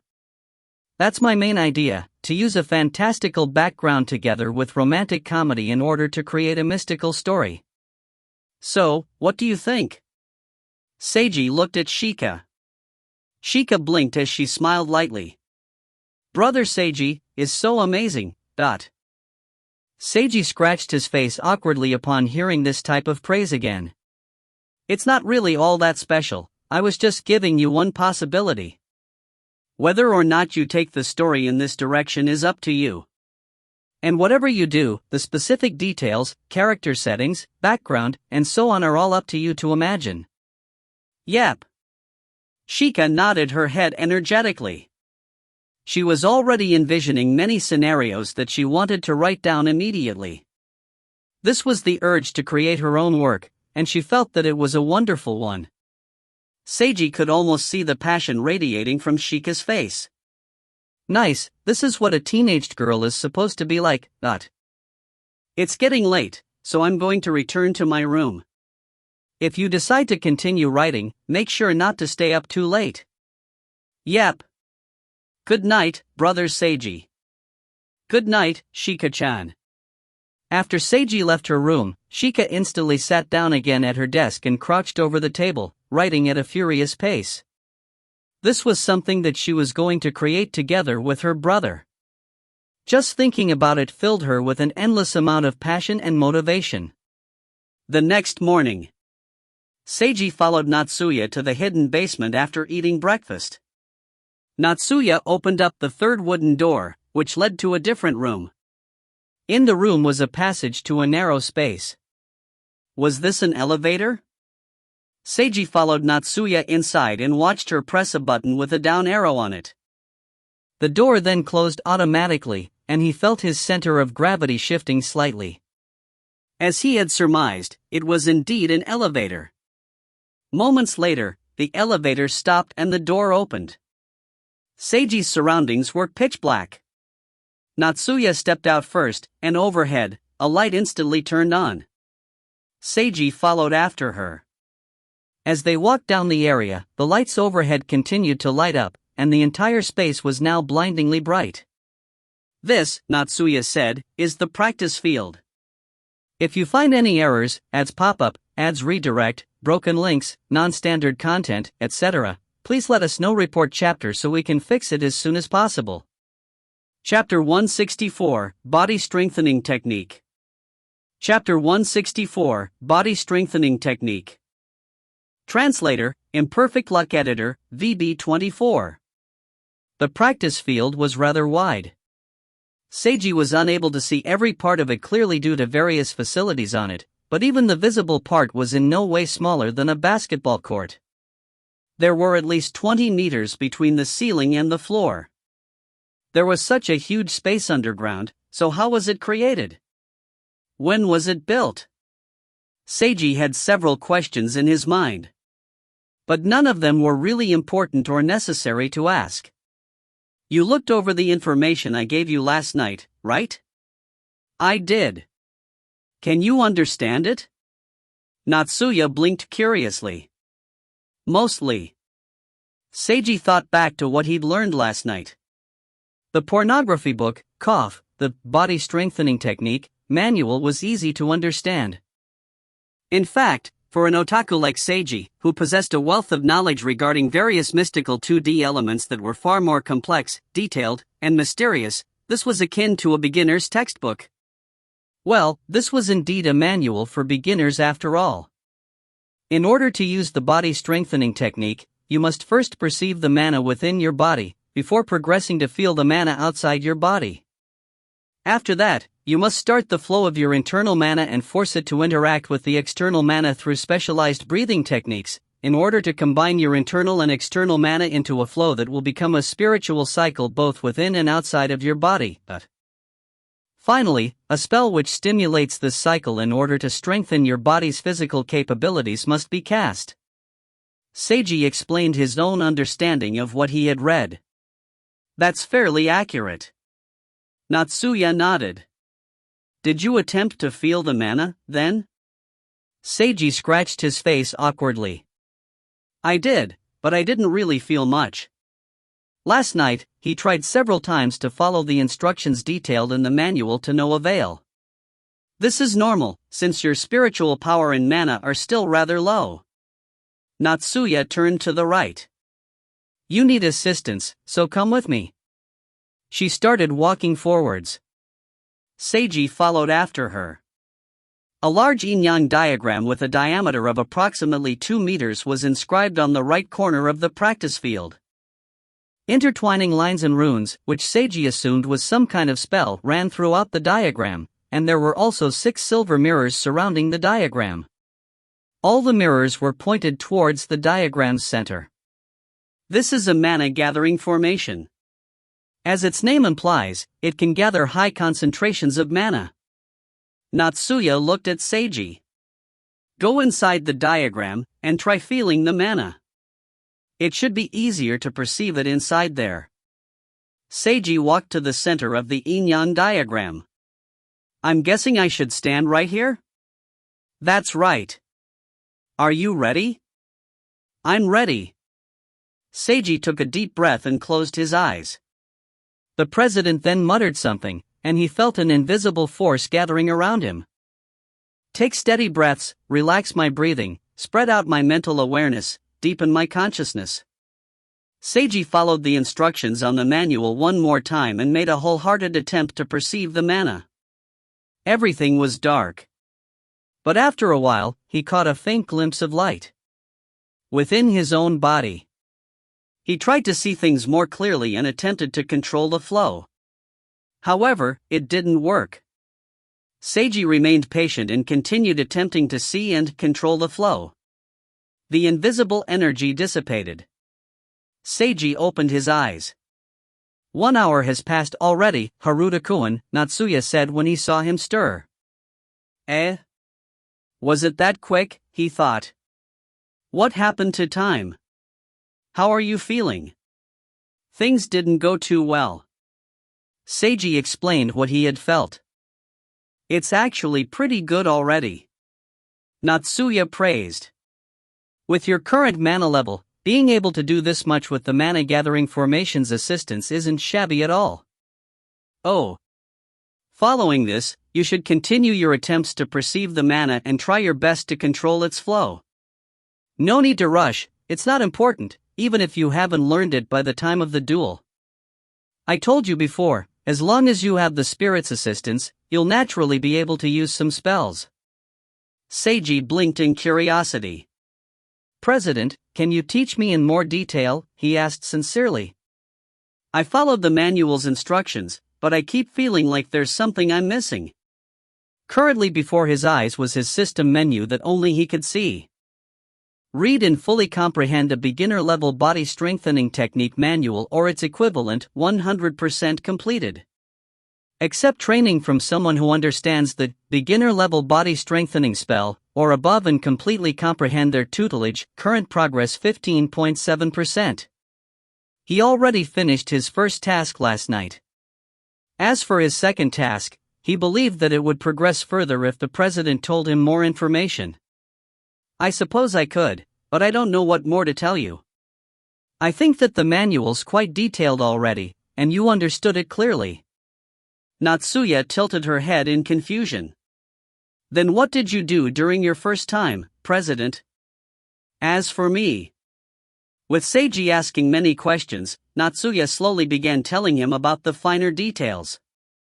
The progress level in his system rapidly increased. After a while, Seiji felt that it was difficult to continue this topic for any longer, so he ended his questions appropriately. Are you going to continue practicing here, or are you going to back and visualize again? I'll go and visualize for now, that seems to be really important. Alright. I'll keep the practice field unlocked, so you can come here at any time you wish to. It's really easy to activate the mana gathering formation, all you have to do is say the incantation. Ding, Seiji learned the incantation to activate the mana gathering formation. It was actually quite simple. The two of them then walked together to the elevator. Right when they reached it, the elevator door suddenly opened. Hitaka, clad in her retainer combat clothes, strode out of the elevator. Milady! Haruta-kun! The red-haired girl greeted Natsuya as usual, but when she noticed Seiji, her expression froze over and her cheeks flushed red. Good morning. She averted her gaze awkwardly, and her good morning sounded rather stiff. Without even waiting for their reply, Hitaka immediately walked away at a brisk pace. Natsuya and Seiji were speechless at the situation. Haruta-kun! Natsuya glared at the boy beside her and narrowed her eyes. President. When Seiji turned to face her, he caught sight of an ominous light in her eyes. Please explain the situation. What's going on? Natsuya's manner took a sudden imposing turn. Her current expression bore some resemblance to a large, angry lioness. Seiji smiled wryly. I can explain, please allow me to do so, he said honestly. The duo walked into the elevator together. After the elevator reached its destination, the pair walked out and stopped a few paces from the elevator door. Natsuya had a helpless expression on her face after she listened to Seiji's explanation. My apologies, Haruta-kun. She ended up sighing. I should have reminded her. President. Hitaka, she, for lack of any better words, is not too good at getting along with others. No, she's not even at the level of not good, she's just rather clumsy. She's already clumsy with girls, and it's even worse with boys. This is a huge problem for any ordinary person, but she's no ordinary person. She's my spirit-branded retainer as well as my good friend. She's willing to serve me for her whole life, and I also intend on being together with her for my entire life. That's why even though I think it's not too good for her to lack communication skills, I never thought of it as a serious problem as long as I was taking care of her. Of course, I've thought about helping her to change as well, but Natsuya sighed. If I tell her to change herself, she'll most likely interpret it as an order that she absolutely must carry out, and she'll try too hard. That's definitely something I don't wish to see. Seiji remained silent. In addition to being Natsuya's subordinate, Hitaka was Natsuya's friend. This type of true devotion resulted in a slightly complicated situation whereby Hitaka lacked basic communication skills. At this time, the optimal solution would be Haruta-kun. I think that perhaps this is an opportunity. Natsuya unfolded her arms and faced the boy as an indescribable light flashed through her eyes. Seiji looked at Natsuya, his lips twitching violently. Alright, we're probably thinking the same thing, Prez. If you find any errors, ads pop up, ads redirect, broken links, non-standard content, etc., please let us know. Report chapter so we can fix it as soon as possible. Chapter 165, Teach Her a Little. Chapter 165, Teach Her a Little. Translator, Imperfect Luck Editor, VB24. Could you please teach Hitaka a little about communicating with boys? In regards to her request, Natsuya chose the direct approach. I also think that it's a good idea for a boy she trusts to talk to her about this, Seiji answered. It's not that I want to refuse, though, it's just that, isn't there anyone else better suited for the task? There isn't. Natsuya averted her gaze awkwardly. No matter how much she considered it, apart from Seiji Haruta, who currently stood before her, there was truly no other boy that could teach Hitaka about communication. The rest of the boys Natsuya and Hitaka were familiar with either had personality issues, trouble with communicating themselves, or other various problems. If she left it to them, there was no way she could rest assured. Haruta-kun wasn't a bad person at all, but there was a different problem with him. He was, too, if he wasn't careful, Hitaka might. No, that's impossible. Hitaka had never been interested in that topic, so she probably wouldn't become like that. But what if she does? A tiny voice whispered from the depths of the scion's heart. She couldn't help but imagine the scene of Hitaka and Seiji being intimate with each other. A strange, complex feeling rose up within her chest when she imagined this. What was this feeling? Natsuya was uncertain and confused. Okay, since President thinks that I can be of service, I'll try my best, Seiji replied after considering the matter. Hitaka's problem wasn't something major, but nor was it minor. She wasn't an ordinary person. As the spirit-branded retainer and friend of a scion like Natsuya, perhaps Hitaka would be able to live without any problems, even if she never learned how to communicate with others for her entire life. However, she would probably miss out on a lot of fun. Seiji believed that if she became more flexible, she would be able to enjoy life a lot more. So, he decided to help out. But he couldn't guarantee the results. After all, in his own opinion, his own communication skills weren't outstanding either. President, how do you think I should teach her? I should state first that I can't promise any results, I can only try my best. Thank you for agreeing, Haruta-kun. Natsuya stopped daydreaming and gave him her gratitude. As for how to teach her, just treat her as a friend and chat with her while telling her about the relevant knowledge, that's all you need to do. I'll let her know and have her listen to you. Oh, that's fine. It sounds pretty easy. Natsuya took Seiji to the spirit image room and left him there. Seiji started his daily visualization. After he'd finished the visualization, Seiji checked the time only to find that another 9 hours had passed. It was almost dinner time now. Like his last experience, the contents of this visualization consisted of fighting demons. All 3 times that he went into his spirit world, he had been fighting demons together with his spirit-branded retainers, with the first occasion being the grandest. The second and third times were on a smaller scale. He kept acting as Seiji Kamiju and took only some of his retainers to deal with evil demons and spirits. This seemed like it would be the basic format of his visualization. It was still a little embarrassing to think about it, but Seiji had gotten used to it. In fact, he even enjoyed it. But it did seem like a problem if it took 9 hours every time. But it was exactly because his visualization took so long that his spiritual power was able to increase so quickly.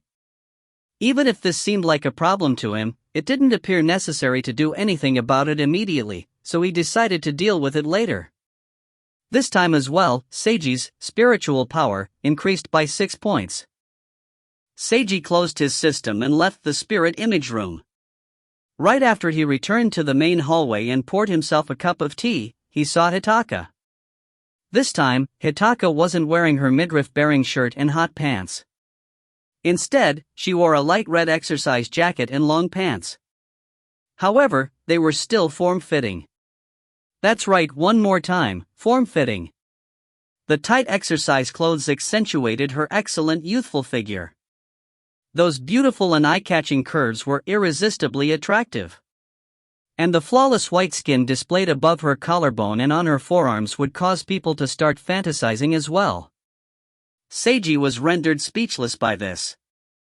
Natsuya had probably reminded her already, which was why the red-haired beauty wasn't wearing such hot girl clothing this time, but these clothes. Honestly speaking, they were rather sexy as well. For some certain gentlemen with specific preferences, these tight-fitting clothes might even be more appealing to them than the hot girl clothes. Of course, it wasn't that she had worn anything bad. She wasn't wrong to wear what she did yesterday either. After all, everyone was free to wear what they liked. Seiji felt that the problem was more about the fact that she didn't know about what her clothes signify to certain guys. What about now? If she knew how charismatic she appeared in her form-fitting exercise clothes, there was no problem with wearing them. But did she truly know? Hitaka also noticed Seiji. Her face flushed slightly red once again, but this time she didn't avert her gaze as it seemed like she forced herself to meet Seiji's eyes. Hello. Hi. There was a crushing period of silence. Seiji decided to use a typical teacher line. Shoho-san, can I chat with you for a moment? Sure. Thank you. Please have a seat first. When he saw how obediently she sat down on the couch, Seiji believed for a moment that he really was a teacher who was about to lecture a student. This wasn't the scene that he wanted. He had imagined this being more casual and everyday, normal occurrence. How could he change the atmosphere? He didn't know what to do for such a girl. Although he felt the urge to imitate great teacher Onizuka, this girl seemed like she would take him way too seriously, and that would be awkward. Seiji felt rather helpless about the situation. He felt a pang of sympathy for Natsuya, who previously had to deal with this situation. Well, even if it was a little stiff, he had to continue the conversation. He went with the direct approach. Shoho-san, what's your opinion about boys? Boys. Hitaka muttered to herself, a blank expression in her eyes. It seemed that she rather ignorant regarding this matter. What about girls, then? Seiji asked, changing the topic. Girls? Hitaka's blank look cleared up slightly, but she was still unable to come up with an answer. So, she was completely ignorant in this area after all. To be honest, these two questions didn't even require answers. Any normal people that heard these questions would typically respond with something like boys are boys, and girls are girls. What's with this question about your opinion? Just what are you trying to ask? Of course, there would also be those who'd say, boys are all idiots, girls are all so haughty, or make a similar complaint. But for the most part, they weren't questions that required answers. It was just like asking the answer to 1 + 1, normal people wouldn't even consider it as it wasn't necessary. Seiji didn't want Hitaka's answer, he merely wanted to see her reaction. After watching her reaction, he was certain that this girl before her was teaching her to understand some things that she didn't know about before was his current task. President Yorihana told me to teach you a little about how to communicate with boys, Seiji said in a gentle voice. Has she talked to you about this already? Hitaka returned to her senses. Milady told me that she asked you to do this, and she requested that I listen seriously to you, she answered in a light voice. That's fine then. I can't promise that I can do a good job, but I'll try my best. Seiji smiled brightly. Shoho-san, if there's anything that you don't understand about boys, feel free to ask me. Thank you, Hitaka said, before mulling over his question. Well, I do have one question I'd like to ask. What is it? I've heard that there's a type of boy known as a trap. Just, what exactly is this? Seiji was rendered speechless by this unexpected question. If you find any errors, ads pop up, ads redirect, broken links, non-standard content, etc., please let us know. Report chapter so we can fix it as soon as possible. Chapter 166, Brother Monogatari. Chapter 166, Brother Monogatari. Translator, Imperfect Luck Editor, VB24. Just why did she suddenly ask such a high-complexity question? A stream of forceful comments ran through Seiji's mind after he processed what he had heard. What was a trap? He could answer it in many different ways, but it was easy for it to be misconstrued as a pervert who enjoyed wearing female clothes. This was a misunderstanding that Seiji didn't want at all. It definitely wasn't because he had a junior that was a trap or anything. It was because as an otaku, he didn't want anyone to have a cultural misunderstanding about a 2D element. So, how should he explain it? Before that, Shoho-san, why did you think of this question? How did you learn about this word trap which refers to boys? It caught my attention on television. Okay, now he knew the source. It was most likely from some sort of variety program. Seiji rubbed his chin as he formulated a response. A trap is a boy who's very cute on the outside, to the point where he looks like a girl. That's the simplest explanation. And in the 2D world, like novels, mangas, animes, and so on, this word has a deeper meaning. It's not necessary for you to know all the deeper meanings, it's fine if you just know the basic definition. Yep, that was a good explanation. It was simple yet left some parts unexplained. Hitaka blinked in curiosity. A boy that's cute enough to resemble a girl, then should I treat a trap as a boy or as a girl? Excellent question. It was such a good question that Seiji didn't know how to answer. Seiji's cheek began twitching slightly. Treat a trap as a boy? That didn't seem quite right. As a girl? That didn't seem correct either.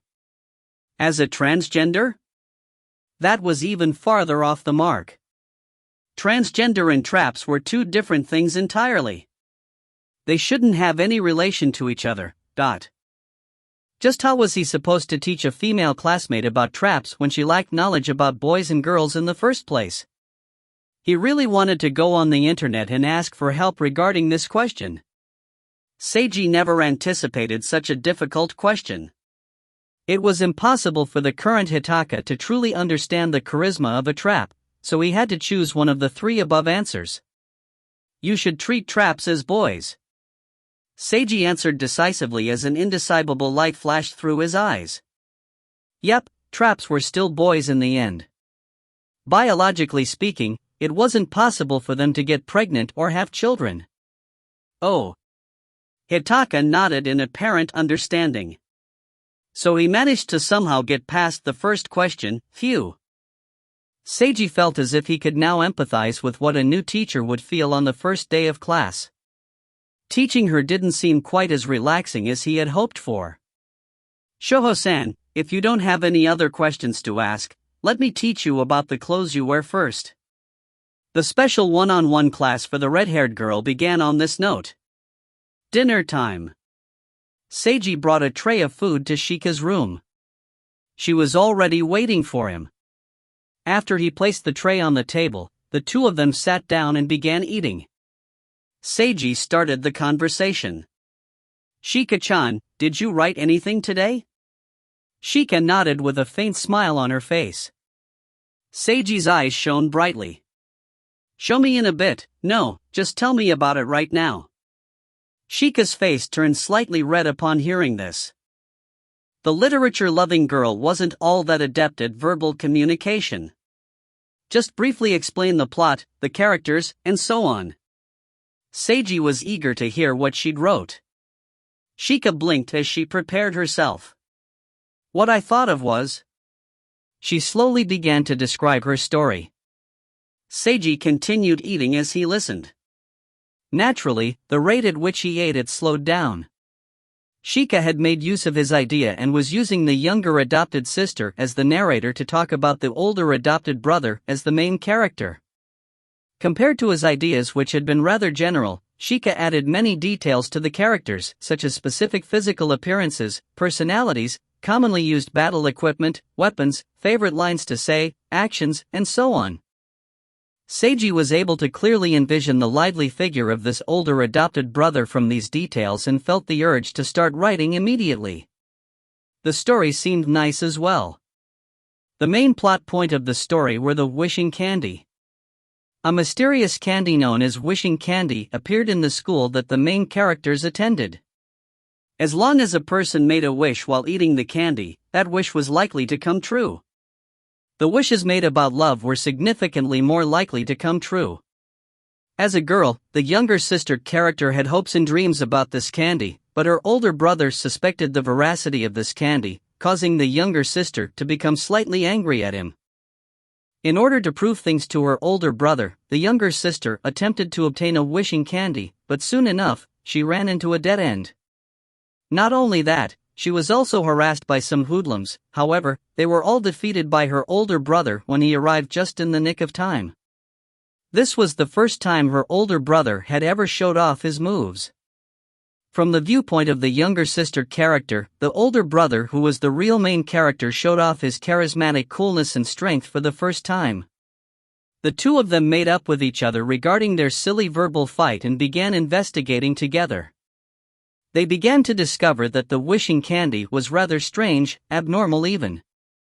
During this time, the two adopted siblings' backgrounds were slowly revealed as well, and the readers were familiarized with their daily life, but there were a few details left unrevealed by Shika on purpose.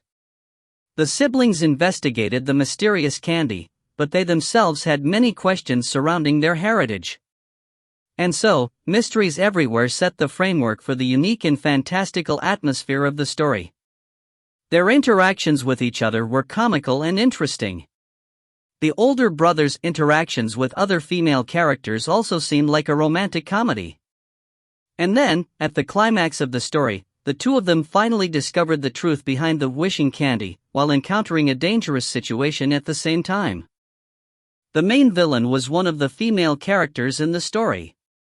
The clues that she was the villain had been sprinkled and hidden in tiny details throughout the story, and at the climax, the older brother analyzed all the evidence and unveiled her true identity. This was followed by an exciting battle between the older brother and the unmasked villainess. The younger sister remained on the sidelines for the entire time, acting as a camerawoman, narrator for this heart-pounding and stimulating battle. Finally, the older brother defeated the demon in human form at the cost of losing half of his body. However, the younger sister didn't hurry to give him medical treatment, as she merely waited in silence. Moments later, her older brother, who had been so seriously injured, suddenly regenerated under the moonlight, and he finally stood up again with not a scratch on his body. It turned out that he had an incredibly powerful demon spirit within him that wouldn't allow him to die even if he wanted to. On their way home, the younger sister kept joking with him about his immortal body, while he responded that it was all thanks to her. The terrifying demon spirit that was attached to his body was actually being suppressed by her. The story ended there. Clap, clap, clap. Seiji began applauding. Shika's fictional story was definitely an appealing one, and she even left a mystery for the readers at the end. This was a perfect application of his suggestions. This was exactly the type of story that he had imagined. Shika had really managed to create such a story. Her story wasn't overly complex. It was easy to understand yet contained deeper mysteries within it. The most important part was the aura of mystery pervading the entire story.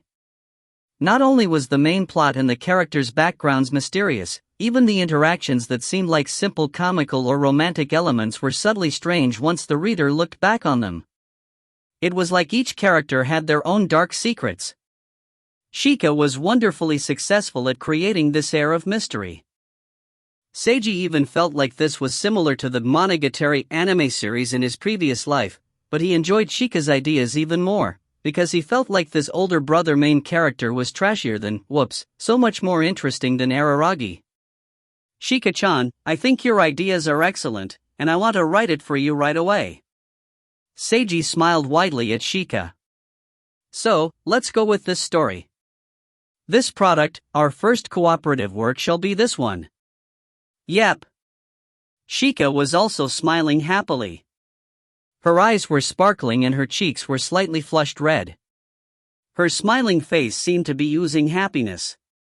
So, are we going with I Am a Younger Sister for the title? Seiji asked. Shika shook her head. Not that one, I've come up with a new one. She slowly stated the name she wanted for her novel. Brother Monogatari. If you find any errors, ads pop up, ads redirect, broken links, non-standard content, etc., please let us know. Report chapter so we can fix it as soon as possible. Chapter 167, Upcoming School Festival. Chapter 167, Upcoming School Festival.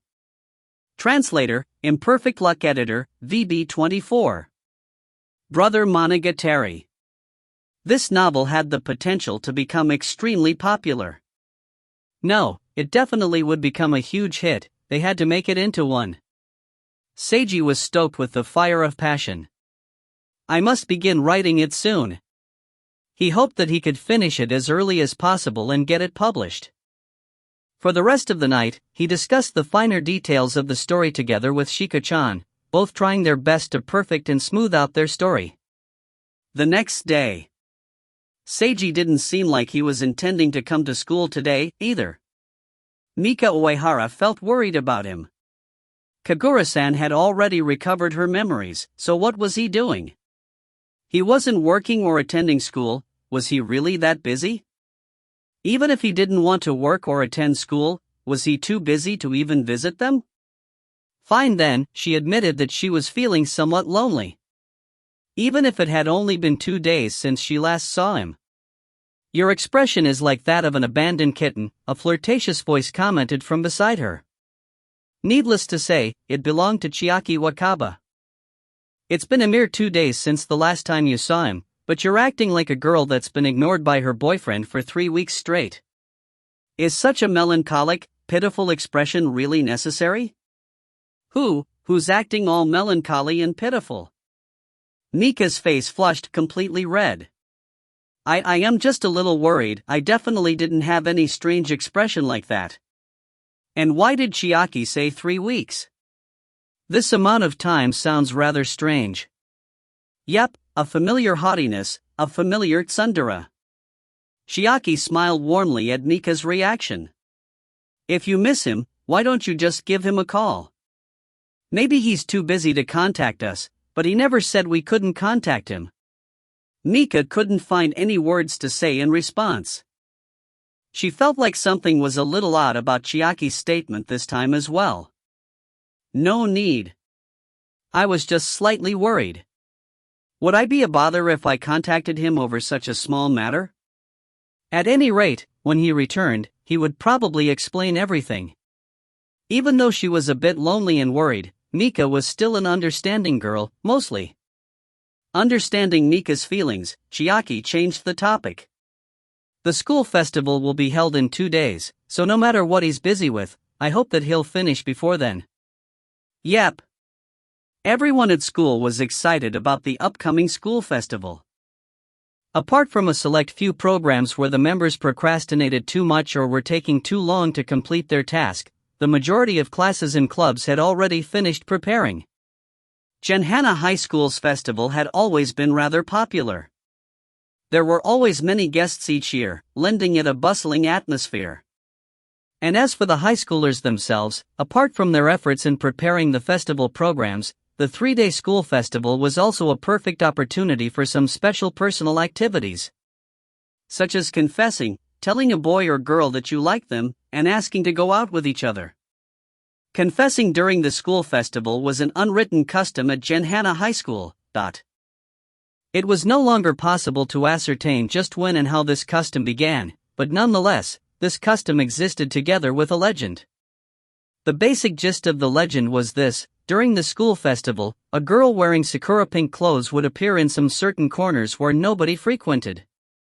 Anyone that asked the boy or girl they liked to these corners in order to confess would be 100% successful if this legendary girl saw them or if they saw her. And the couple would always stay together and be blessed forevermore. Some people believe that the legend came after the custom, while others believe that the custom arose from this legend. It was basically a matter of chicken or the egg, with nobody knowing which truly came first. Truthfully, it wasn't all that important. The students knew that this was a time to burn, confess, and that was enough for them. What else would happen other than confessions? Cough cough, those would be special activities for couples, activities which trod upon the forbidden. It would be best not to mention those. Mika didn't intend to confess during the school festival. But, she felt it was highly likely for other girls to confess to Seiji during this time. She faintly hoped that the school festival would never arrive when she thought of this.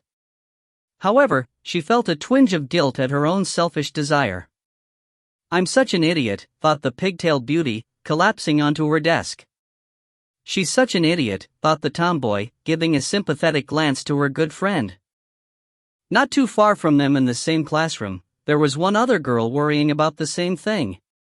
Should I ask Seigo Harano to become friends with me during the school festival? Keiho Miyamoto was currently battling with her own emotions. After 3 weeks of constant exercising and dieting, her weight had decreased significantly, and even her face had become thinner to the point where she could now be called cute.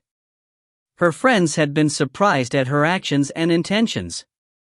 At first, they tried to convince her against it, but seeing how resolute she was caused them to change their minds and support her encouragingly. The school festival should be a good chance for you to request to be friends with Harano-san. To be honest, I'm still a little worried, but this is something that you've chosen to do, so take your best shot at it. Her best friend Momoko Matsuoka had just told her this. Keiho really wanted to do it, but she also felt like waiting a little longer. She felt that she still hadn't done enough yet. But Momoko was right, the school festival was an excellent opportunity. If she let this chance pass by, then what timing would she choose? After the school festival, she needed to worry about the semester exams. Keiho didn't want to make Seigo wait too long for her. At any rate, she couldn't decide what to do and was quite bothered. Oh yeah, Harano-san's been taking time off from school ever since last week, and he still hasn't come to classes. Has something happened? His good friends Chiaki Wakaba and Mika Oihara didn't have any clear explanation. She was a bit worried, hopefully it wasn't something too difficult or bothersome to deal with. Keiho cared about Seigo Harano. His sunny smile flashed through her mind again. It had already been 3 weeks since that scene. It didn't seem like all that long had passed to Keiho, but it also somehow felt like time passed by in a flash. The school festival would be in 2 days, and after that, there would be the semester exams and the winter vacation. Keiho suddenly realized that there wasn't much time remaining in this semester, but she actually still wanted to procrastinate? No, that won't work. She couldn't procrastinate anymore, nor did she want to procrastinate anymore. She didn't want him to wait any longer, no, that was wrong. She herself was the one who didn't want to remain afraid anymore. Keiho's eyes began sparkling. Momoko was right, she needed to bring out her confidence. She needed to bravely step forward without waiting any longer. She made her decision. I'll definitely tell him during the school festival.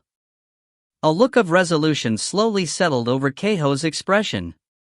This was a teenaged girl's determination. At the exact same moment.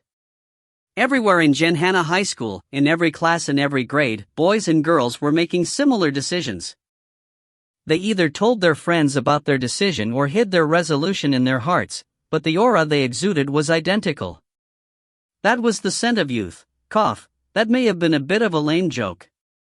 At any rate, Genhana High School was currently filled with an enthusiastic, lively atmosphere. As for a person who wasn't a Genhana High School student, the female mangaka, who had just completed a manuscript, turned around to look at her calendar. She was sipping on some tea as it was her break. Her grayish-brown hair was tied in a casual ponytail. She was wearing thick black-rimmed glasses, and while her face was a little pale from fatigue, it didn't detract from her moving beauty. It's almost time for the date, Mayuzumi Amami muttered to herself, staring at the date circled with a red pen on the calendar. Just imagining that tall, handsome, almost shining boy caused her lips to arc imperceptibly upwards and her cheeks to flush with a tinge of red. I look forward to seeing you again, Haruta-kun. If you find any errors, ads pop-up, ads redirect, broken links, non-standard content, etc., please let us know. Report chapter so we can fix it as soon as possible. Chapter 168, My Honor. Chapter 168, My Honor. Translator, Imperfect Luck Editor, VB24. Nighttime. Seiji was currently inside his room. Both requirements in his system for the beginner-level body strengthening spell had reached 100%. To fulfill the training requirement, he'd even asked Shiko-chan and Hitaka to teach him in addition to Natsuya, learning from their tips and experience. This, in addition to his own hard efforts in learning and practicing, finally filled his progress bar in the system. And now, the only thing left for him to do was pay 44 points. Seiji confirmed that he was ready to pay on the system. The option 4, beginner-level body strengthening spell, instantly lit up. An indescribable sensation overcame Seiji's mind. It felt as if some sort of obstacle had disappeared and some type of comprehension had been injected into him. Apart from that, there was no other feeling of discomfort. Compared to using skill tree activation or ability learning cards such as bullet time, this was much easier on him, and it only left him feeling slightly strange. Seiji had mentally prepared himself for a several-hour period of unconsciousness. Was it due to the other requirements? Forget it, there's no need to think too much into it. He'd finally learned the body strengthening technique. But just as the system indicated, it was still at only beginner level. If he wanted, he could try it out right here, but his room didn't seem like a good location for such an experiment. Seiji searched through his system for more details regarding his new ability. After choosing beginner-level body strengthening spell in his system, he saw 3 new options underneath it: Fierce Fire, Swift Wind, and Immovable Mountain. According to his system, Fierce Fire was the attack buff version of the body strengthening technique. Entering this mode would greatly increase the power of his fists and legs, but it would also drain his mana at a rapid rate. Swift Wind buffed his speed greatly, while Immovable Mountain would provide a large boost to his defense. All 3 spells would drain his mana while they were in effect. And the requirements to learn them were: reach the required experience level with attack/speed/defense while under the effects of the beginning level body strengthening spell. Current progress level 0%/0%/0%. Points required to activate each ability 22/22/22. 22 for each? This number. System, you're definitely doing this on purpose. Seiji's lips began to twitch as he read the instructions. Apart from the 3 new categories under beginning level body strengthening spell, there were also new options in his spells: beginner level astral vision and beginner level telekinesis.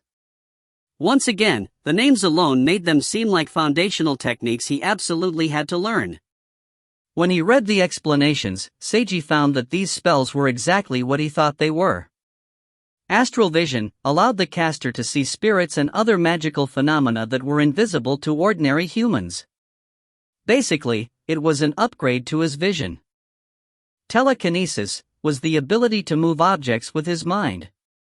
This was the same ability that the president must have used to control her Kodachi in midair. If the body strengthening spell was the foundational aspect of a human using their own spiritual power, Seiji believed that telekinesis was the foundational aspect of a human using their own mana to influence external objects. At any rate, there would be no harm in purchasing and learning all of these. The requirements for learning them were similar to the body strengthening spell. He needed to read technique manuals, ask for instructions, and pay some points. Astral vision required 66 points, while telekinesis required 69 points. Seiji didn't even feel like commenting anymore. Whatever made his system happy. He left his room after closing his system. He found Mai and learned from her that Natsuya was currently in her study.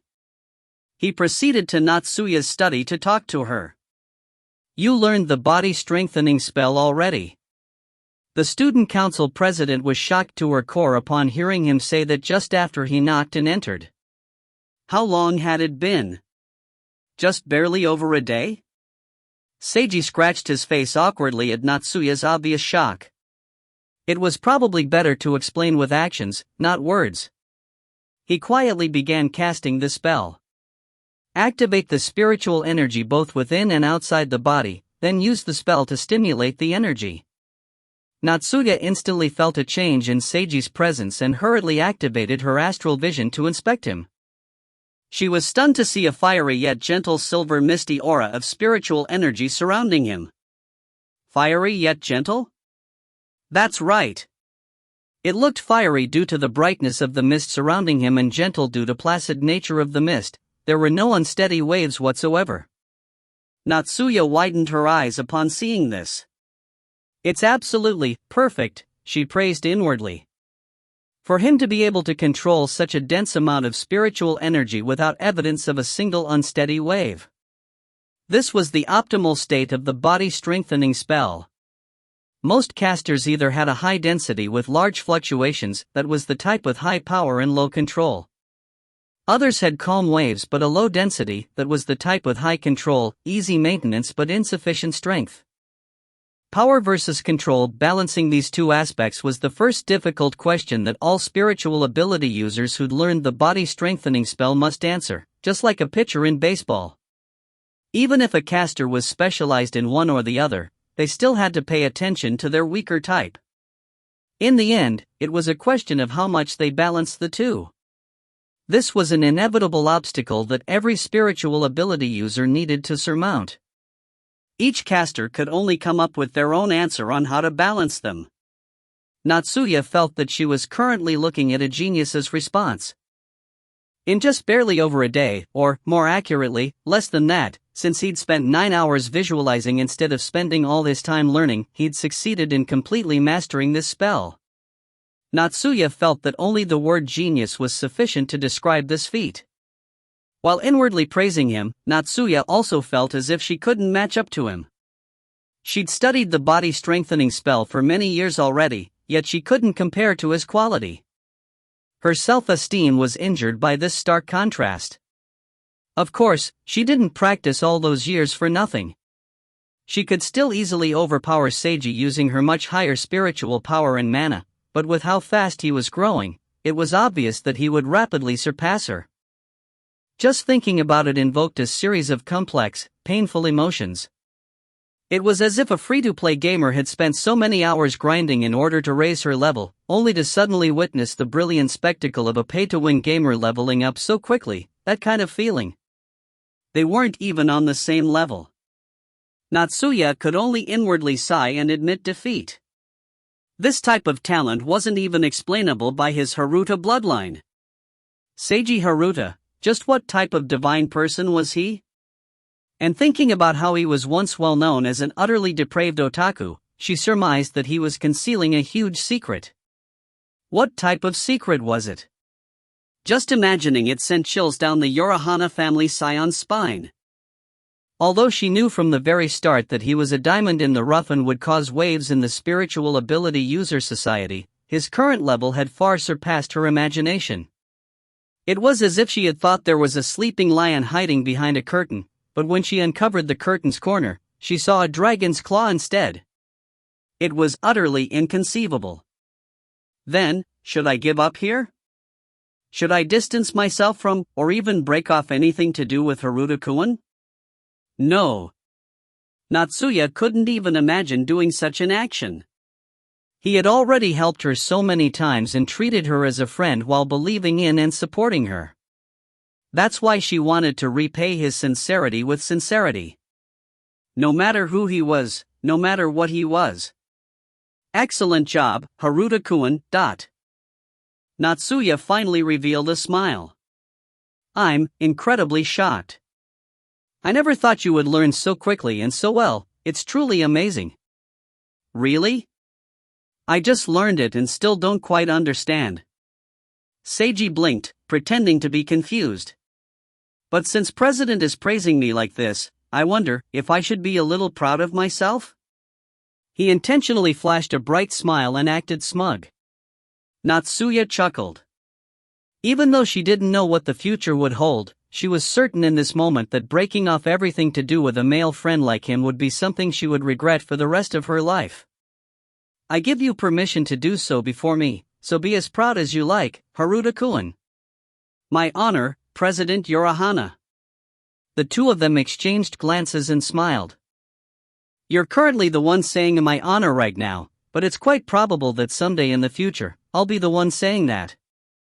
It's my honor to have gotten to know you, Seiji Haruta. If you find any errors, ads pop up, ads redirect, broken links, non-standard content, etc., please let us know. Report chapter so we can fix it as soon as possible. Chapter 169, Amazing.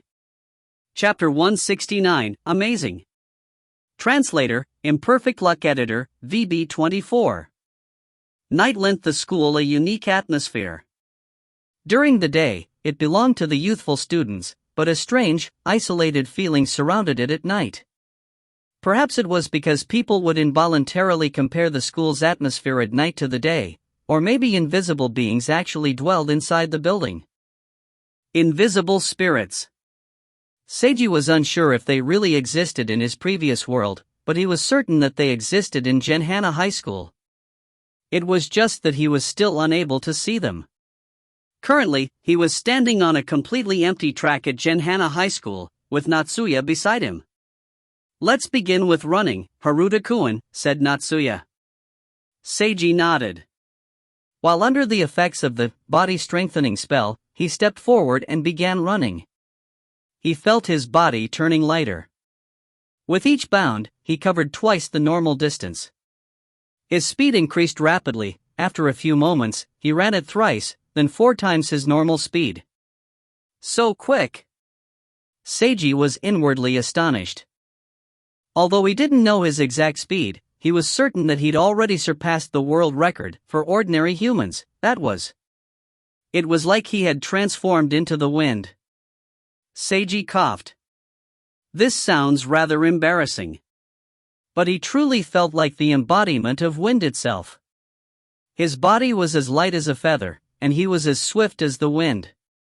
This floating feeling was like... Seiji slipped and lost his balance.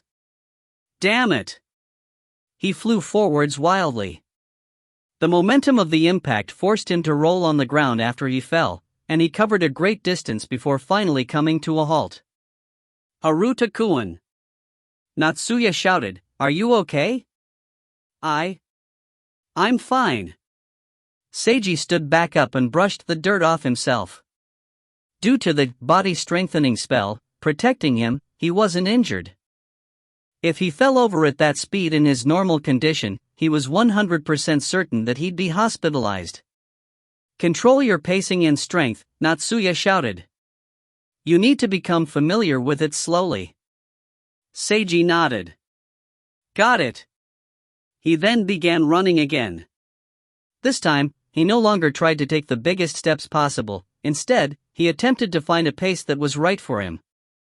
For Natsuya, who was watching all this, the tall boy's running became increasingly faster and steadier. It could even be described as a beautiful scene. There was no helping it as he was just too handsome. Just watching a handsome boy run like this was a type of enjoyment for some girls, so it was only natural that they would think it a beautiful scene. Natsuya watched and appreciated this scene in silence. After running round the track several dozen times, Seiji finally slowed down and came to a complete stop in front of Natsuya. Running. I think that's how it is now. What do you think? Excellent. Natsuya nodded. For normal movement and running, that's enough, but as for more special types of movement. As she spoke, she cast the body-strengthening spell on herself and stepped forward. Whoosh! The president's figure vanished right in front of Seiji's eyes. With another whoosh, her figure appeared 20 meters away.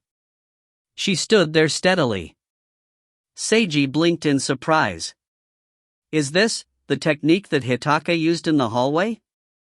This is known as jumping steps, and long ago it was known as tunneling into the ground. It's actually just a type of jumping movement in conjunction with the body strengthening spell. So it really had been a type of tunneling into the ground. He had gotten it right. To use this technique, you must first focus your energy on the foot that you'll jump with. After you jump, focus all your energy on your other foot in order to stop where you want, Natsuya explained. Seiji nodded in understanding and began attempting the technique. He stepped out with his right foot, focused his energy, and jumped. Whoosh, everything passed by him in a blur. He focused his energy on his left foot and stopped. He stepped onto the ground in an effort to stop, but he slipped and lost his balance again. Just like last time, he rolled a great distance on the ground before coming to a halt. Okay, I'll try again. Boom, another trip and fall. He tried for the third time. Boom, he continued falling over. He tried for a fourth time, then a fifth time. Seiji felt like he was turning into a roller coaster, whoops, a tumbling expert. Even though it didn't really hurt, and he wasn't injured, he felt embarrassed about appearing so unsightly in front of a beauty like Natsuya. It's always like this at first. When I first began practicing jumping steps, I also fell over countless times, so you don't need to mind these temporary failures. Natsuya seemed to perceive exactly what he was thinking and smiled lightly. She was truly a gentle lady. Seiji continued practicing in silence. When he reached the point where he was almost ready to perform tricks while tumbling, he finally figured out part of the method and barely managed to stop and steady himself without falling over. He reflexively recalled his childhood experience in his previous world when he'd learned how to ride a bike for the first time without falling over. The key to it was to keep working hard. After figuring out the crucial part, the rest became easier. Seiji gradually practiced to the point where he wouldn't fall over most of the time. But there was still an obvious gap between him and the president's well-practiced movements. Let's temporarily stop practicing jumping steps, Natsuya said. We'll try high jumping now. High jumping referred to concentrating the energy in both feet and jumping as high as possible. Seiji tried it out. During his practice of jumping steps, he'd grasped the basics of controlling his energy. Now he tried focusing his energy on both feet and jumped up with full force. Asterisk whoosh. Star. Seiji felt as if he were flying, just like a bird. Although this description also seemed rather embarrassing, it was what he truly felt in this moment. He recalled a distant memory of watching Dragon Ball, the scene where Son Goku and Krillin took off the heavy turtle shells used for training and jumped with all their might for the first time. At that moment, Son Goku and Krillin had jumped off the ground and flown to an incredible height. Seiji still remembered that scene clearly even up till today. He had imagined back then what it would have been like to be one of those characters and even remembered the words they had said in that scene. We jumped up by ourselves. Amazing. And right now, right here. This was no longer just an imaginary scene or a fictional character's feelings. I jumped up by myself. I flew up here. Wow! Seiji yelled delightedly in midair, a brilliant grin on his face. He enjoyed this moment as much as he could. It was as if he were a child that hadn't grown up yet. When he reached the highest point of his jump, he took a deep breath. He then began falling back down to the ground. He continued to focus energy on both his feet, keeping himself balanced. Asterisk pound. Asterisk he landed back where he had originally jumped from, sending dust flying everywhere. He slowly straightened his body and smiled at Natsuya, who wasn't too far from him. Amazing. Being able to personally experience something so moving from an anime scene with his own strength was just too awesome. Natsuya was stunned for a moment. The handsome boy's straightforwardness and slightly childish-seeming bright smile had suddenly made its way into her heart. Once again, her heartbeat quickened. She didn't even hear what he said next. It took a while for her to suddenly return to her senses and smile again. Their practice continued. Natsuya accompanied Seiji and taught him patiently. She watched him run, watched him jump, watched him fail disgracefully, and watched his excited, joyous, even childish expressions. There was an indescribable feeling in her heart. A powerful force was slowly accumulating there. The scion didn't know, or perhaps it should be said that she intentionally ignored it. But no matter what, a flower that grew in a hidden location would eventually bloom. If you find any errors, ads pop up, ads redirect, broken links, non-standard content, etc., please let us know. Report chapter so we can fix it as soon as possible. Chapter 170, Spirit's Arrival. Chapter 170, Spirit's Arrival. Translator, Imperfect Luck Editor, VB24. Today was the final day of the scheduled duel. This meant that Okubo Yoshiaki was certain to attack tonight, otherwise he would be considered to have forfeited by default. After several days of working hard at visualization, Seiji's spiritual power had already reached 39 points. His spiritual power was now equivalent to a spirit-branded retainer's. Natsuya signed a contract with him so that he could become her temporary spirit-branded retainer. Since he was just supposed to be a bystander, the president wasn't going to share a large portion of her spiritual power with him, nor was she going to summon a powerful spirit for him, or use any taxing mana support spells on him, but a spirit-branded retainer was still a spirit-branded retainer.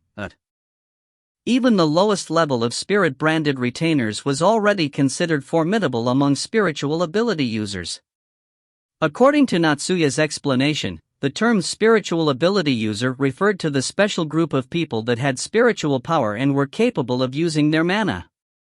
There was also a simple, widely used measure of power, which ranged from levels 1 through to 9. Level 1 was considered a dirt-poor idle fish, while level 9 was a wealthy scion. Yep, there was no problem with understanding it like that. Even the lowest level spirit-branded retainers were at least considered level 2, which meant that they could crush most dirt-poor, ordinary spiritual ability users. The slightly stronger spirit-branded retainers could even reach level 3. Although the power level system for spiritual ability users only took spiritual power and mana level into consideration and had nothing to do with actual combat ability, having more money, having more spiritual power would doubtlessly result in a higher combat capability, which was why most spiritual ability users' combat strength were equivalent to their power levels. Even so, it wasn't considered abnormal for a level 1 spiritual ability user to defeat someone at level 2, as there were always exceptions. If an idle fish was desperate enough, it could take out an ordinary player. That's why you shouldn't look down on idle fish. Seiji had accidentally gotten too excited. At any rate, Seiji was looking forward to becoming a temporary spirit-branded retainer and wanted to experience what it was like to become even stronger. His summoning, contracting time was scheduled after lunch. This way, he would have some time before evening to get used to what it was like to become a spirit-branded retainer. At lunch, Seiji ate together with Shika as usual. He didn't mention the topic of the upcoming duel at all and instead focused on chatting about Brother Monogatari with Shika. He hoped that this way, she wouldn't be too worried about him. Shika noticed his intention and cooperated by not mentioning the upcoming duel either. But there was one thing that she had to do. Seiji was preparing to leave after they finished eating lunch. He paused when Shika called out to him. "Brother Seiji, this is for you," she said. Using both hands, Shika handed him a red protective talisman with gold letters embroidered on it. Seiji looked down and saw that it said, "Keep thy owner safe." Where did it come from?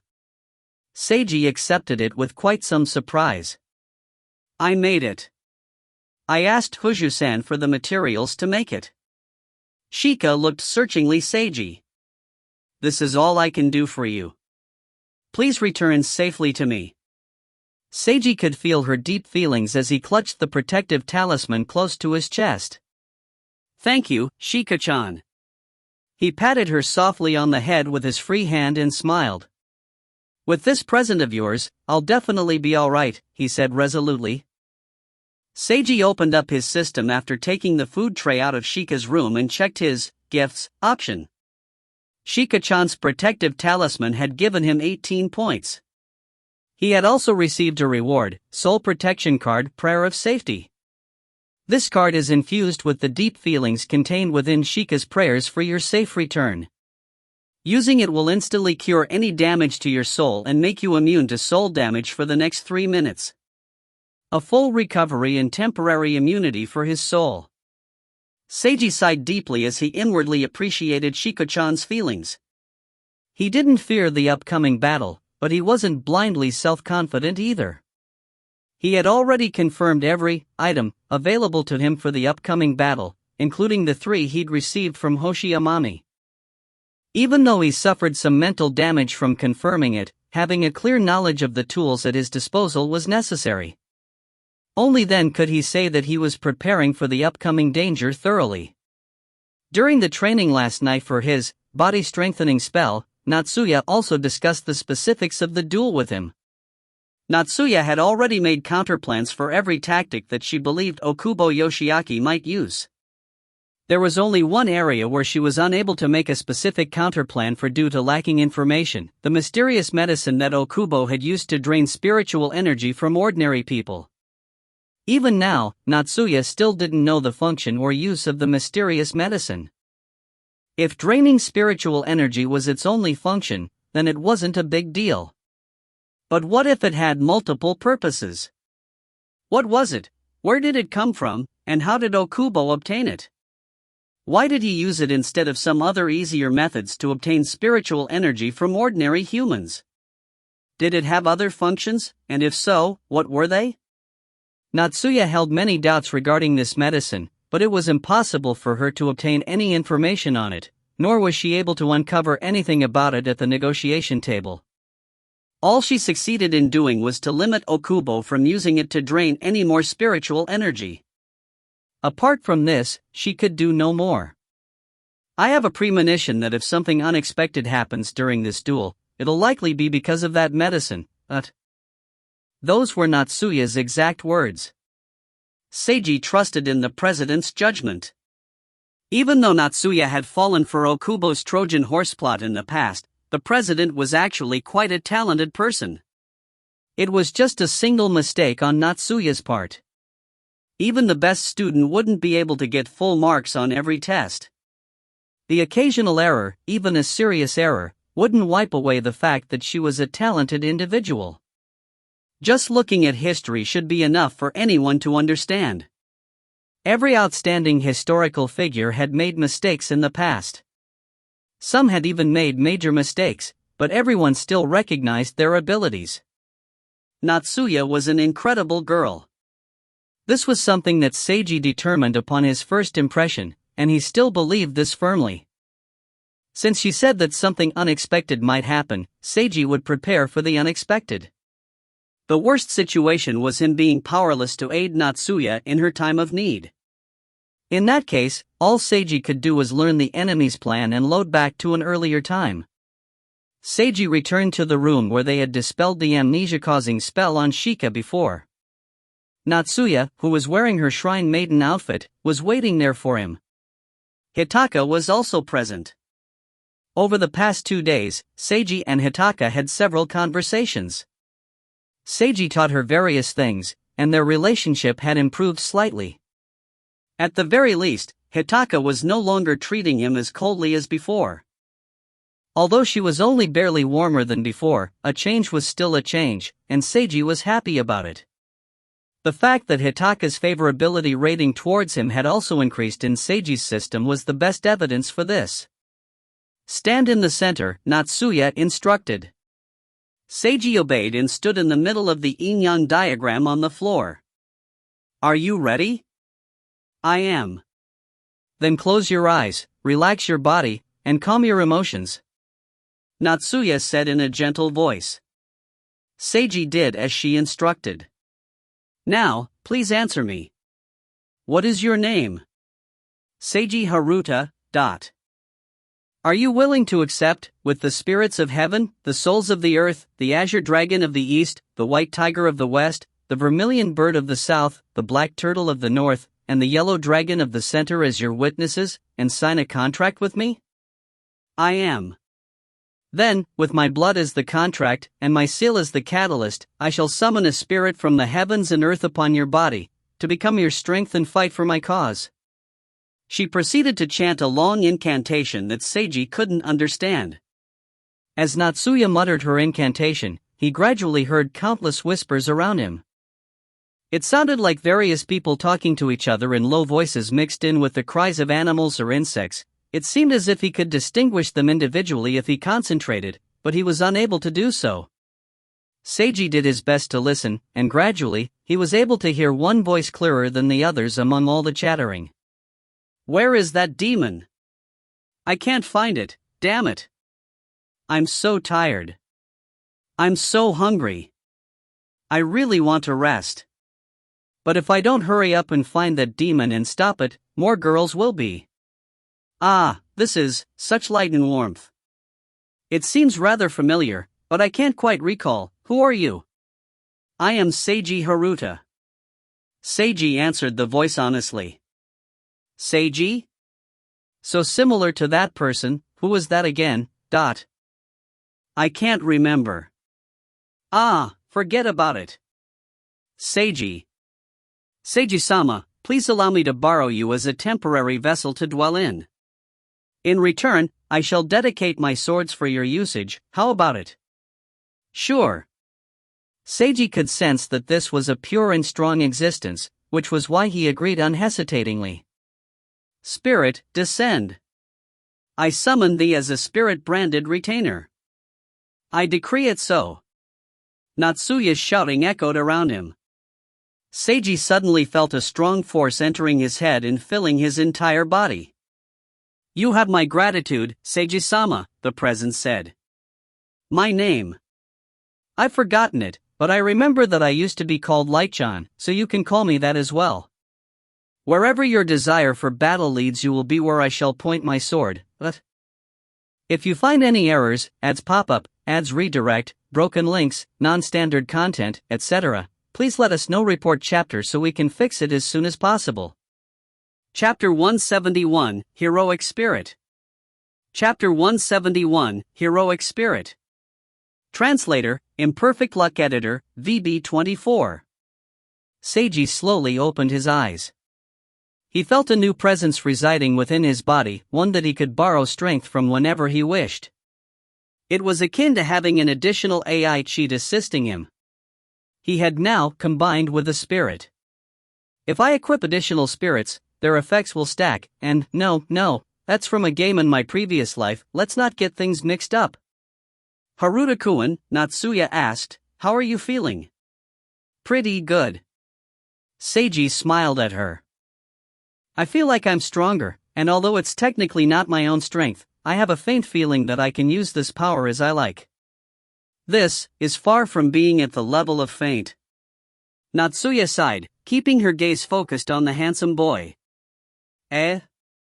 Seiji blinked in surprise. Is something wrong? You haven't noticed how special the spirit you received is? Special. Seiji thought about it. I heard his voice, but spirits should all be able to talk, right? He said his name was. Wait a moment. He noticed something strange. My spirit isn't a demonic spirit? Of course I'm no demon, a disgruntled voice said within Seiji's head. Seiji-sama, please don't mix me up with those lowly spirits. Oh, sorry, Seiji apologized reflexively. What I meant was, Weren't spirits all demons of some sort? He looked at the president, seeking an explanation with his eyes. Natsuya wore a serious expression on her face. Your spirit is a heroic spirit, Haruta-kun, she said. Seiji was lost for words.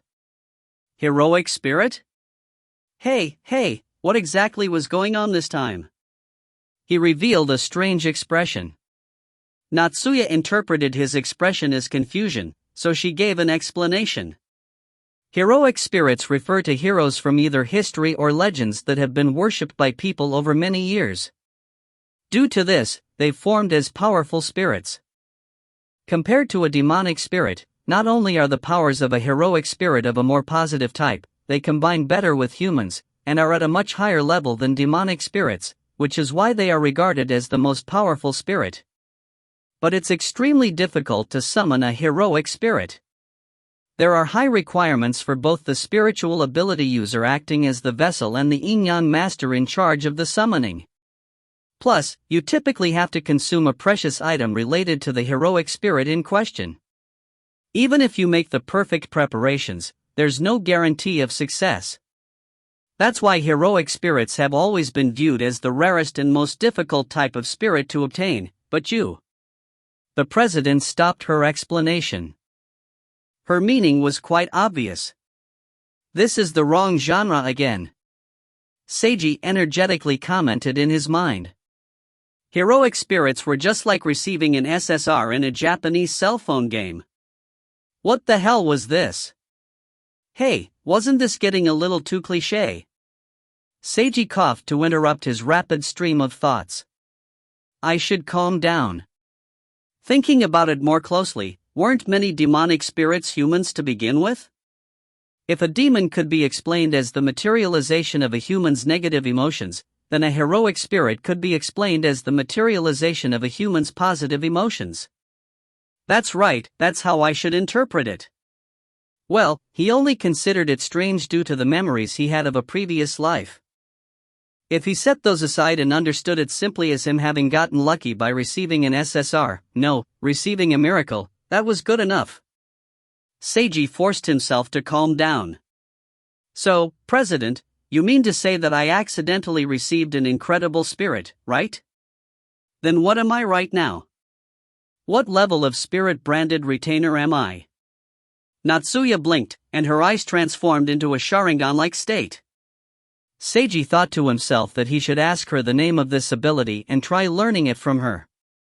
Every Naruto reader had the dream of learning Sharingan.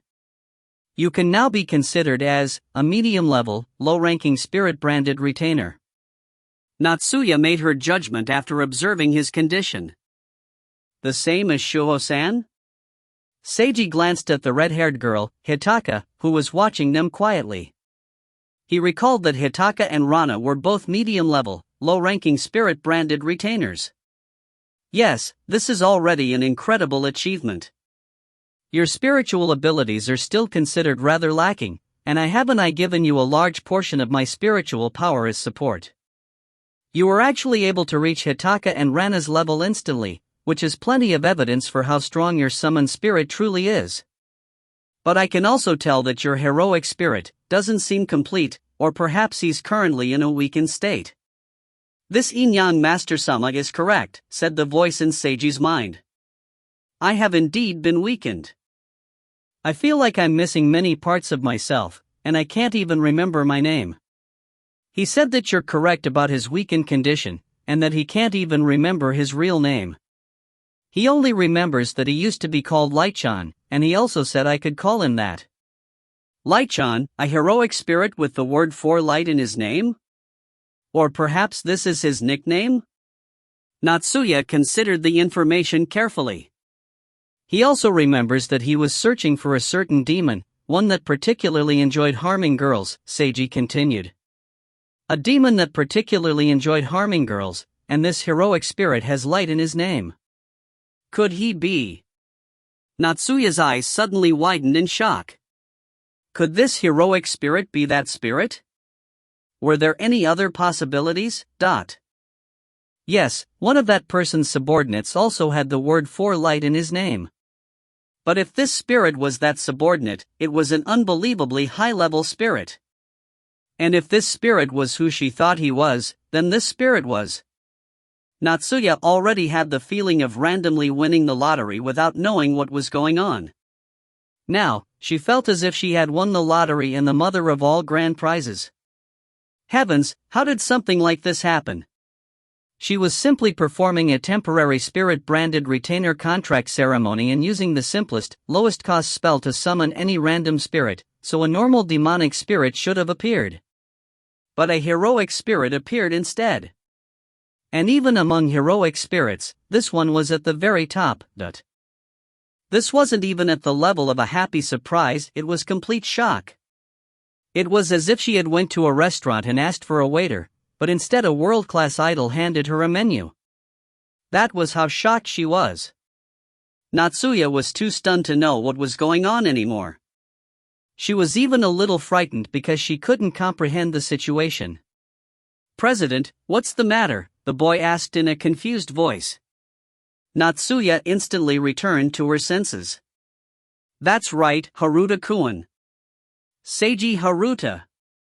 No matter how much she thought about it, the problem couldn't possibly have been with her, so he was the only explanation. The miracle-creating boy, who had created miracles more than once. Because he was the vessel, she was able to summon this heroic spirit. That had to be the explanation. Natsuya instinctively made that conclusion. Even though it was still rather mysterious to her and she didn't understand it, she was certain that the heroic spirit had bonded with him due to his uniqueness. Even if this heroic spirit wasn't in a complete state, it was still. By the way, this heroic spirit and his ancestor, the strongest one, were from the same generation, and legend had it that they'd worked together before. Various thoughts flashed through the president's mind. Haruta-kun. She finally opened her mouth again. I have a guess as to the identity of your heroic spirit. Oh? Who is it? Seiji asked curiously. Although I can't be 100% certain, I'm at least 80 or 90% sure of his identity. If he's really who I think he is, then this is no longer at the level of simply shocking. To Natsuya, this matter was as shocking as thunder striking on a clear day. It's even worth the effort for me to make a new battle plan with the spirit's identity as the foundation, Natsuya said in a serious tone, focusing on Seiji's face. This new battle strategy will have you as my main fighting force. Another way to say it is that you shall become my ace. What? Seiji was the one shocked this time. Ace. Hey, wasn't I was supposed to be a bystander, I know that this is really asking a lot of you, but your strength, your heroic spirit's strength is so strong that it's worth me doing all this. Of course, you have the right to decide. If you're willing to accept, I'll prepare this new battle plan. If not, it's okay to forget I ever brought it up. What do you think? Natsuya's inquired with her eyes. Just as Seiji was deliberating over his response, Light-chan spoke up again in his mind. Go ahead and agree to her request, Seiji-sama. If you find any errors, ads pop up, ads redirect, broken links, non-standard content, etc., please let us know. Report chapter so we can fix it as soon as possible. Chapter 172, Preparations. Chapter 172, Preparations. Translator, Imperfect Luck Editor, VB24. This Yin-Yang Master-sama trusts in you and would like to assign the most important task to you. That's a good thing. I believe in her sincerity, and if you accept her request and live up to her expectations, she'll definitely repay the favor. That still requires me to live up to her expectations, Seiji thought to himself. A newbie training right before the battle is about to become the ace of the duel? This is ridiculous. It's just like making a video game noob the ace in a PK clan. Although I'm not familiar with the situation, since this Yin-Yang Master-sama has already requested it of you, it means she believes that you can do it. That's why you shouldn't lack so much self-confidence and believe in yourself. I shall also support you with all my might. You can hear me even in my mind? And you can understand my thoughts? As long as you think it, I can mostly understand the meaning you're trying to express. I see. By the way, I think you misunderstood. She believes in you, not me. I am your strength. Believing in me and believing in yourself are identical. Seiji was left speechless upon hearing this. Haruta-kun, as expected, am I asking too much? Seeing Seiji's silence, Natsuya could only smile wryly. I suppose so. Even if you have excellent spirit, making you into an ace immediately. I shouldn't be so unreasonable. My apologies, I was too impulsive, you can forget. Seiji interrupted her with a sigh. President, you said you would prepare it as a new battle plan, right? This means that it's not 100% certain that this new plan will be used, right? Indeed. Natsuya nodded. It's just in case. What's the probability that it'll actually get used? Very low, and I hope that I won't have to use it, but seeing your new strength, I want to make appropriate preparations. To be fully prepared for every situation, is that it? Exactly. Natsuya looked into Seiji's eyes. Even if it's a low probability, there's still a chance, which is why I'd like to ask your opinion. Seiji fell silent once more for several moments. Okay, I accept, he said, sighing deeply. I don't feel like it'll end up happening, nor can I promise to perform well if I truly do end up being sent into battle, but I guess you can never be cautious enough. Thank you, Haruta-kun, Natsuya said, smiling brightly. Oh, this yin-yang Master-sama's smile is so beautiful. It's definitely worth fighting for such a moving beauty. Light-chan shouted some hot-blooded passionate words in Seiji's mind. This guy was just someone who liked to suck up to beautiful women, wasn't he? Chasing after beautiful young women is something every man dreams of. Okay, fine, Seiji had now confirmed that this guy was that type of bastard. Seiji-sama, aren't you my comrade? You also appreciate this yin-yang master's beauty. Her breasts are, ... Seiji couldn't bear it any longer and shouted at his newly bonded spirit.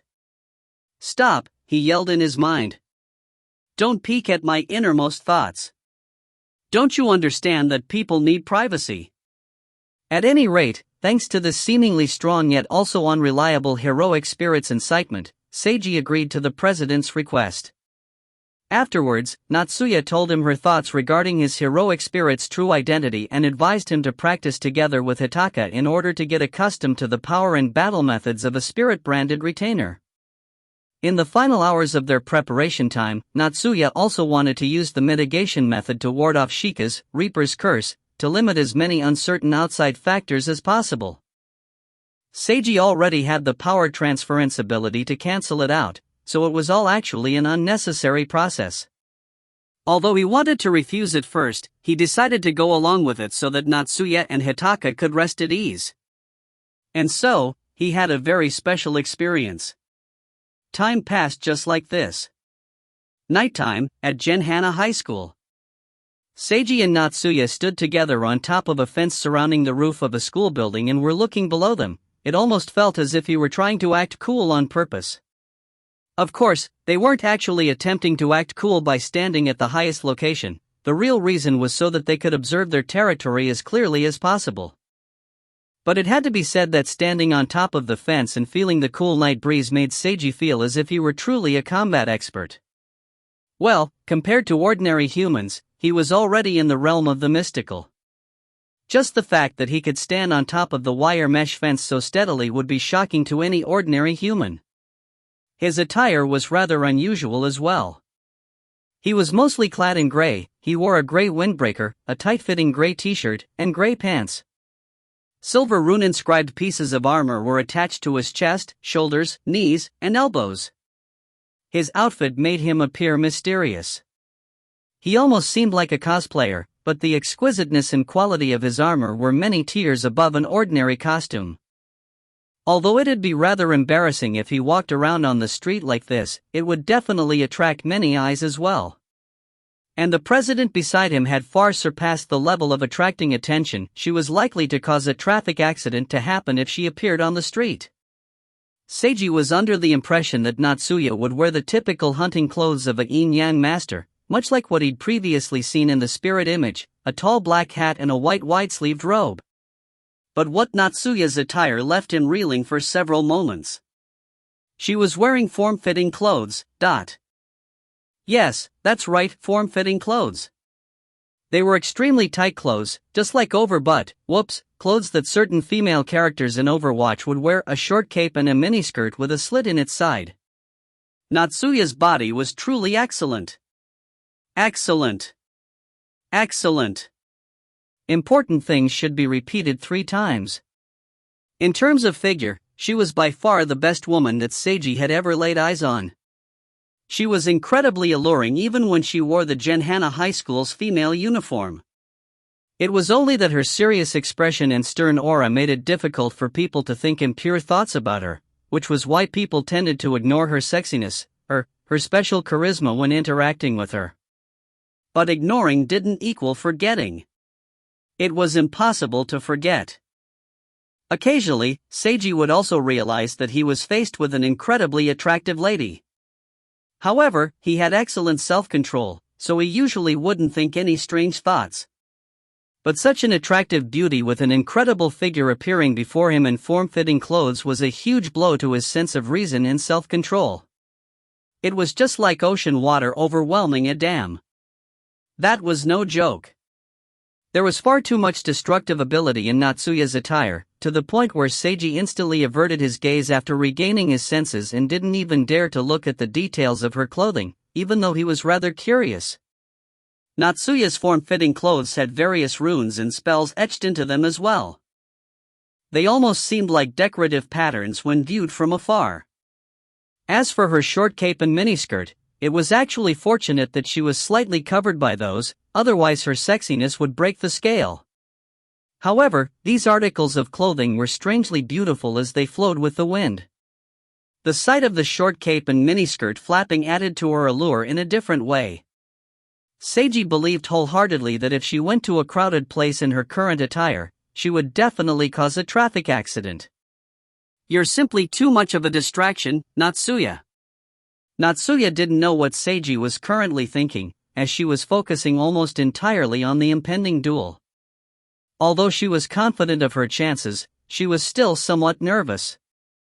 An appropriate amount of nervousness, however, would assist her in utilizing her true abilities. As for the boy beside her, Haruta-kun didn't seem nervous at all. Perhaps, she thought, it's because he's still an inexperienced beginner. Or is he simply confident in his own abilities?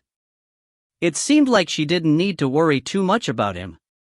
The inconceivable part was that even though Haruta-kun was a complete beginner, as well as a temporary spirit-branded retainer, just him standing by her side made her feel more reassured.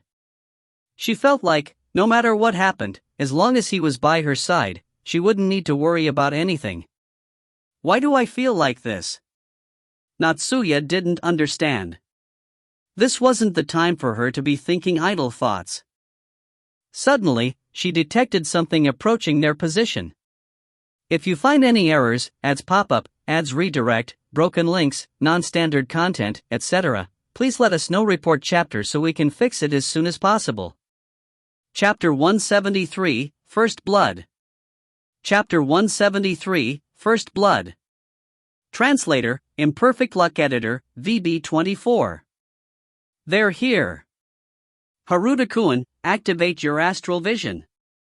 Seiji instantly activated astral vision upon Natsuya's reminder. He actually hadn't mastered this spell yet. He was casting it with his bonded spirit's assistance. Seiji's eyes instantly turned blue, and everything within his field of vision was also tinted blue. The world around him became much sharper. It was as if he were wearing high-tech night goggles. Astral vision. This type of vision rendered the school in a completely different light. Spell formations of various sizes were engraved on each of the school buildings, and some were revolving slowly. All the spell formations were radiating differently colored light. The largest spell formation was on the school grounds. It was so large that it exceeded the boundaries of the school grounds, and even with his enhanced vision, it was impossible to see it entirely. Apart from the formations, there were many other defensive measures, interlinked chains which hovered above the ground, strange, totem-like objects, and flying lanterns, dolls, talismans, and sheets of paper. There were also a variety of other mysterious objects that were either flying in midair or following fixed paths. The chaotic scene made Seiji feel dizzy. But what stood out the most of all were the various demons and spirits either guarding specific locations or roaming around. There was a huge, large hammer-wielding one-eyed monster with green skin and a bald head. There was a pitch-black demon that looked like a growth of aquatic weeds, and its many tiny eyes were opening and closing rapidly. There were a team of skeletal warriors clad in tattered armor and wielding rusty weapons. Seiji assumed these were grudge-bearing ancient spirits from some battlefield. There was a smooth, completely white abnormal-appearing demon. It was lanky, and in the place of legs and arms, it had 4 sharp blades. It lacked any facial features, and its head was also blank, save for a black talisman attached to the top of its skull. Witnessing all these sights was a truly eye-opening experience for Seiji. Many of these entities' appearances were inside of his expectations and were rather normal, while others seemed incredibly out of place. There were a few that he really wanted to comment on, especially that smooth, white demon. Seiji felt that without that talisman on top of its head, it would belong in a horror movie rather than a mystical school. There were far too many different types of demons and spirits for him to ask Natsuya about, which was why he didn't ask anything. There would be plenty of time to chat after the duel. At any rate, under astral vision, the school was far different from how ordinary people saw it. Only after he personally witnessed this sight did Seiji finally realize what the president had meant by calling the school her castle. This was indeed Natsuya's castle with her as its yin-yang master. This was indeed her well-defended territory. However, the castle was currently under siege. A huge number of demons approached both from the ground and the air. The majority of them were red-skinned demons sporting horns and wings. They were the same type that Seiji saw when he was dispelling the amnesia spell on Shika. This time, there weren't a ridiculous amount of demons like in the Soul Layer, but there had to be at least several thousand pouring towards the school like an unstoppable tidal wave. When they got close enough, various spell formations suddenly lit up and shot orange lasers at the demons, vaporizing most of them into thick, smoky mist. The remaining few demons continued to press onwards. Yet more spell formations lit up, filling the courtyard with beams of multicolored lights that shot into the ranks of the remaining enemy demons. Thanks to yet another baptism by lasers, only a few dozen demons remained. After they finally entered the school grounds itself, the barrier covering the school destroyed many of their number, leaving only a pitiful dozen or so that were instantly mopped up by the patrolling skeleton team's swords and arrows. Seiji rubbed his chin in contemplation. This feels like a tower defense game. In actuality, that was probably what this was. The enemy's goal was to destroy the critical defense locations here, while Natsuya needed to protect the school, which was basically the exact goal of a tower defense game. Not only that, if Seiji thought of the yin-yang masters as summoners and treated the spirit-branded retainers as champions, this was basically freaking League of Legends. Come, let's shout Demasha together. Seiji coughed. I shouldn't get too excited. Seiji, a temporary spirit-branded retainer and a beginner to yin-yang master warfare, felt that he could only be the equivalent of Garen if he were compared to a League of Legends champion. The starter champion, who was one of the cheapest ones to buy, had abilities which only needed a cooldown and no mana. He was easy to learn and had a balanced attack and defense but had a few obvious weaknesses. Hey, that means I should. Whoops, I went off on too much of a tangent. Seiji hurriedly made himself come back to his senses. He saw that a new wave of demons had already arrived en masse. They rushed at Natsuya's defense formation frenziedly. How long would the enemy's attack and their defense last? Just as he wanted to ask, he heard a thud from the side. It's Rana. Natsuya gave only that simple statement before she instantly jumped off the fence and ran towards the right. Seiji followed her. Since both of them were using the body strengthening spell to cover ground quickly, it wasn't long before they saw what was going on. Rana was currently battling with a man wearing strange black clothing. The current Rana's appearance was a far cry from how Seiji was used to seeing her. Her body was shrouded in a dark red mist which turned her invisible.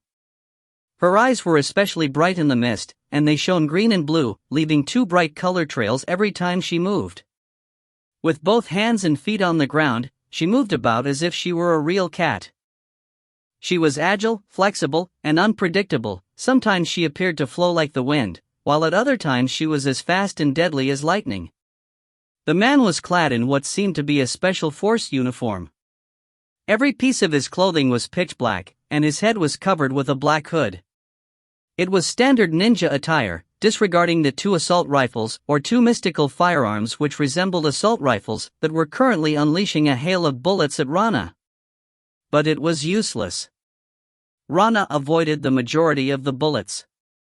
The few which made contact with her were deflected by her mist, leaving her unscathed. Rana was darting into the man's blind spots before launching a lightning-fast offense. The man was barely managing to hold on, and he tossed one gun down onto the ground, attempting to change his ineffective weapon for a better one. Pound. Star. Just as the gun left his hand, Rana charged at him at an unbelievable speed and headbutted him, sending him soaring into the air. The man had obviously been injured by this.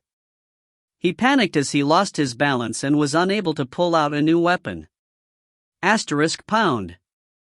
Boom. Smack. Star. There were 3 successive midair thuds. The first 2 blows were too quick for Seiji to see clearly. However, he managed to capture the last move. In the last blow, Rana stomped both her feet onto the black-clad man's head, sending him hurtling into the dirt like a meteor. After a tremendous crash, the black-clad man was buried into the ground with only his lower half sticking out. First blood. What a classical death. Whoops, he wasn't dead yet. In Seiji's astral vision, the black-clad man still showed up as a color, which meant that this man's soul was still present, and he hadn't died yet. He's Okubo's temporary spirit-branded retainer, Natsuya said after carefully examining the man. His combat clothes are of the scouting type, which means that this retainer's role consists of only scouting. He probably sneaked in during the demon's attack while the spell formations were preoccupied in order to find out the specific locations of our critical defense points, but did he succeed? What I mean is it possible that he already discovered the locations and sent out the information? It's not possible in such a short time. Oh, what should we do next, then? Seiji glanced at the enemy retainer still buried headfirst into the ground, before looking back at Natsuya with an inquiring gaze. Pull him out and I'll seal his powers and leave him here. Is that really alright? It's fine, he won't die. Natsuya turned around to look at Rana, and Rana waved her her hand, then turned around and ran off, blending into the shadows. After Seiji and Natsuya took care of the black-clad man, they returned to the rooftop. They were just in time to witness the defeat of the second demon wave. Are there going to be more? I doubt it. We've already defeated his scouting retainer, so there's no more meaning to such an attack anymore unless he wants to waste his spiritual power and mana. Then what will be? Before Seiji could finish his question, he saw a car turn around the street corner and head straight for the school. It was a funeral home car, the one also known as a hearse. If you find any errors, ads pop up, ads redirect, broken links, non-standard content, etc., please let us know. Report chapter so we can fix it as soon as possible. Chapter 174, Clash. Chapter 174, Clash. Translator, Imperfect Luck Editor, VB24. Sakura Island's hearses had a very unique appearance, making it impossible to mistake one.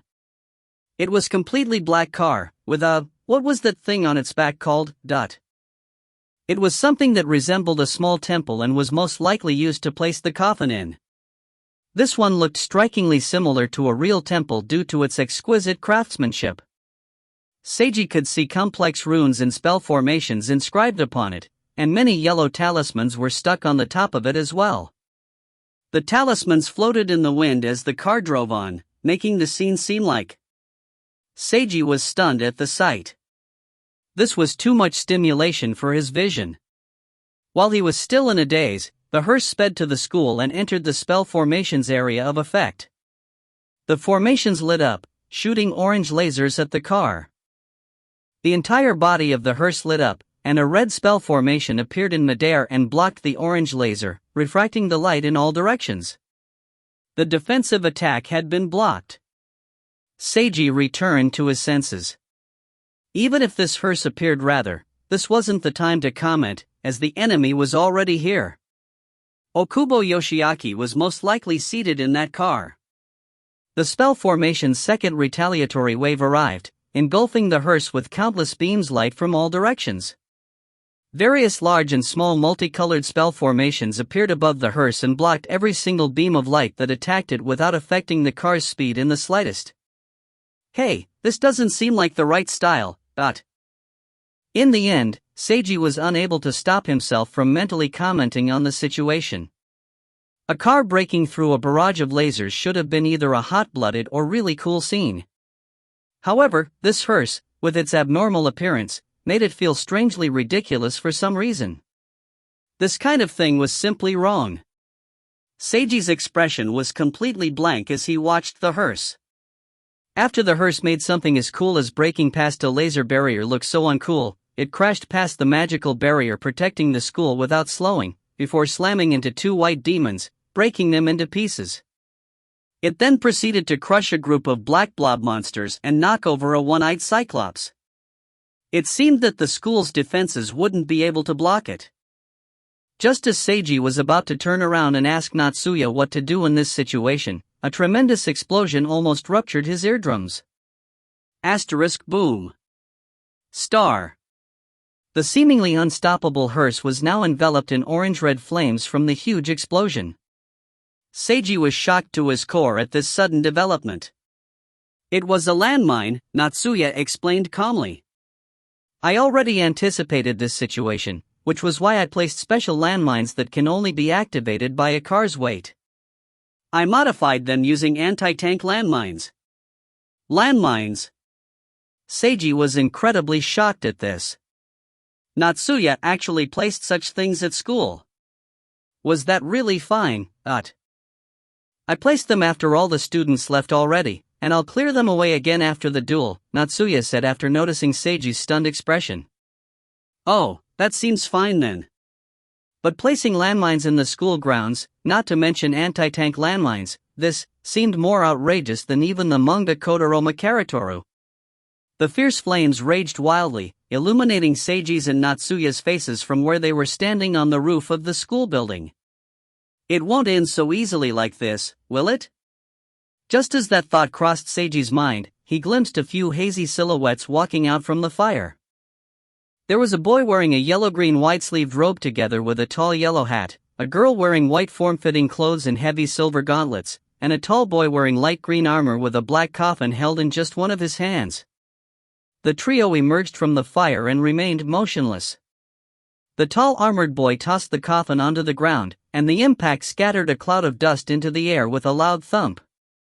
The boy in the tall yellow hat tilted his head upwards and looked in Seiji's and Natsuya's direction. When they exchanged glances, Seiji confirmed that this was Okubo Yoshiaki. Okubo was a handsome boy, but his face was slightly too sharp and gaunt. His skin clung tightly to his skull, and the look in his eyes was rather grim and dark. All the demons and spirits, together with the flying papers, lanterns, dolls, and so on, gathered a few paces away from the trio. Okubo lifted his hand, revealing 7 or 8 talismans, which he proceeded to toss into the air. The talismans transformed into numerous large diamond-shaped crystals that began spinning and shooting out fast red bullets of light in all directions.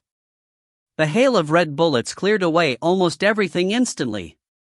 The tall armored boy crouched and suddenly jumped up, unsheathing his sword. His target was Natsuya. Seiji could feel real killing intent heading towards him. Just as he was about to respond, the president stopped him from doing so. Someone jumped out from behind them and moved to block the armored boy in midair. It was Hitaka.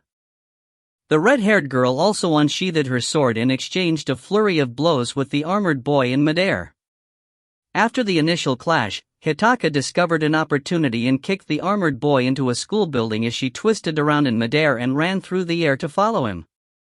Seiji could hear Hitaka and the armored boy continue their battle within the building. The remaining 4 people merely stared at each other. Suddenly, the white-clad girl took 2 steps to the right and punched the empty air. Pound!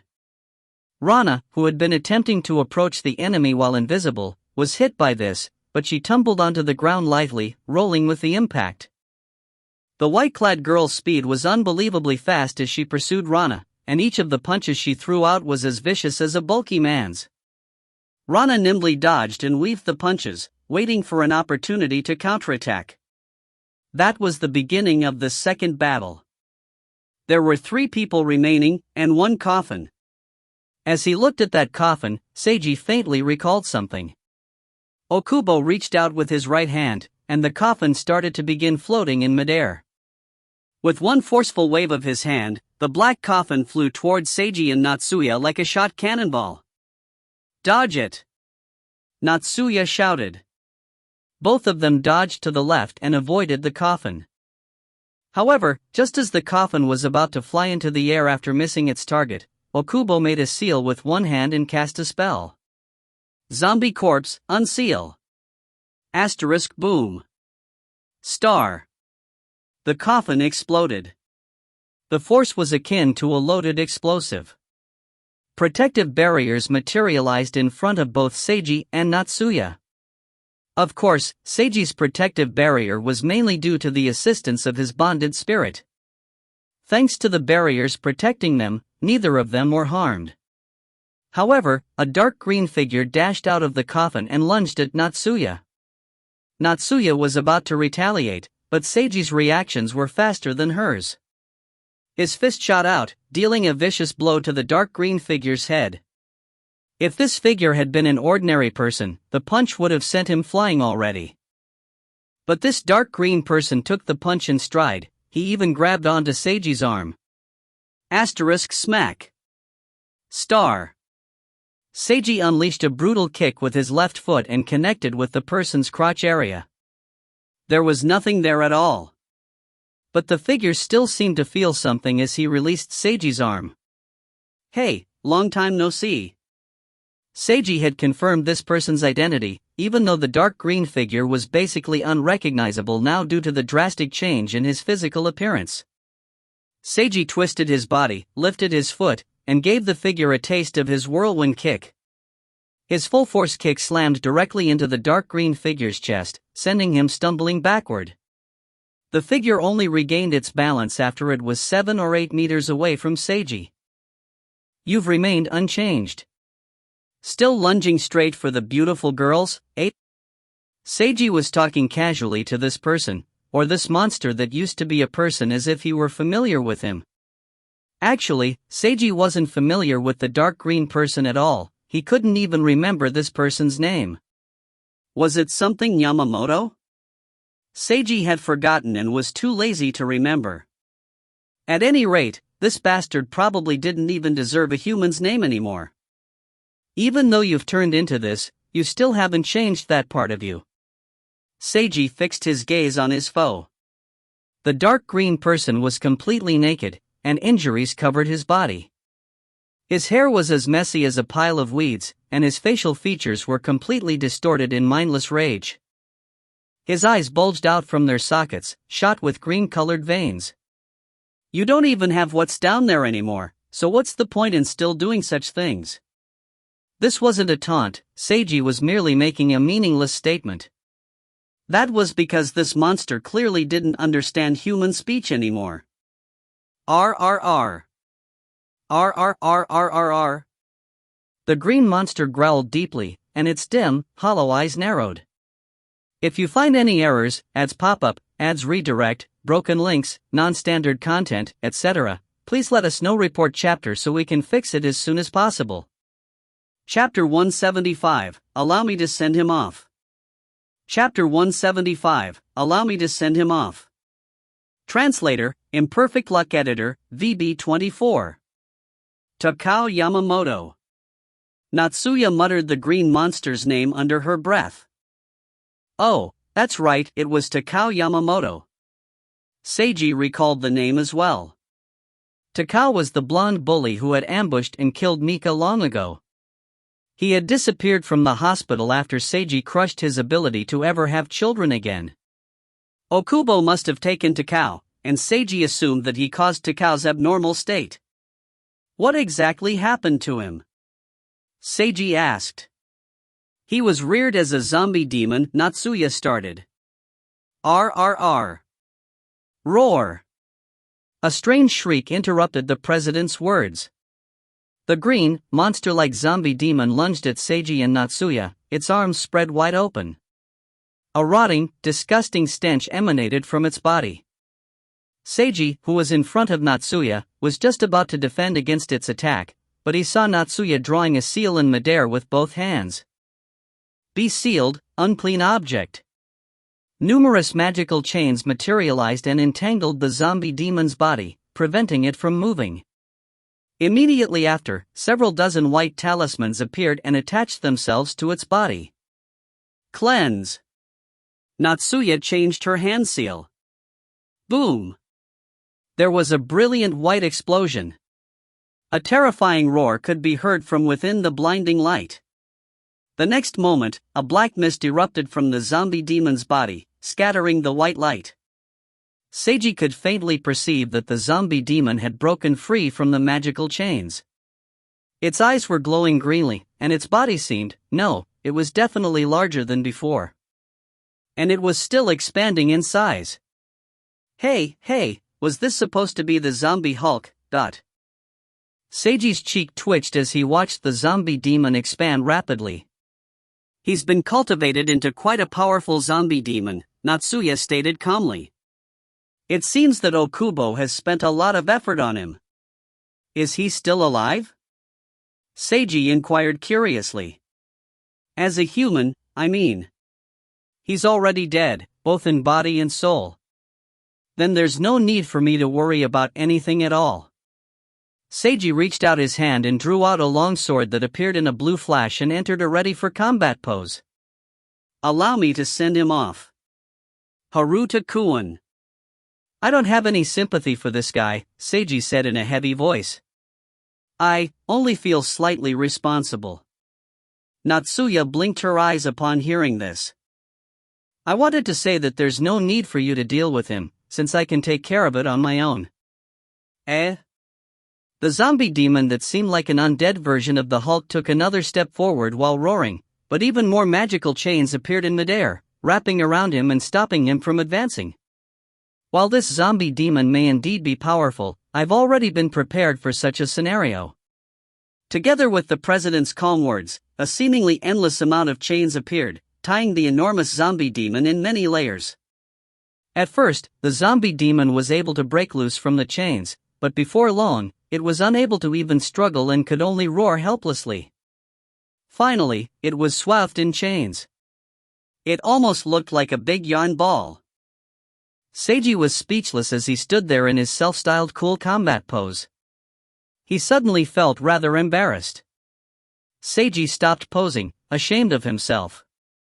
He was just a bystander to begin with, so why was he posing like that? Plus, he said something so pretentious. Honestly. Haruta-kun, do you really want to fight it? Seiji scratched his face awkwardly, unable to come up with a reply. You want to send him off because you feel slightly responsible. Is that how you truly feel? Natsuya had a serious expression as she looked at him. Seeing her expression, Seiji also put on a serious face. Yes, it might be a little bit arrogant, but that's how I truly feel. After a brief silence, Natsuya spoke. Then go ahead, she said calmly. She looked towards the pile of chains and made yet another seal with her hands. A huge number of white talismans furiously attached themselves to the chains to the point where nothing but white was visible. Cleanse. A white light at least 10 times stronger than the last one exploded, sending a pillar of light shooting up into the sky. After the light gradually dissipated, the zombie demon returned to its original form. It was now kneeling on the ground somewhat pitifully. Its power has been greatly diminished. You should be able to handle the rest. Natsuya turned around to leave. Okubo's already begun breaking my defense, so I need to go deal with him. Go ahead, and do your best at sending him off. Right after she finished her last sentence, the president dashed off to find her enemy. Seiji and the zombie demon were the only ones remaining here, and they stood facing each other. She is such a gentle girl. Seiji smiled and expressed gratitude towards Natsuya within his heart. He then raised the longsword in his hand once more. Stand up, Takao Yamamoto. The zombie demon gradually rose to its feet, making it seem like it really could understand Seiji. I don't know you. Nor do you know me. But, rather than being cleansed like this, you would probably prefer for someone to send you to hell. Takao wasn't Seiji's friend, nor was he really an enemy, and this was about as far from a fated battle between rivals as could be. This was merely one stranger sending off another slightly familiar stranger. The zombie demon roared as it lunged at Seiji. Seiji greeted it with a flourish of his sword. And so their clash began. Ayumi Himiki was fond of battles. Well, she wasn't fond of personally battling. She enjoyed watching other people fight, and she especially loved watching fights where the participants were wagering their most precious possessions or even their lives, the so-called yin-yang master duels. The Himiki clan was well known in the mystical society for being an excellent judging clan. Although Ayumi was still young, she was renowned for her fair attitude and appropriate supervision. Her records of the duels were neither too detailed nor too simple. They described the situation perfectly while protecting both sides' secrets. As a result of this, she always received glowing reviews from both sides in the duel. That was why her business was excellent and she always received requests to judge duels. But she was still young and inexperienced, so it was mostly the younger generation that invited her to judge duels. This time, it was a duel between the daughter of the Yorihana family and the son of the Yoshiaki family. Just like always, Ayumi stayed outside the battlefield but not too far and watched the proceedings with a spell. There was only one husky dog accompanying her. This husky was her spirit-branded retainer. That's right, the dog had been raised using a special method, and possessed spiritual power. Ayumi had signed a contract with the husky and recruited it as her spirit-branded retainer. As a vessel for a spirit, it was difficult for an animal to match a human's power. But there were also advantages, such as never leaking any secrets. That was why Ayumi was always able to take her husky retainer with her while judging. This is a rather boring duel, isn't it, Taro? Ayumi was snacking on potato chips while watching the duel unfold before her. Woof! Her husky, which had a strict-seeming black and white face, responded with a bark. So you agree as well, there's too much of a difference between their powers, so there's nothing to even enjoy, but... Ayumi continued chewing on her potato chips as she assessed the duel using her long experience as a judge of many duels. Well, this didn't actually even need that much experience to assess. Even an ordinary human who had watched fantasy movies before could probably come to the same conclusion after watching for a while. The red side, led by the Yorihana family's daughter, was certain to win. First was the red-haired girl's battle against the armored boy, who was part of the blue side and the retainer of the Yoshiaki family's son. The armored boy had extremely high defense and was quite spirited, but it was all rather useless. It was almost impossible for his attacks to hit the red-haired girl, and instead the girl's attacks almost all managed to connect, steadily depleting the boy's mana level. Next was the red-side cat girl's battle against the blue-side white gauntlet girl. The white-clad gauntlet girl's movements were swift and her attacks were fierce. Many of her attacks connected with the cat girl, seemingly giving her an advantage.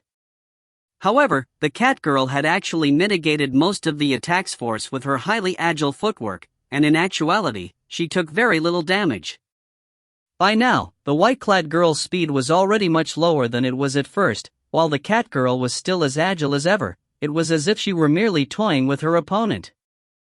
It was easy to determine the superior party. And as for the red-side Windbreaker boy's battle against the blue-side zombie demon, in this battle, it was even easier to tell who would emerge victorious. The zombie demon's power had been greatly diminished.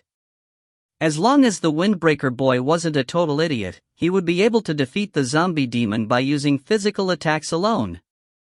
To Ayumi, this handsome boy seemed like a newbie to battle. His combat outfit and weapon were all totally standard with zero customizations, and his movements seemed rather, stiff.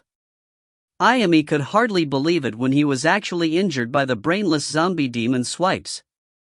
How stupid of him to make such a low-level mistake.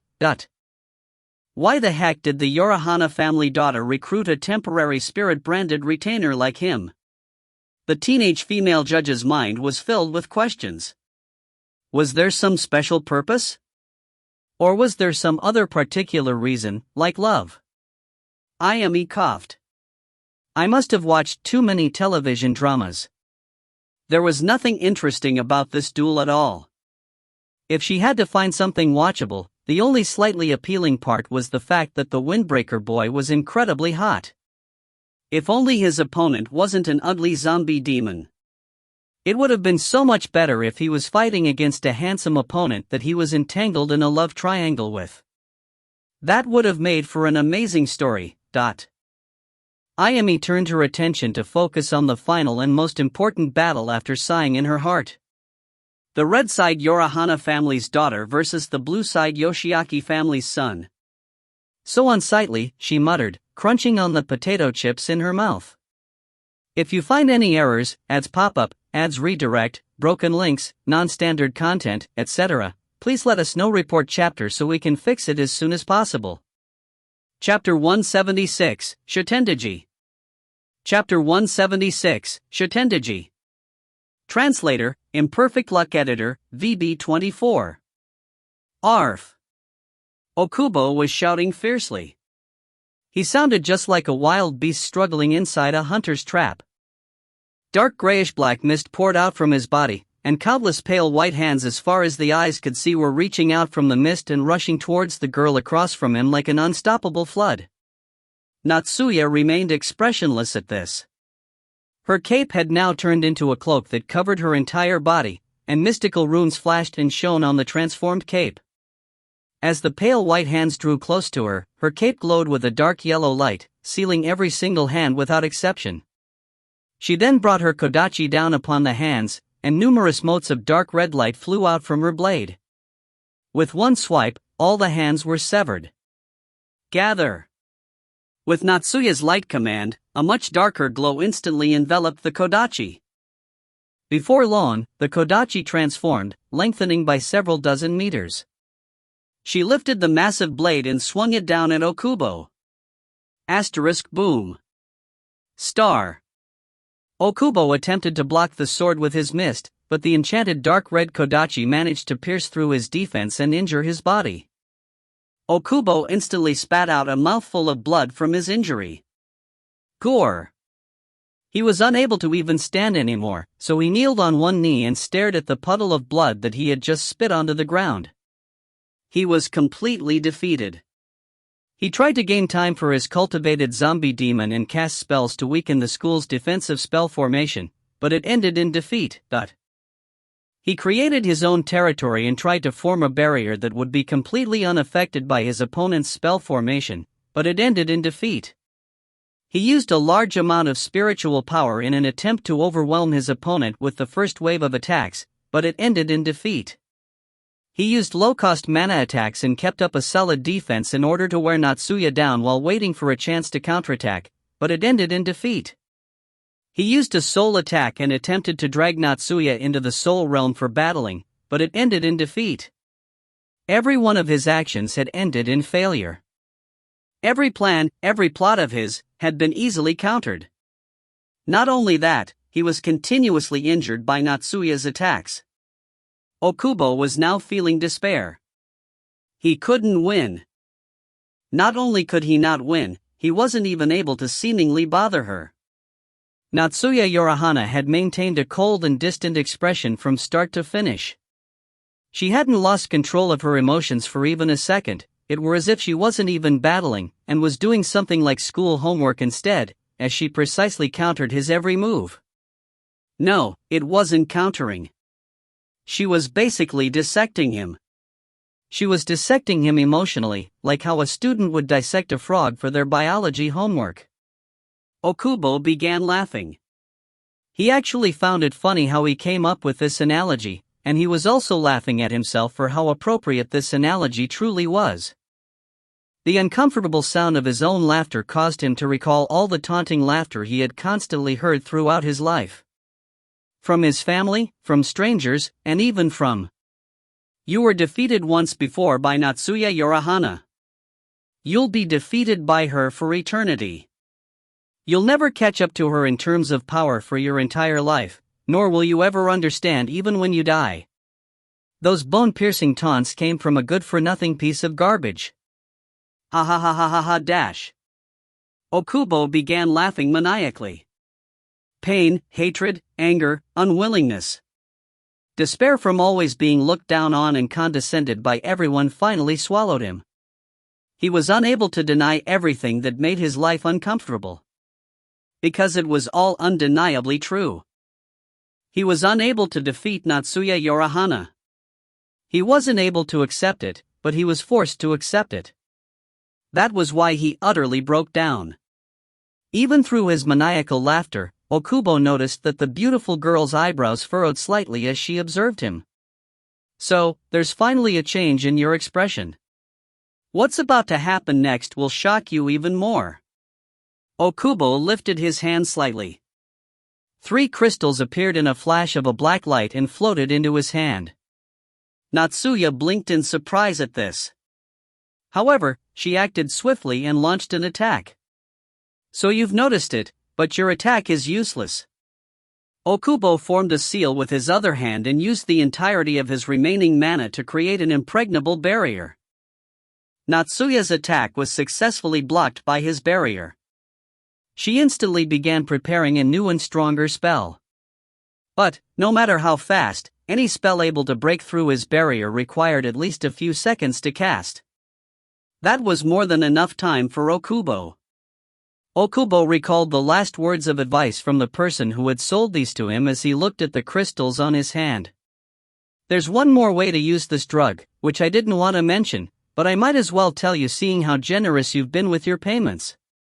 This is a method that only yin-yang masters can use, and it won't work on spirit-branded retainers. It involves consuming the main body and summoning a spirit which will possess you.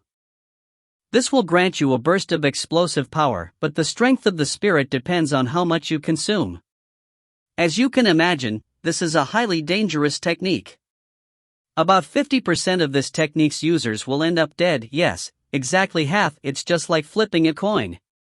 And even if the user manages to survive, there might be irreparable damage to the soul.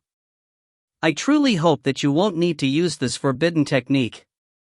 That person had chuckled while telling him this.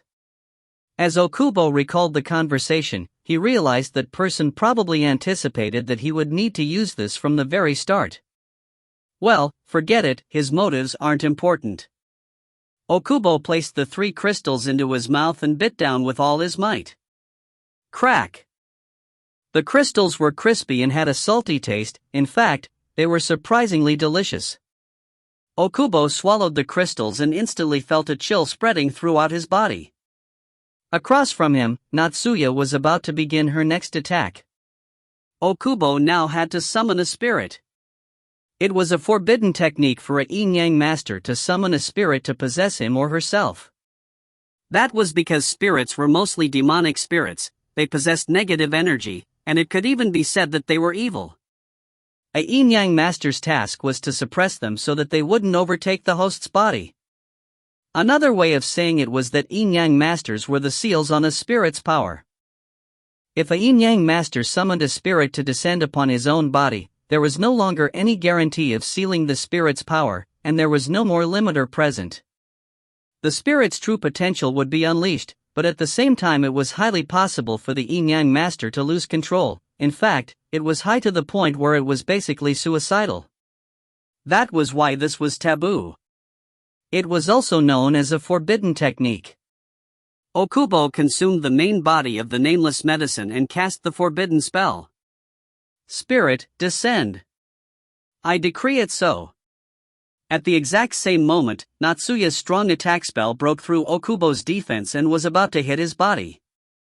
Suddenly, a blood-red light exploded from his body, dispelling Natsuya's attack spell. Natsuya smelled a strong scent of blood. She felt an incomprehensible sense of terror and reflexively retreated backwards at top speed. She soon found that this had been the correct action. That was because an enormous blood-red wine gourd smashed into the ground where she had just been standing. Not only did the gourd gouge out a large hole into the ground, it even destroyed part of the spell formation drawn into the school ground there. Ahahaha! A beautiful virgin. The blood-red light dissipated. What appeared was a tall, strong figure with fiery red long hair and two horns growing out of the side of his head. He was an incredibly handsome man wearing blood-red-colored traditional Sakura Island clothing, with his right shoulder bare, revealing a collection of black tattoos. "I'm in love with you. Be with me and become my woman." The man grinned widely as his red eyes sparkled with a blood-red glow. Just his physical appearance alone would make him seem rather attractive.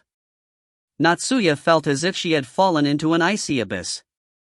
Her body was instinctively afraid of this person to the point where it was difficult to control her fear. Not only that, she was shocked to her core. Okubo Yoshiaki actually summoned a spirit to descend upon his own body. That was a forbidden technique for yin-yang masters. Was he suicidal? Not only that, he summoned this particular spirit. It was one of the most famous demons of them all, the king of 100 demons, and this spirit was considered as one of the 3 strongest and evilest demons of them all. This demon particularly loved to harm virgins, and his favorite things to devour were exquisite wine and virgin flesh. People called this demon Shitendeji. If you find any errors, ads pop up, ads redirect, broken links, non-standard content, etc., please let us know. Report chapter so we can fix it as soon as possible. Chapter 177, Minamoto no Reiko. Chapter 177, Minamoto no Reiko. Translator, Imperfect Luck Editor, VB24. Ayumi Himiki dropped the potato chip in her hand. Shitendeji. She was stunned, and her mouth was wide agape. The bonding rate was so high. No, she should say that this was the first time she'd ever witnessed such a high synchronization ratio. It was especially shocking as it was with the infamous demon Shitendeji, but Ayumi felt like this would turn into a huge incident. Synchronizing with the demon spirit Shitendeji was no joking matter. Shitendeji was one of the 3 strongest and evilest demons. To compare this to a natural catastrophe, Shitendeji was the equivalent of an earthquake or a typhoon. Ayumi returned to her senses and reflexively thought about giving an official warning to the duelist Okubo Yoshiaki. An official warning from the judge meant that there was something that broke the rules or a situation which absolutely required the duel to be paused. The moment she gave such a warning, both sides' personnel that had been prepared beforehand would immediately stop the duel and protect both duelists. Obviously, it was a serious matter to forcibly stop the duel. If the judge made an official warning that was later thought of as unreasonable, the judge's career would basically be ruined, and for the more severe cases, the judge's life would basically be over. Ayumi judged that the situation had gone out of control and was about to give an official warning, but she paused right before giving the warning. Wait a moment, Shitendeji doesn't seem all that terrifying or imposing. She continued observing the battle closely. In her spell that projected the fight, Shitendeji had begun attacking the Yorihana family's daughter, who dodged each attack and circled around the field. This Shitendeji was quite powerful, but not overwhelmingly so. Ayumi wasn't looking down on the Yorihana family daughter, but the fact that Shitendeji didn't overwhelm the scion immediately meant that this Shitendeji wasn't actually all that powerful, or at least not powerful to the extent that it wasn't allowed. If it didn't break the restrictions, there was no need for an official warning. Ayumi decided on her new course of action. It was a forbidden technique for yin-yang masters to summon spirits upon themselves, but that was only for their own safety. While synchronizing with a spirit to such a degree was also quite dangerous, all of this was still technically allowed by the duel as it wasn't breaking any rules. As long as the destruction wrought wouldn't surpass the expectations by too much, there was no reason to stop this duel. Ayumi lowered her hand and grabbed a new bunch of potato chips. It's become more interesting now, Teru. I thought that things would end like that, but I never anticipated this. Woof, her husky responded with a bark. The Yoshiaki family's son is really giving it his all. Even if I'm delighted that the duels become more interesting, to use such a suicidal method, it's difficult to comment on. Ayumi crunched on her potato chips. Woof woof. I wonder if the Yoshiaki family's son will still be alive after the duel. Anyway, right now, the Yorihana family's daughter needs to get past this danger first. What would the final result be? Ayami continued observing the duel curiously. As long as the battle wasn't boring, she didn't really care what the result was. Inside Genhana High School, Seiji was highly worried about the deafening sound that rung out from the front of the school building. That was where Natsuya and Okubo were currently dueling. What is the situation like, he thought. It sounded as if one side had brought out something like a crazy Gundam swinging a huge battle hammer recklessly. He wanted to hurry up and deal with his opponent so that he could go see what was going on. Seiji's battle with the zombie demon was nearing its conclusion. His battle had started on top of the school building. As they fought, they jumped down to the ground, and they had been battling behind the school building all the way until now. Seiji had sliced off the zombie demon's head at least 17 or 18 times already, and he was lightly injured as well, as evidenced by his slightly tattered combat clothes. Seiji-sama, Light-chan said, this monster is no longer able to resurrect. If you take its head one more time, it'll be over, I know. The zombie demon lunged towards Seiji for the umpteenth time. It had zero intelligence whatsoever and was relying purely on its instinct to fight. Seiji was only wounded as this was his first ever experience fighting a magical monster, so he made a low-level mistake. After he grew accustomed to fighting the demon, he didn't repeat the same mistake. Seiji sidestepped the zombie's pounce and swung with his kodachi, lopping off the zombie demon's right arm. A few seconds prior to this, the zombie demon's arms and even head would completely regenerate after a moment or so, but this time it was different. The zombie swiped at Seiji with its left claw. Seiji blocked the zombie's hand with his sword, spun around like a whirlwind, and used his momentum to slice again. The zombie's left claw went flying. That didn't hinder it in the slightest, it pursued its offense by attempting to headbutt Seiji. Seiji avoided the zombie's clumsy attack yet again and brought his blade down upon its head. Seiji's attack missed. It wasn't due to the zombie dodging. Instead, it had collapsed. The zombie slid a great distance due to its wild charge. Seiji nearly observed the zombie. Despite the loss of its right arm and left hand, it tried to claw its way back up again. It attempted to support itself using the stump of its left arm but lost its balance and fell over once again. Seiji sighed and walked over. Farewell. The zombie had finally managed to climb up again when Seiji's blade descended upon its neck. The zombie's head went flying, but it disappeared and transformed a puff of black smoke before reaching the ground.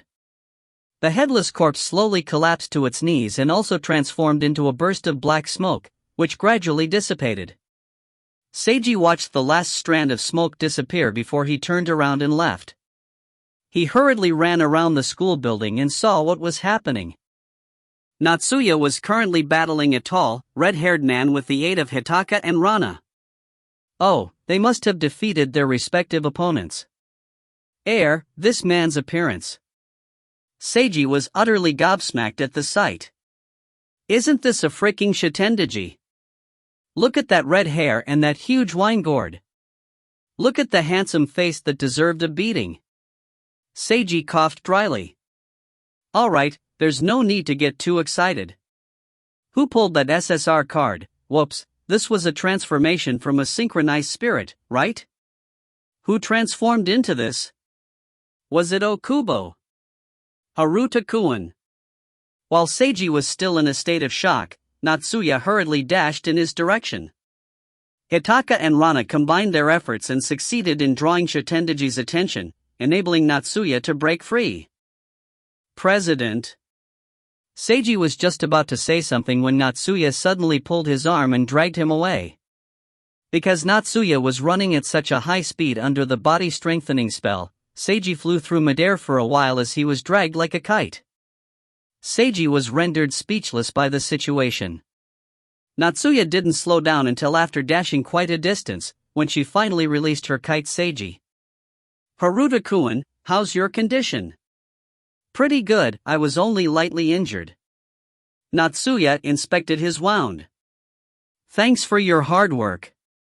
The current situation is just as you see, Shitendaji has appeared. That's the result of Okubo summoning a spirit to his own body and transforming into it. I guessed as much. It's a forbidden technique for yin-yang masters to summon spirits into their own bodies. I never expected him to do such a thing. Not only that, coincidentally, he summoned Shitendaji. Natsuya looked at Seiji with a strange, indescribable expression on her face. Seiji tugged at his mouth. It was indeed far too coincidental. Was everything actually not a coincidence at all? If things were too coincidental, it was only natural to suspect that there was some unknown force behind it all, but what could possibly cause all this? Was there a force that could control it? If it were truly a coincidence, just how unlucky was Okubo? Wait, unlucky? Seiji's eyes lit up as an explanation popped into his mind. Yes, there's one force out there that could influence all this.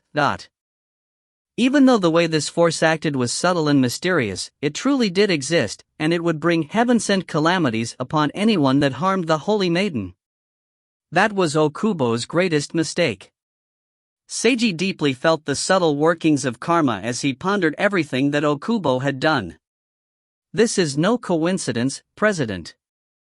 He looked at her, hinting his thoughts with his eyes. Natsuya suddenly grasped what Seiji was hinting at, and her expression became one of realization, before turning into stunned amazement. Shika Kagura, if the Reaper's curse can even influence this matter, then it's due to the fact that it could be mitigated. This mysterious force seemed rather subtle, and even somewhat insignificant. But at this moment, Natsuya felt the mystical effects of karma, just as Seiji did. Okubo's fate was already decided when he harmed Shika-chan, Seiji said, before smiling widely. I am his heaven-sent calamity.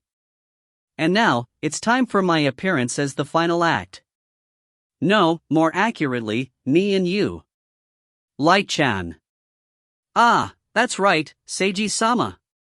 A spirited voice exclaimed in Seiji's mind. I'm not sure what exactly happened, but it's great that I've encountered this vicious demon again.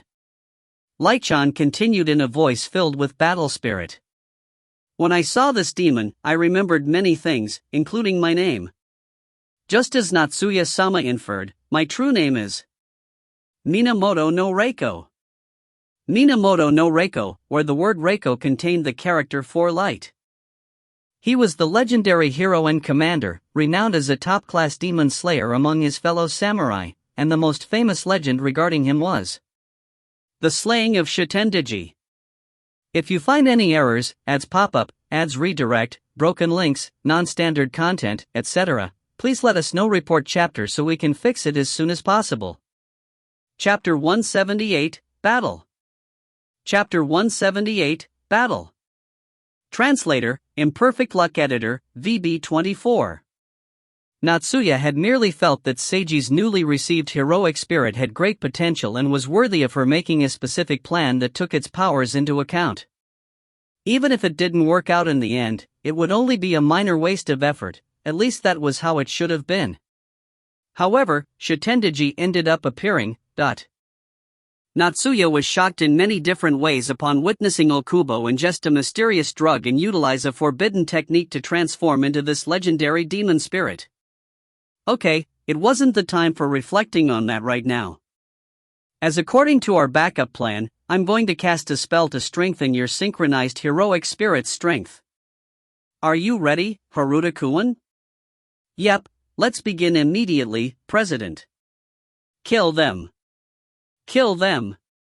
Kill them. Kill them all. Okubo shouted from deep within his soul.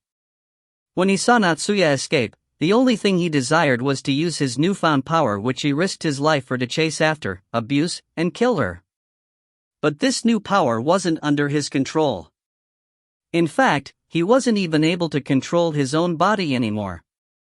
All he could do was watch as the demon spirit dwelling within him toyed with Natsuya's two spirit-branded retainers. Shitendaji was playing with them. He hadn't had a physical vessel acting as his body for centuries, and there were several beautiful and cute girls before him. He felt it was a waste to eat them up immediately. After toying with them for a bit, he'd push them to the brink of despair, before finally capturing them and enjoying himself. That was the way he liked it. Unfortunately for him, his new host's voice was rather noisy. Boom! Thanks to him being distracted by his host, an attack got through, and his eardrums were rocked as his face was caught up in a violent blast. It was explosion-type magic. That stung a little. Shitendaji felt displeased and narrowed his eyes at the cat girl who'd hit him with the explosion-type magic. The cat girl turned invisible. Bad girl, trying to hide is useless. Shitendaji waved his hand, causing red flames that seemed almost liquid in nature to appear and cover the entire area. Asterisk sizzle. Star. The flames burned furiously, forcing Rana out of her invisible state. Shitendaji waved his hand again, and this time reddish flames materialized into a huge claw which swiped down towards the cat girl. Rana desperately attempted to evade it, but the claw was faster than she was. Just as she was about to be seized, a figure appeared, blocking the fast-approaching claw. It was Hitaka. A red shield was slung over her arm, and she focused all her efforts on defending against the giant claw, with numerous red spell formations appearing around her body. But it was no good. With one swipe, the huge claw broke through both the shield and the defensive barrier spell and caught the red-haired girl in its grasp. Hitaka was now screaming in agony. Rana gave a shrill shriek as she spat out a dark red bullet of light from her mouth which crashed into the huge claw but only managed to scratch its surface. Shitendaji waved his hand that was now clenched into a fist. The giant claw flicked its fingers at lightning speed, shattering the dark mist surrounding Rana and knocking the cat girl's petite body away. She flew for several dozen meters before crashing into the ground with a tremendous impact. Rana! Hitaka forced herself to bear the pain from the flaming claw and twisted her head to look at her companion. Hitaka saw the cat girl slowly crawling up from where she fell as she trembled and spat out a mouthful of blood. Escape! Hitaka shouted in a strangled voice. In just an instant, both of them had been defeated. This was the true power of the great demon spirit Shitendaji. He was impossible for them to deal with. Fine milady, tell her that I'm sorry. Hitaka shut her eyes. Being captured by a demon like this meant that even if she didn't die, she would end up being tortured or even end up being a hostage. Hitaka was the type that absolutely wouldn't allow herself to become Natsuya's baggage. That's why, for her final move, Inugami, release. Hitaka was just about to commit suicide with a self-explosion spell when the huge claw squeezed her mercilessly, breaking several bones in her body. The pain was like a torrential flood that stole away her consciousness. Don't be so naughty, I haven't had enough fun yet, Shitendaji chuckled as he dragged the limp red-haired girl behind him. Kill her. Eat her. His noisy host screamed from the deep recesses of his soul. Honestly, humans are so scary. Who's the real demon here? Even Shitendaji couldn't help but inwardly think that to himself. A beautiful girl should be paired with fine wine and be enjoyed deliciously. I'm a gourmet, not some barbaric low-level demon. But this scent was so tantalizing. There was no harm in having a little taste, right? Shitendaji licked his lips as he stared at the girl's face. If a person only went off appearances, for a handsome man to do such an action in front of a girl, it would seem like. Where should I take a bite out of? Let's go with her ears. They'll be sweet and crispy, perfect for an appetizer. Shitendaji slowly edged his face closer and opened his mouth. Schwupp! A sharp arrow pierced his head. Shitendaji grunted, looking up dazedly. When he turned to look in the direction that the arrow came from, another arrow penetrated the skin on his forehead. Asterisk schwupp schwupp. Schwupp schwupp schwupp, star. 7 arrows in total, magical arrows. All 7 landed exactly on Shitendaji's forehead. Divine wine poison, ignite. The magical arrows suddenly exploded into a burst of green flames that enveloped Shitendaji's head and quickly spread across his entire body. Ah! It hurts! Shitendaji screamed in agony. He reflexively tried to extinguish the fire on him by beating at the flames frantically. While occupied with the green flames, he suddenly detected a deadly, razor-sharp intent approaching him. An azure sword flash sliced through the air, heading straight for his neck. Whoosh! Shitendaji retreated backwards and dodged this attack. With a flash of his body, he managed to blink several hundred meters away in just an instant. Immediately after evading the attack, dark red flames billowed from his entire body, extinguishing the azure flames. Who dares antagonize me, a king? Shitendaji roared in anger as he turned his head to glare at the new figure. Then, Shitendaji's expression turned to stone at the sight of this figure. He had short purple hair and was wearing an azure headscarf with an ordinary light green martial arts outfit. He wielded a sword with 2 hands, and a longbow was slung over his back. Every now and then, the figure's eyes, set in a smooth, handsome face, flashed with azure light. As Shitendaji looked upon this person, he felt a surge of boiling anger as well as a sliver of fear. It's actually you. The most underhanded human of all. The most vicious villain in all humanity. Minamoto no Reiko. The great demon's frenzied roars were capable of piercing the heavens. Seiji caught hold of the heavily injured Hitaka as Rana appeared beside him. Seiji handed Hitaka to Rana, who made herself invisible while retreating to the rear of the compound as hastily as she could. Hitaka was heavily injured, but it was more than likely that Natsuya would be able to save her. Seiji decided to trust in the president. After taking care of Hitaka, he looked back towards his opponent. Standing there was a ferocious demon who had gone berserk. He seems to have a deep-seated hatred for you, Light-chan. That's because the first time I killed him, it was through an underhanded method, the heroic spirit replied sheepishly. But that was just one time. Every time I slew him after that was fair and square, most of the time, at least. Seiji was rendered speechless by this. There were so many parts he wanted to comment on, but he didn't know where to start. Even though I really want to ask more about the specific details, now's not the time. He mentally sighed at his bonded spirit's former antics. The most important part is that you can slay him, right? Indeed. Half of the reason I became a heroic spirit was to slay Shitendaji. What about the other half? In order to protect beautiful girls. Seiji chuckled. You're quite honest. Minamoto no Reiko also let out a hoarse chuckle. Both the host and spirit laughed together. As they were laughing, a large wine gourd hurtled towards them. The battle had begun. If you find any errors, ads pop up, ads redirect, broken links, non-standard content, etc., please let us know. Report chapter so we can fix it as soon as possible. Chapter 179, In Trust. Chapter 179, In Trust. Translator, Imperfect Luck Editor, VB24. Once again, a potato chip dropped out of Ayumi Himiki's mouth. A heroic spirit.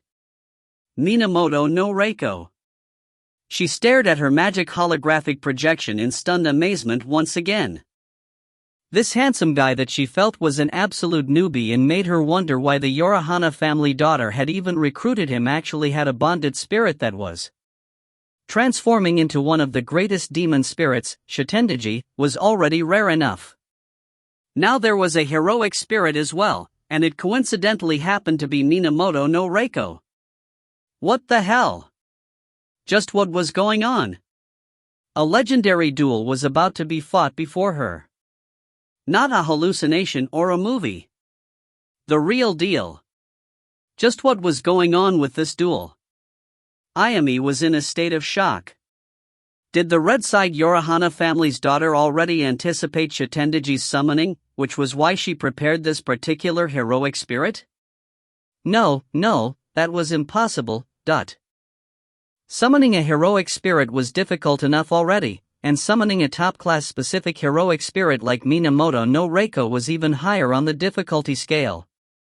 It was impossible for a yin-yang master like Natsuya to accomplish, no matter if Ayami looked at Natsuya's abilities and resources available or any other factors. The heroic spirit's appearance was most likely a coincidence, but even so, this was all too coincidental. Just how much luck was required for a beginner-level yin-yang master like Natsuya Yorihana to summon a high-level heroic spirit for a complete newbie spirit-branded retainer? And how much of a coincidence was required for the summoned spirit to be Minamoto no Reiko, Shitendaji's mortal enemy and perfect counter, but this seemed like lower odds than winning the lottery. Oh. Ayami would have preferred to believe that there was something behind it all. But what exactly was going on here? It could be understood that the Yoshiaki family's son was able to summon Shitendaji due to using a special item like that mysterious crystal that he swallowed. But there was no explanation for how the Yorihana family daughter could summon Minamoto no Reiko. The only way a beginner-level yin-yang master could summon a high-ranked spirit would be to expend a massive amount of mana combined with luck. To summon a specific spirit was even more difficult, although it wasn't impossible. But to specifically target a high-ranked heroic spirit. To Ayami's knowledge, it was completely impossible for the Yorihana family's daughter. This was far too much out of her comprehension. It was impossible. It couldn't happen. But the indisputable truth was right in front of her. In her magical hologram, Shitendaji was ferociously swinging around his wine gourd. He was locked in combat with Minamoto no Reiko, who was wielding his long sword. Dark red and azure flames clashed with each other furiously. It was a battle that shook the heavens. If there wasn't a barrier currently covering the entire battlefield, all the school's neighbors would surely have heard the commotion. Ayami felt like her brain was currently filled with a heavy sludge. No matter what this was, her job was to merely observe this legendary duel and keep a record of it. But she really wanted to know what was going on behind it all. The judge furrowed her brows as she continued to observe the duel, feeling a slight sense of discomfort from being unable to figure out the situation. A huge wall of thick red flames imbued with a black aura came crashing down towards Seiji. Using another ultimate attack like this again. Seiji was unable to dodge this attack, so he chose to concentrate azure light into his sword and bisected the wall of flames with a single swing. However, at this moment, a huge wine gourd penetrated the wall of flames and came smashing down at an incredibly high speed. Smack. Star. Seiji was dealt a vicious blow by the wine gourd.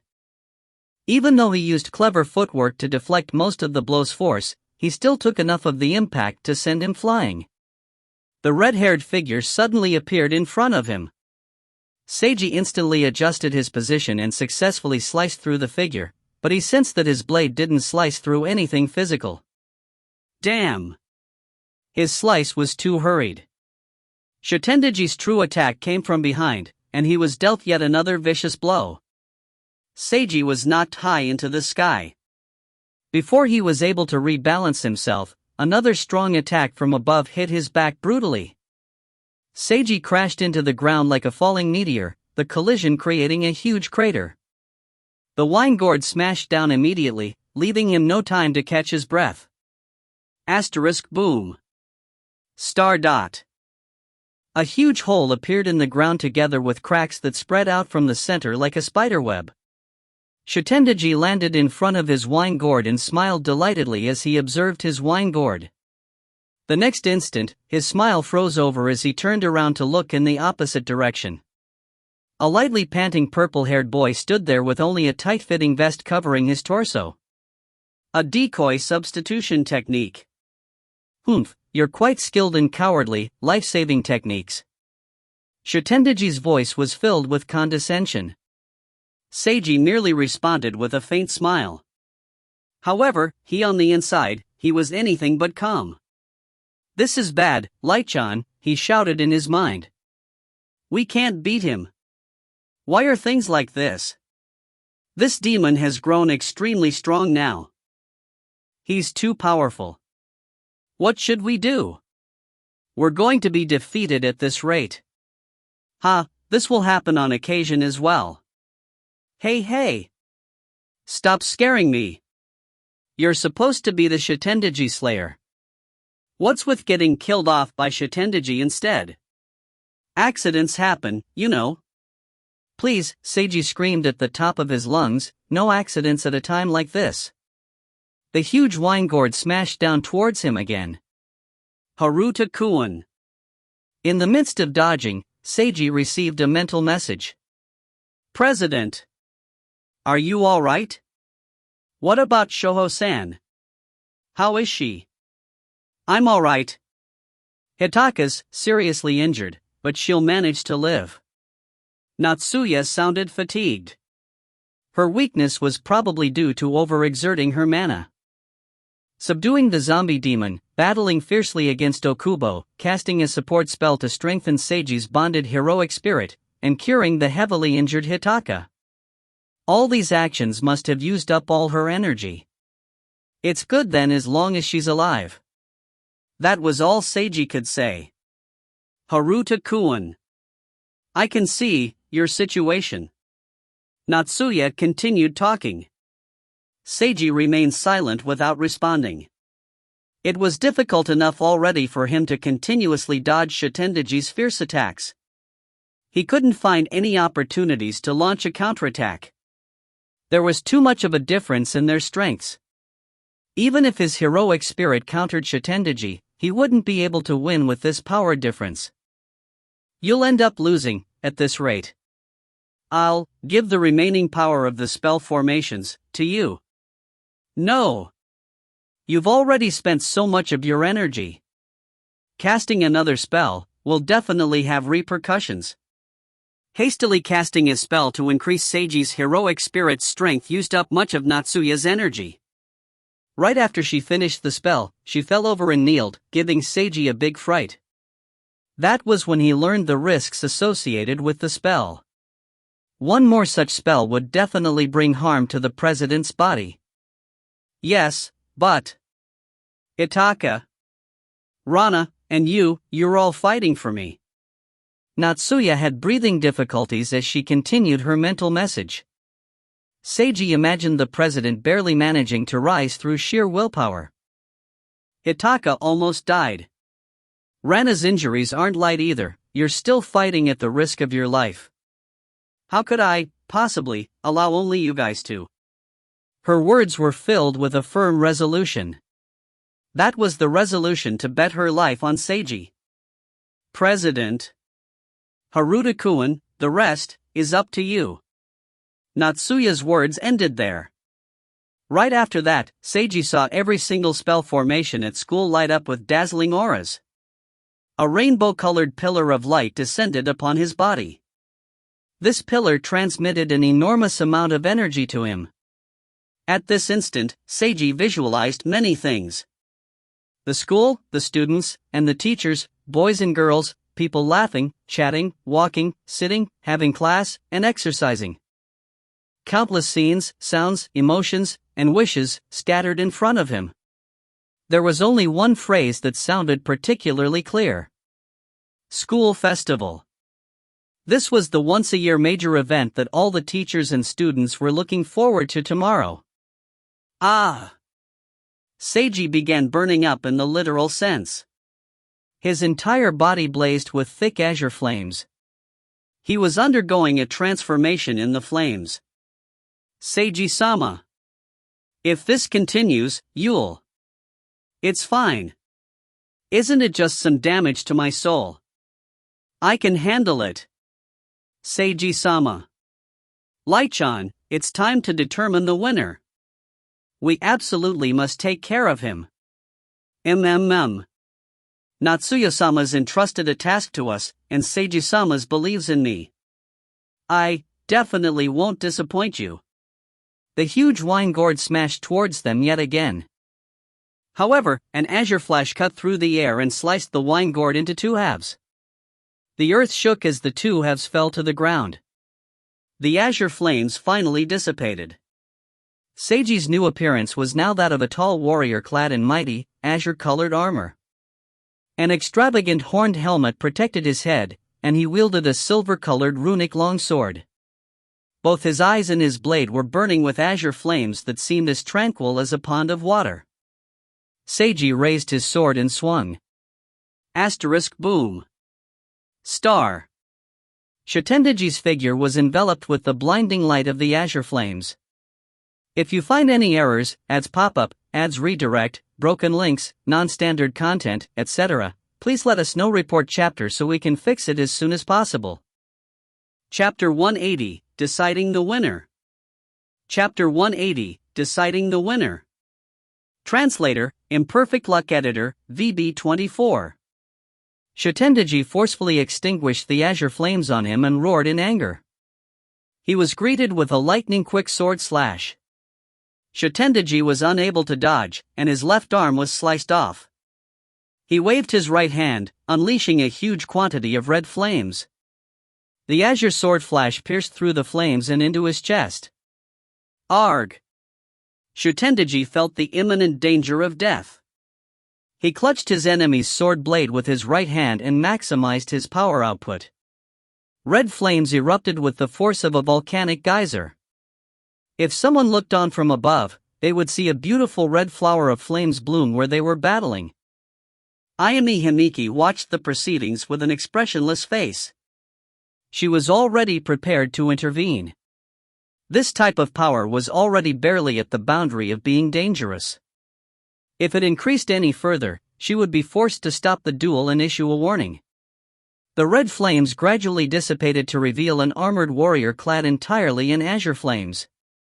The other combatant had now transformed into a red-haired, long-horned, long-fanged, fierce-appearing demon. He was wielding a large blood-red axe in one hand and a blood-red wine gourd in the other. The heroic spirit Minamoto no Reiko and the great demon Shitendaji. From ancient times to modern times, they were legendary mortal enemies. They had now been rematerialized. They were now about to have their umpteenth deathmatch. Shitendaji tossed his wine gourd into the air. Demon wine, blood corrosion.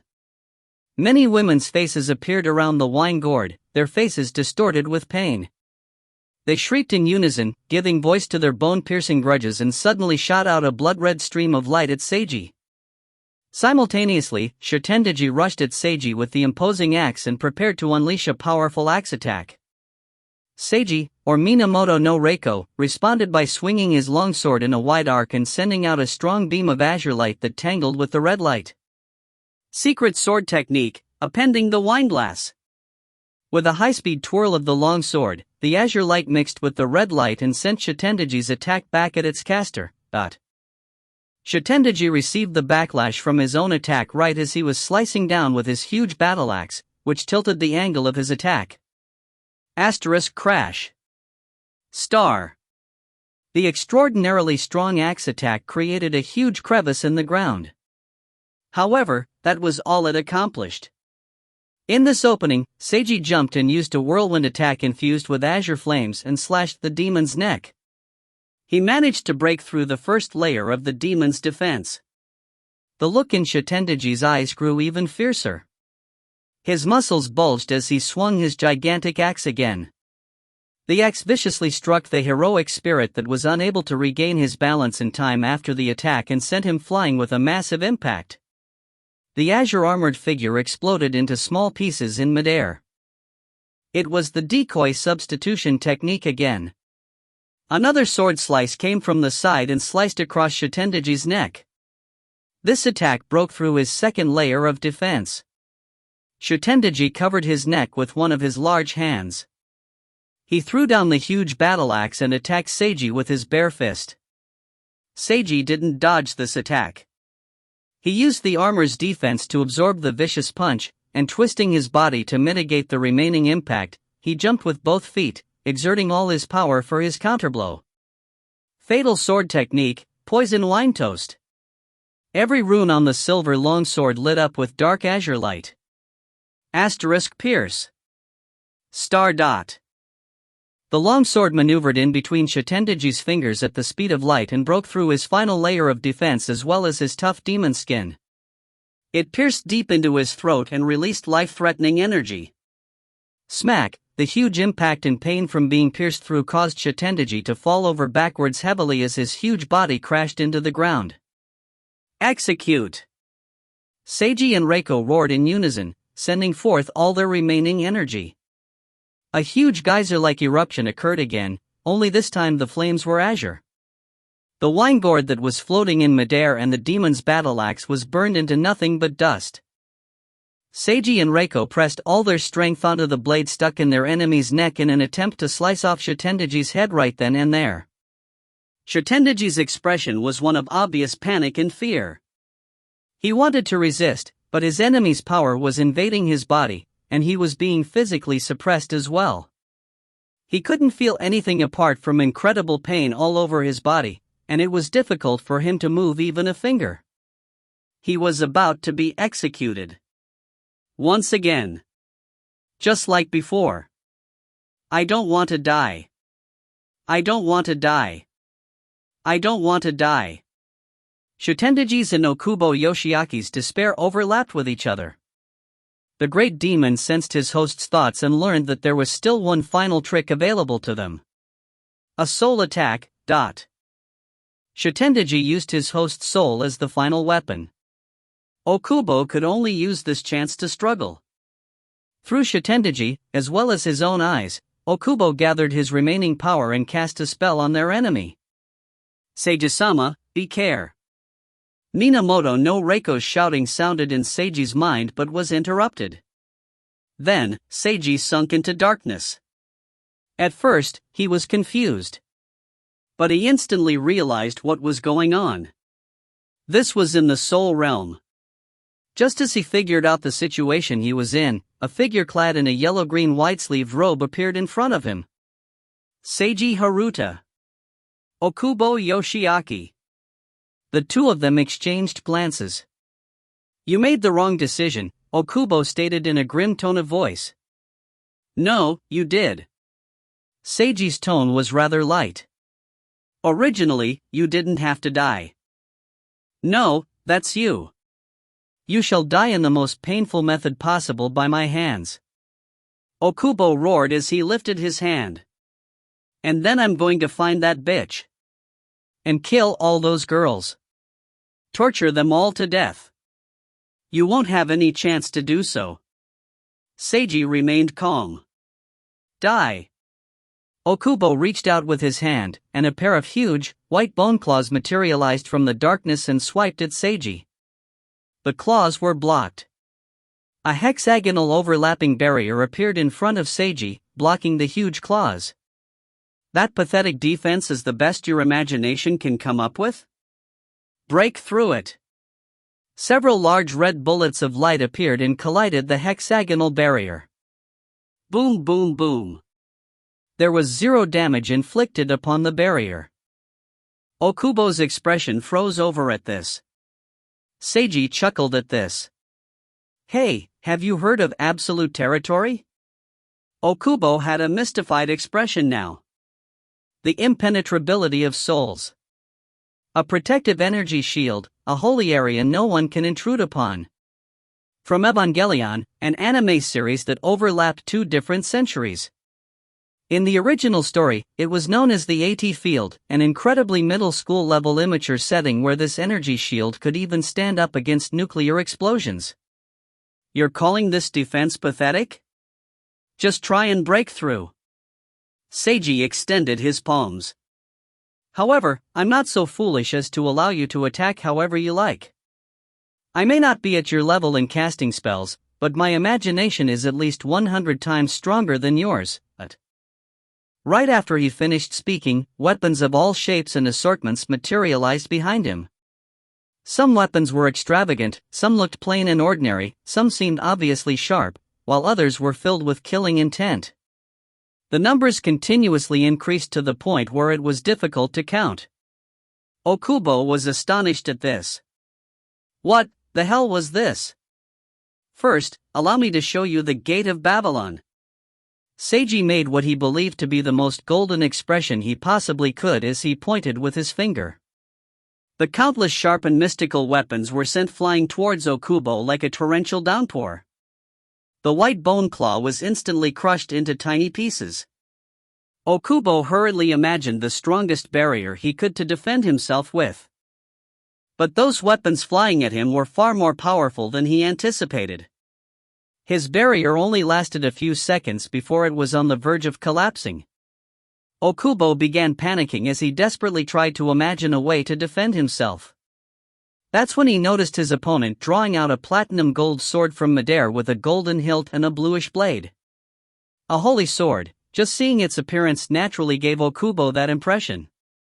This sword's high-class divine aura was simply that strong.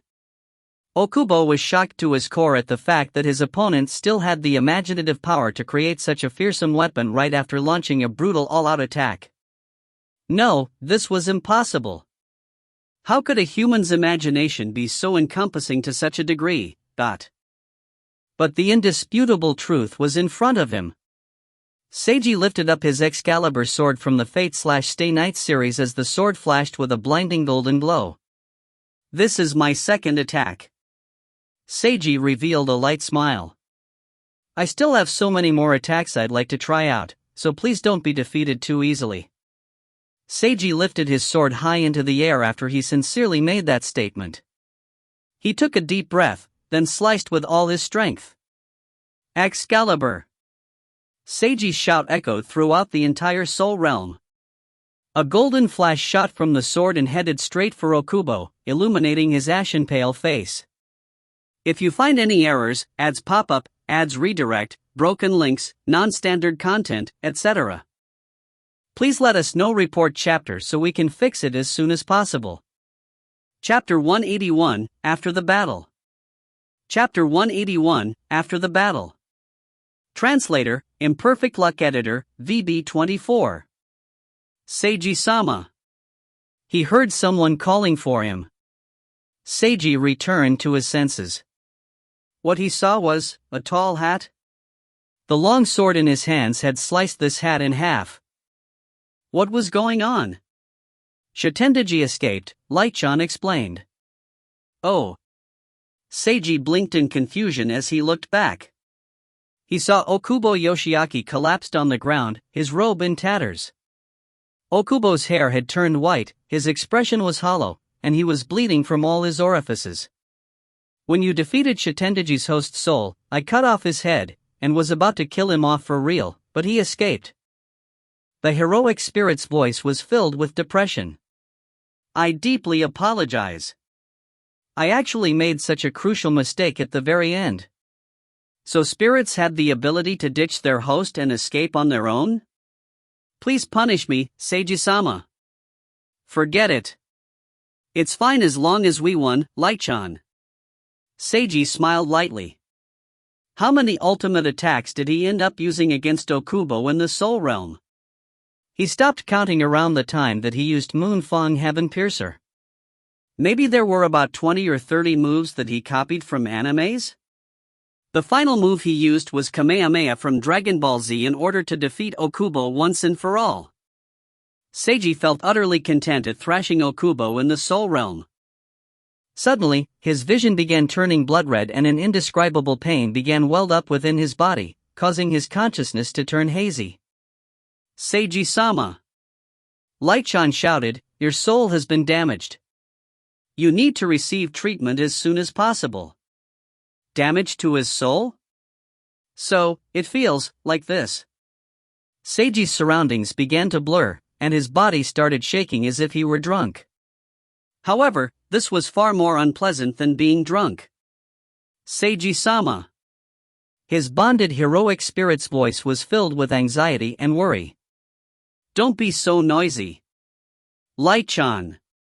Seiji managed to somehow withstand his discomfort as he opened up his systems, items, menu, chose the Soul Protection Card Prayer of Safety that he had received from Sheikah before, and used the item, but he instantly felt a warm feeling flow through his body, and he could even envision Sheikah Kagura standing by her window with her eyes closed and hands clasped in prayer.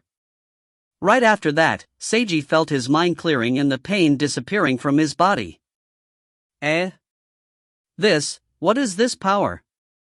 Light-chan seemed to be stunned at this occurrence. Seiji had now fully regained his awareness. It almost felt like the discomfort from earlier was nothing more than a hallucination.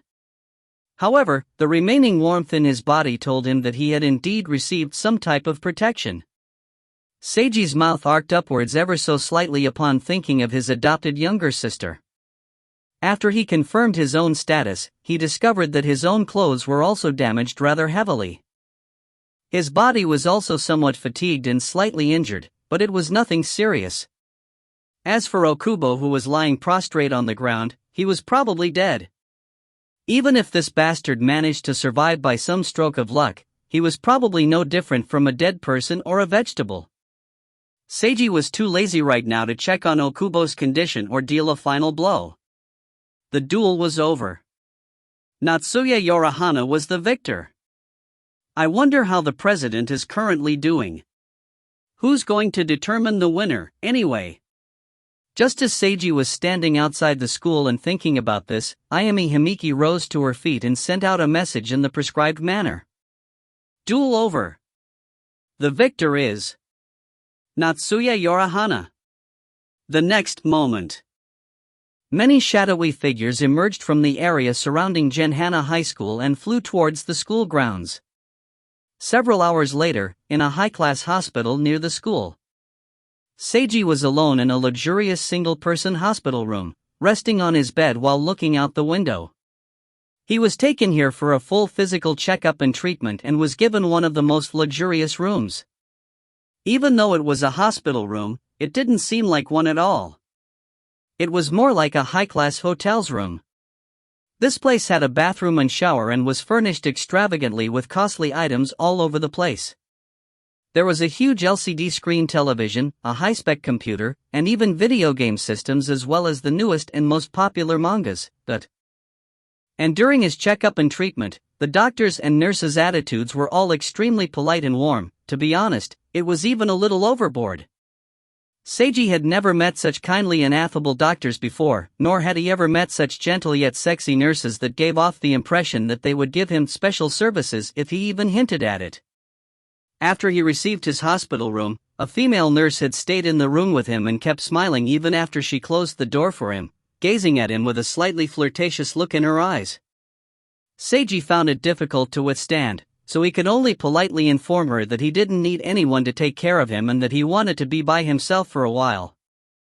The beautiful nurse seemed disappointed at this, but she left after saying, "If there's anything at all, please press the call button and I'll come here immediately." Seiji heaved a sigh of relief.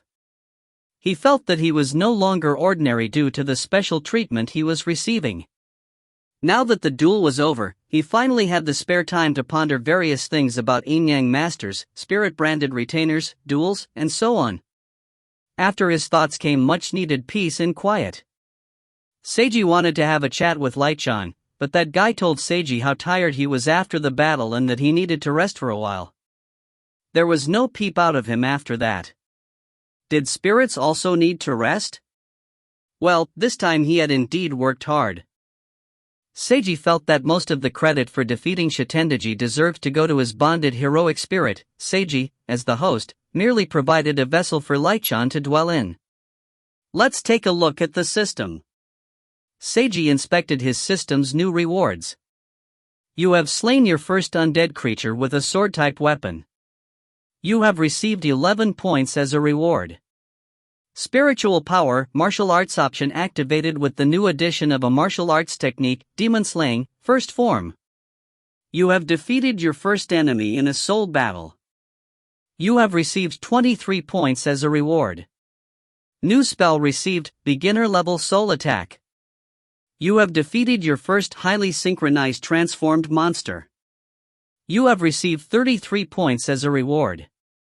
New spell received, Dragon Counterattack. So I've completed 3 achievements. Fine, I'll continue reading them more detail. Seiji looked at his new option, Spiritual Power, Martial Arts, and discovered that only the Demon Slaying, first form, ability was within it. In order to learn demon slaying, first form, he first needed to acquire more knowledge about undead creatures.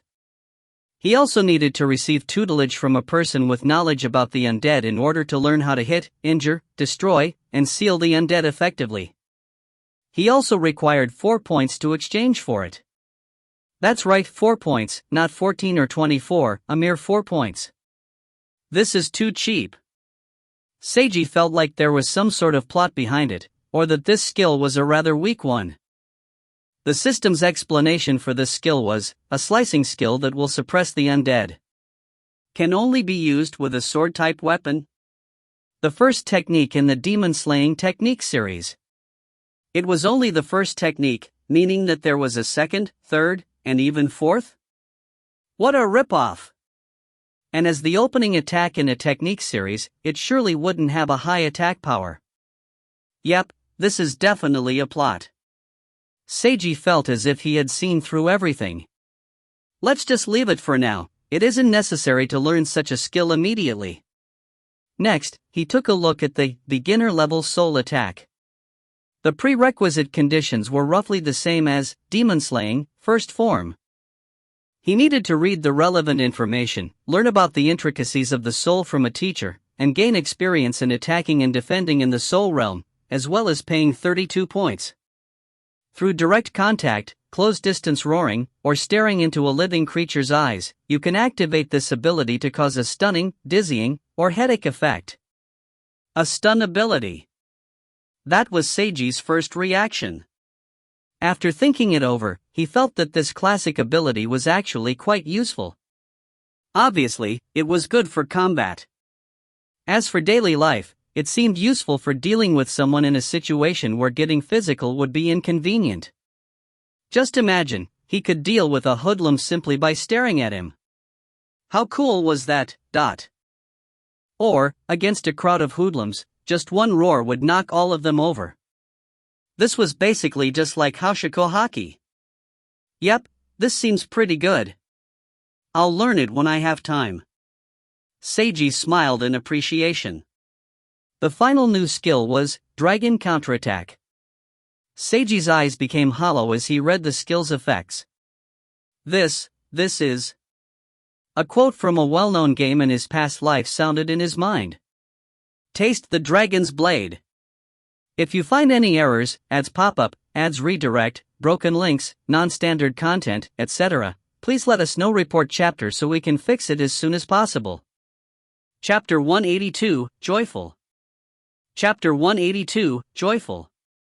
Translator, Imperfect Luck Editor, VB24. Taste the dragon's blade, was what Genji from Overwatch would always shout when he used his ultimate ability. This, Dragon Counterattack, skill made Seiji recall that game skill. This skill can absorb strong mana attacks and transform the energy into dragon form to deal a counterattack. That was the explanation from Seiji's system. During the battle where Seiji transformed and fought against Chitendeji, Seiji had used Lighchan's power to use a similar technique, the secret sword technique, appending the wineglass. That technique had absorbed the enemy's winegourd's blood-red light and reflected it back at Chitendeji. The only difference was that the energy didn't transform into a dragon's form. Dragon Counterattack seemed like a stronger and more pretentious and magical version of appending the wineglass. Giving such a reward, system, you're really... But the part that Seiji wanted to comment on the most was the prerequisite conditions for learning it. Learn 3 mana-based attack spells or martial arts techniques, 0%. Learn 3 mana-based defensive spells or martial arts techniques, 0%. Will be revealed after completing the first 2 prerequisite conditions. Just the first 2 prerequisites alone required him to learn a total of 6 spells and or martial arts techniques. And the third condition wouldn't even be revealed until he finished the first 2 requirements. It was truly an ultimate skill. Seiji admitted to himself that Dragon Counterattack would probably appear rather flashy, and it was both practical and pretentious at the same time. However, even the revealed prerequisites were so difficult to fulfill that he could only look at it in longing. This wasn't something that a newbie could learn. I'll have to wait until later to exchange for it. In the end, apart from the huge reward of 67 points, the beginner-level soul attack was the most useful gain. Seiji closed his system. He wasn't sleepy right now, he got out of bed since he didn't want to rest anymore. Just as he was wondering what he should do to alleviate his boredom, the doorbell to his hospital room rang. Haruta-kun, it's me. President. Seiji was astonished by the unexpected visitor as he invited her in. Natsuya smiled lightly as she entered, despite the fact that she was in a hospital gown and obviously fatigued. I'm glad to see that you're all right, Haruta-kun, she greeted sincerely. I'm the same way as well, it's great that you're all right. Seiji also smiled in return. I was so worried. I didn't know how you, Shoho-san, and Kirin-san were doing. I could only ask the hospital staff members to let me know as quickly as possible. Seiji looked searchingly at the president's expression. Since she was still able to smile, both the other girls were probably fine. I know. I heard right after I woke up that you wanted to see me as quickly as possible, Natsuya began to blush slightly when faced with Seiji's stare, so she averted her gaze. Seiji was rendered speechless at this. He felt a subtle feeling that something was abnormal. Is it just a mistaken impression? Did a doctor or nurse misconstrue the meaning of my message when they told Natsuya? Forget it, it doesn't matter. Yep, I was really worried since you collapsed after the duel. How are you feeling now? You seem rather fatigued. If you aren't supposed to get out of bed, then don't get out of bed. Just tell me, and I'll go visit you, Seiji said gently. Yeah. Natsuya's face became redder than before. She felt a warm and itchy feeling as she listened to his gentle words that showed his care for her. This was a foreign feeling for her. Still, it felt nice. A period of silence fell between them. Why isn't she saying anything? Seiji was slightly confused. How are Shoho-san and Kirin-san? He began the conversation again. Hitaka was heavily injured, but she was fortunate enough to receive treatment in time. After special treatment, she's no longer in any danger. It will take a long while for her to fully heal, but she'll be able to recover fully without any negative aftereffects, Natsuya answered in a light voice. That's good, then. Seiji finally felt the greatest load on his mind being taken from him. The red-haired girl had suffered greatly due to Shutendaji. Seiji had almost wanted to load upon witnessing that scene, but he resolved to continue. Even if he could get a better situation after loading, it would wipe away everyone's hard efforts so far. Hitaka's fierce battling and her injuries, those weren't to be ignored lightly. At any rate, Hitaka Shuho had survived and would eventually make a full recovery. That was enough. Rana's injuries are much lighter in comparison. She's already fine right now after some basic treatment. They're both resting in their hospital rooms, would you like to go visit them? Can I? Seiji blinked his eyes in surprise. You can, but I just went to visit them myself. I think it might be better to let them rest quietly for now, Natsuya answered softly. Then I'll go visit them later. Yeah.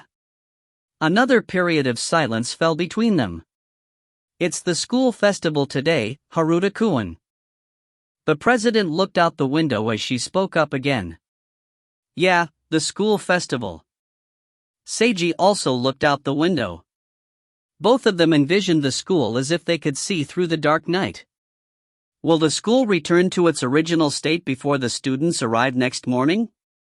It should. It can still return to its original state so quickly after being destroyed to such an extent. Amazing. Seiji rubbed his chin in contemplation. Yeah. Natsuya secretly snuck a look at Seiji. Haruta-kun, what, do you think? About this duel, the Yin-Yang Master Duel. The atmosphere suddenly became heavier. Seiji fell silent for several moments. Battles, serious injuries, and even deaths Cruel fights like these will occur every day, Natsuya stated calmly. After personally witnessing and experiencing such things, what's your current opinion? Do you still want to know more about the mystical realm? This was a direct question about his innermost feelings. Duels, honestly, they aren't exactly joyous things. That's because it's basically a fight in the end, and there's always going to be fighting, no matter what the method is. Apart from the fighting, the scenes I witnessed. An indescribable light flashed in Seiji's eyes as he spoke his next words. I feel that the mystical realm is amazing. Natsuya's eyes widened slightly in surprise. She didn't expect to hear such an answer. It feels amazing to become stronger like this. Casting spells and battling to my utmost capability is so fun. Not to mention it's also nice to fight together with my comrades. Seiji said sincerely from the bottom of his heart. Injuries, and even death, could be received in battle. This was indeed unpleasant, even scary. But the process of battling in and of itself was a joyful one. Just look at all the entertainment available in the world. Products about or containing battles were by far in the majority. Humanity sought battle and sought to gain strength. This passion was inherent in humanity's genes. I want to become stronger, as well as witness and experience even more powerful battles, Seiji explained honestly. That's my subjective wish. As for important objective reasons, it's because of Shika Kagura, my family, and so on. That's why I'll continue down this path. I definitely won't retreat. I'll resolutely walk the path I've chosen. Natsuya detected such a will emanating from his eyes. At this moment, it seemed like his entire person was shining brilliantly. Natsuya's heartbeat quickened once again. There was something fluttering in her chest. Her lips felt dry. She felt a little dazed as she stared at his face. If you find any errors, ads pop up, ads redirect, broken links, non-standard content, etc., please let us know. Report chapter so we can fix it as soon as possible. Chapter 183, Welcome Back. Chapter 183, Welcome Back. Translator, Imperfect Luck Editor, VB24. President. Seiji saw the dazed and blushing Natsuya and became worried about her. What's the matter? You're really red. Do you have a fever? If her body was weak, then she should be resting in bed. He walked closer to her and put his hand on her forehead to test her temperature. Yep, you're really heating up, you should. Whoosh. The girl with long, sleek black hair and large breasts suddenly hugged him. It was gentle, warm, fragrant, and 2 large lumps of softness were pressing against his chest. Seiji fell into a state of shock. What was with this situation? Did the president faint? He hurriedly took hold of Natsuya.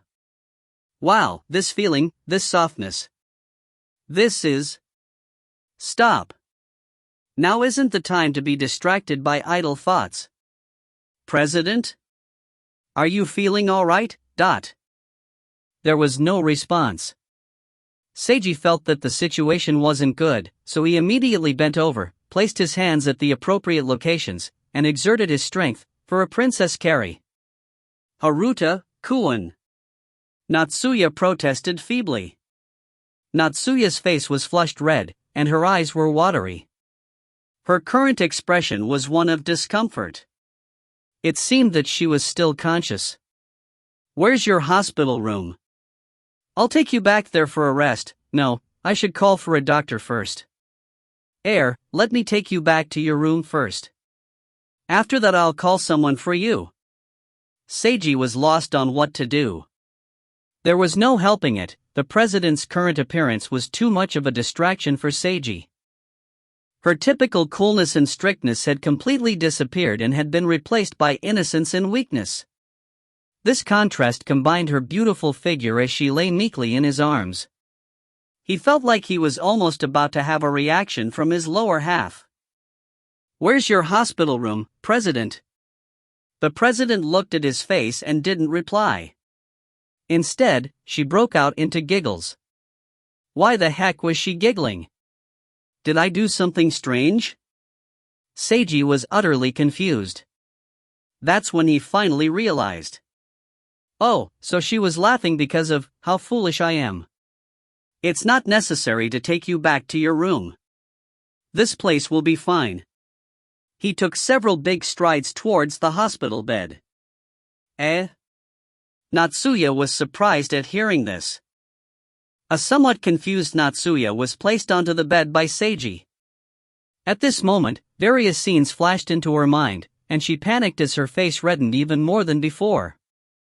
But reality differed from her imagination. After Seiji placed Natsuya on the bed and covered her with a blanket, he pressed a button. The female nurse arrived rather quickly. This lady's not feeling too well. Call for a doctor to see her quickly. The nurse nodded and left the room. Seiji turned around and smiled at Natsuya. This is the right method, isn't it? He expressed with his smile. But in Natsuya's eyes, she felt something completely different. Being hugged by him, lying in the hospital bed that still had his faint scent, and seeing his warm and gentle smile, the president felt rather embarrassed.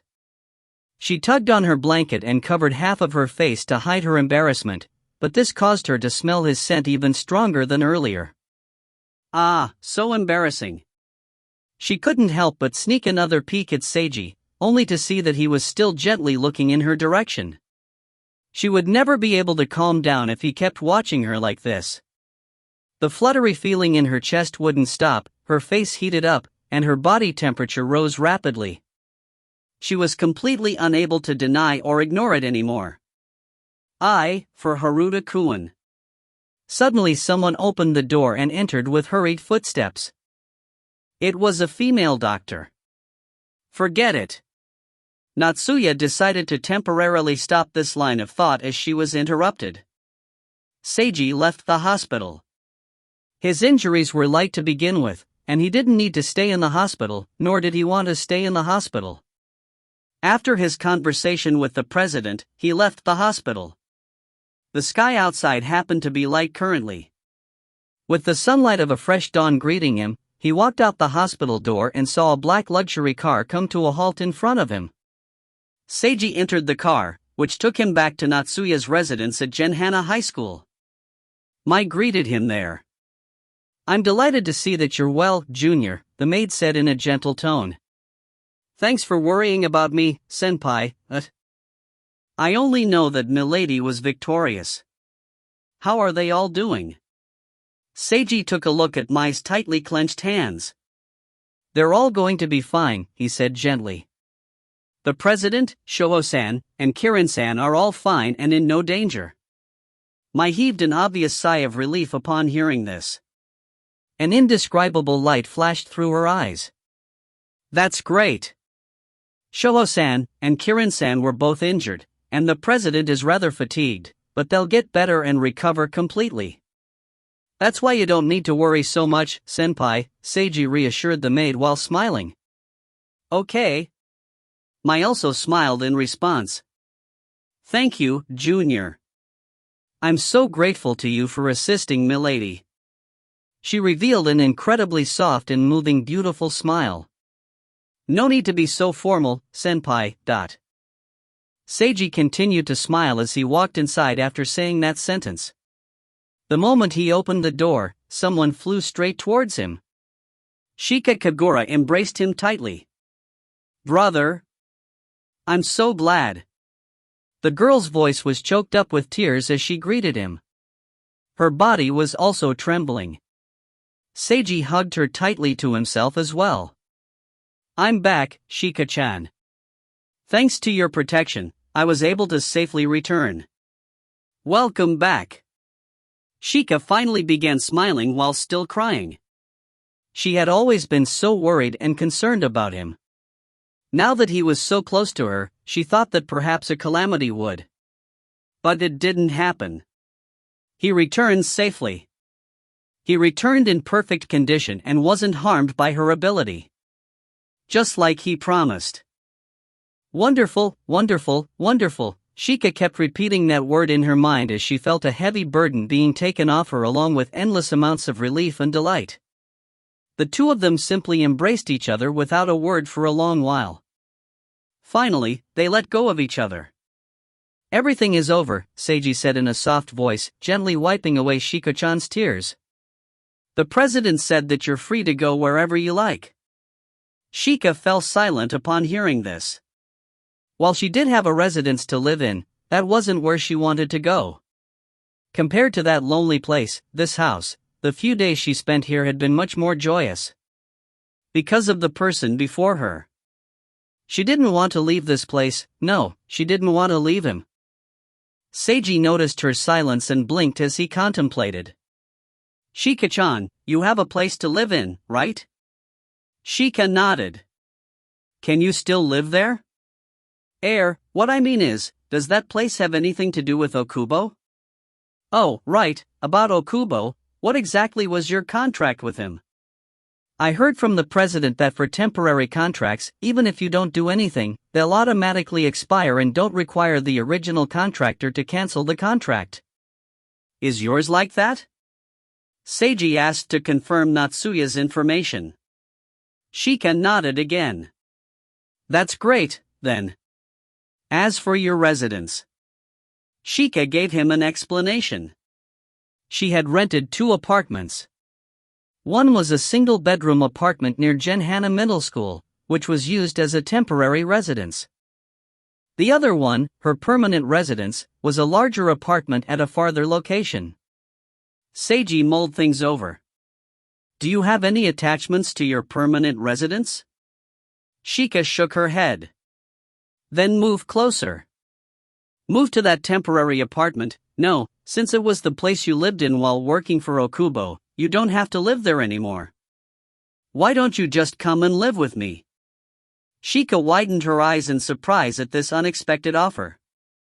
"Live together." Not live together. "You can live in the same apartment as me. There are still many empty rooms there, and the landlord's really nice.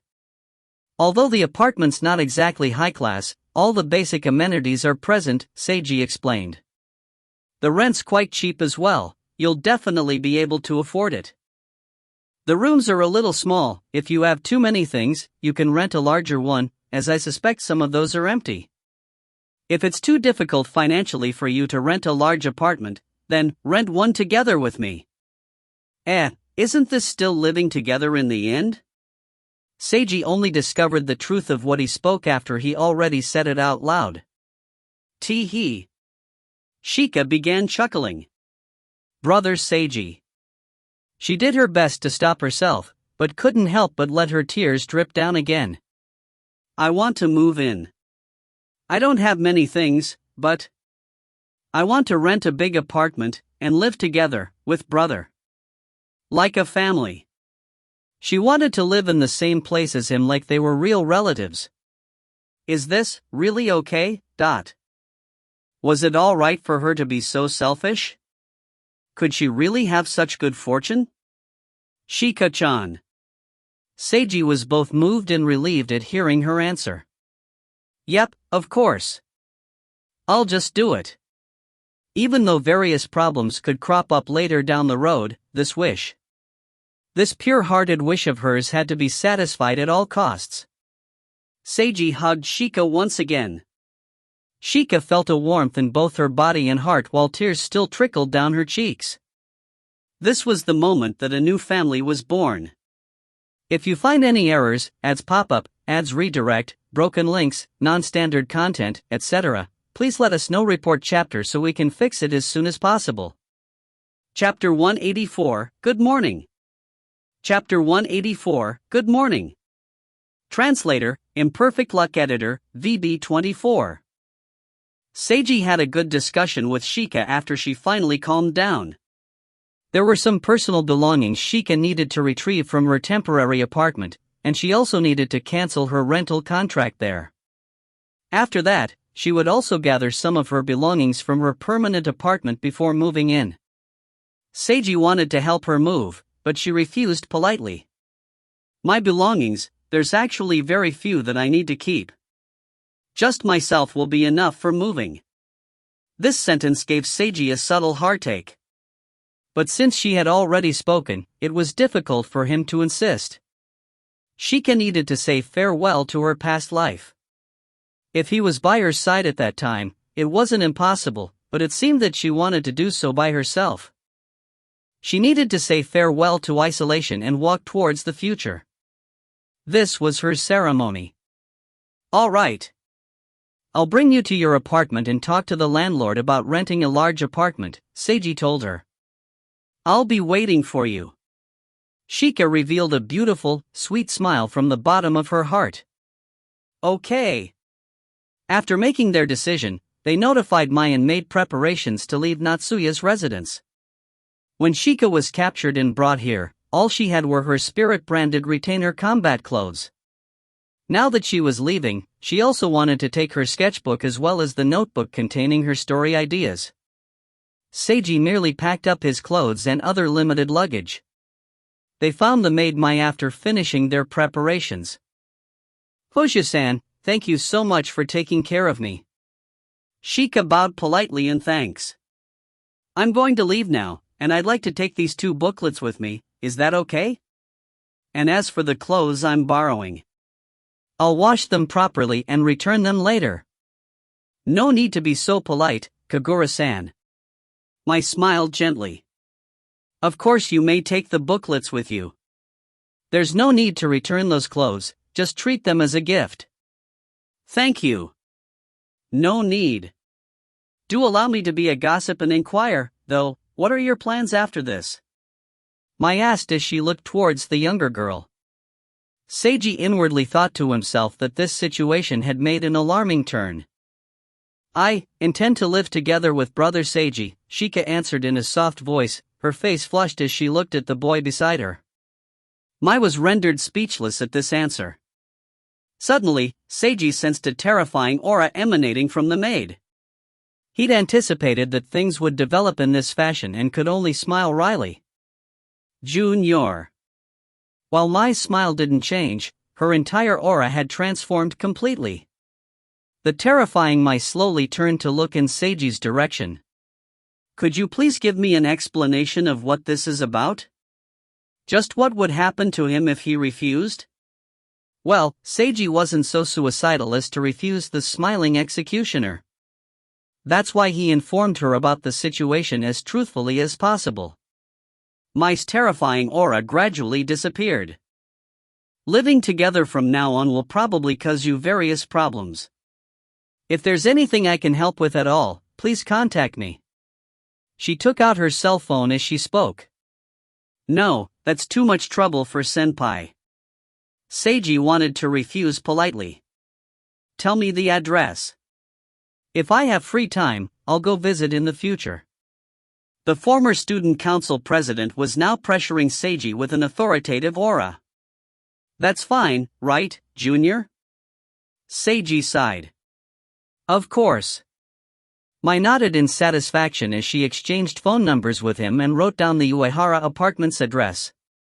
Kagura-san, after you move in, please live healthily and well, and remember to take care to protect yourself, and watch this this Junior's actions and behaviors. You definitely need to correct any delinquent behavior and strictly forbid him from taking all sorts of random girls home. Mai turned to Shika and lectured her in a serious tone of voice. This time Seiji was the one who was rendered speechless. Correct what delinquent behavior? And what does she mean by all sorts of random girls? I know. I'll do my very best, a nodding Shika answered solemnly. Shika-chan even promised. Just what did she understand? What exactly is going on? Seiji's right cheek began to twitch.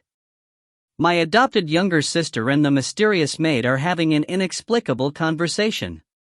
Write my cell phone number in your notebook. Store it in your cell phone later, and contact me if there's anything at all. Okay.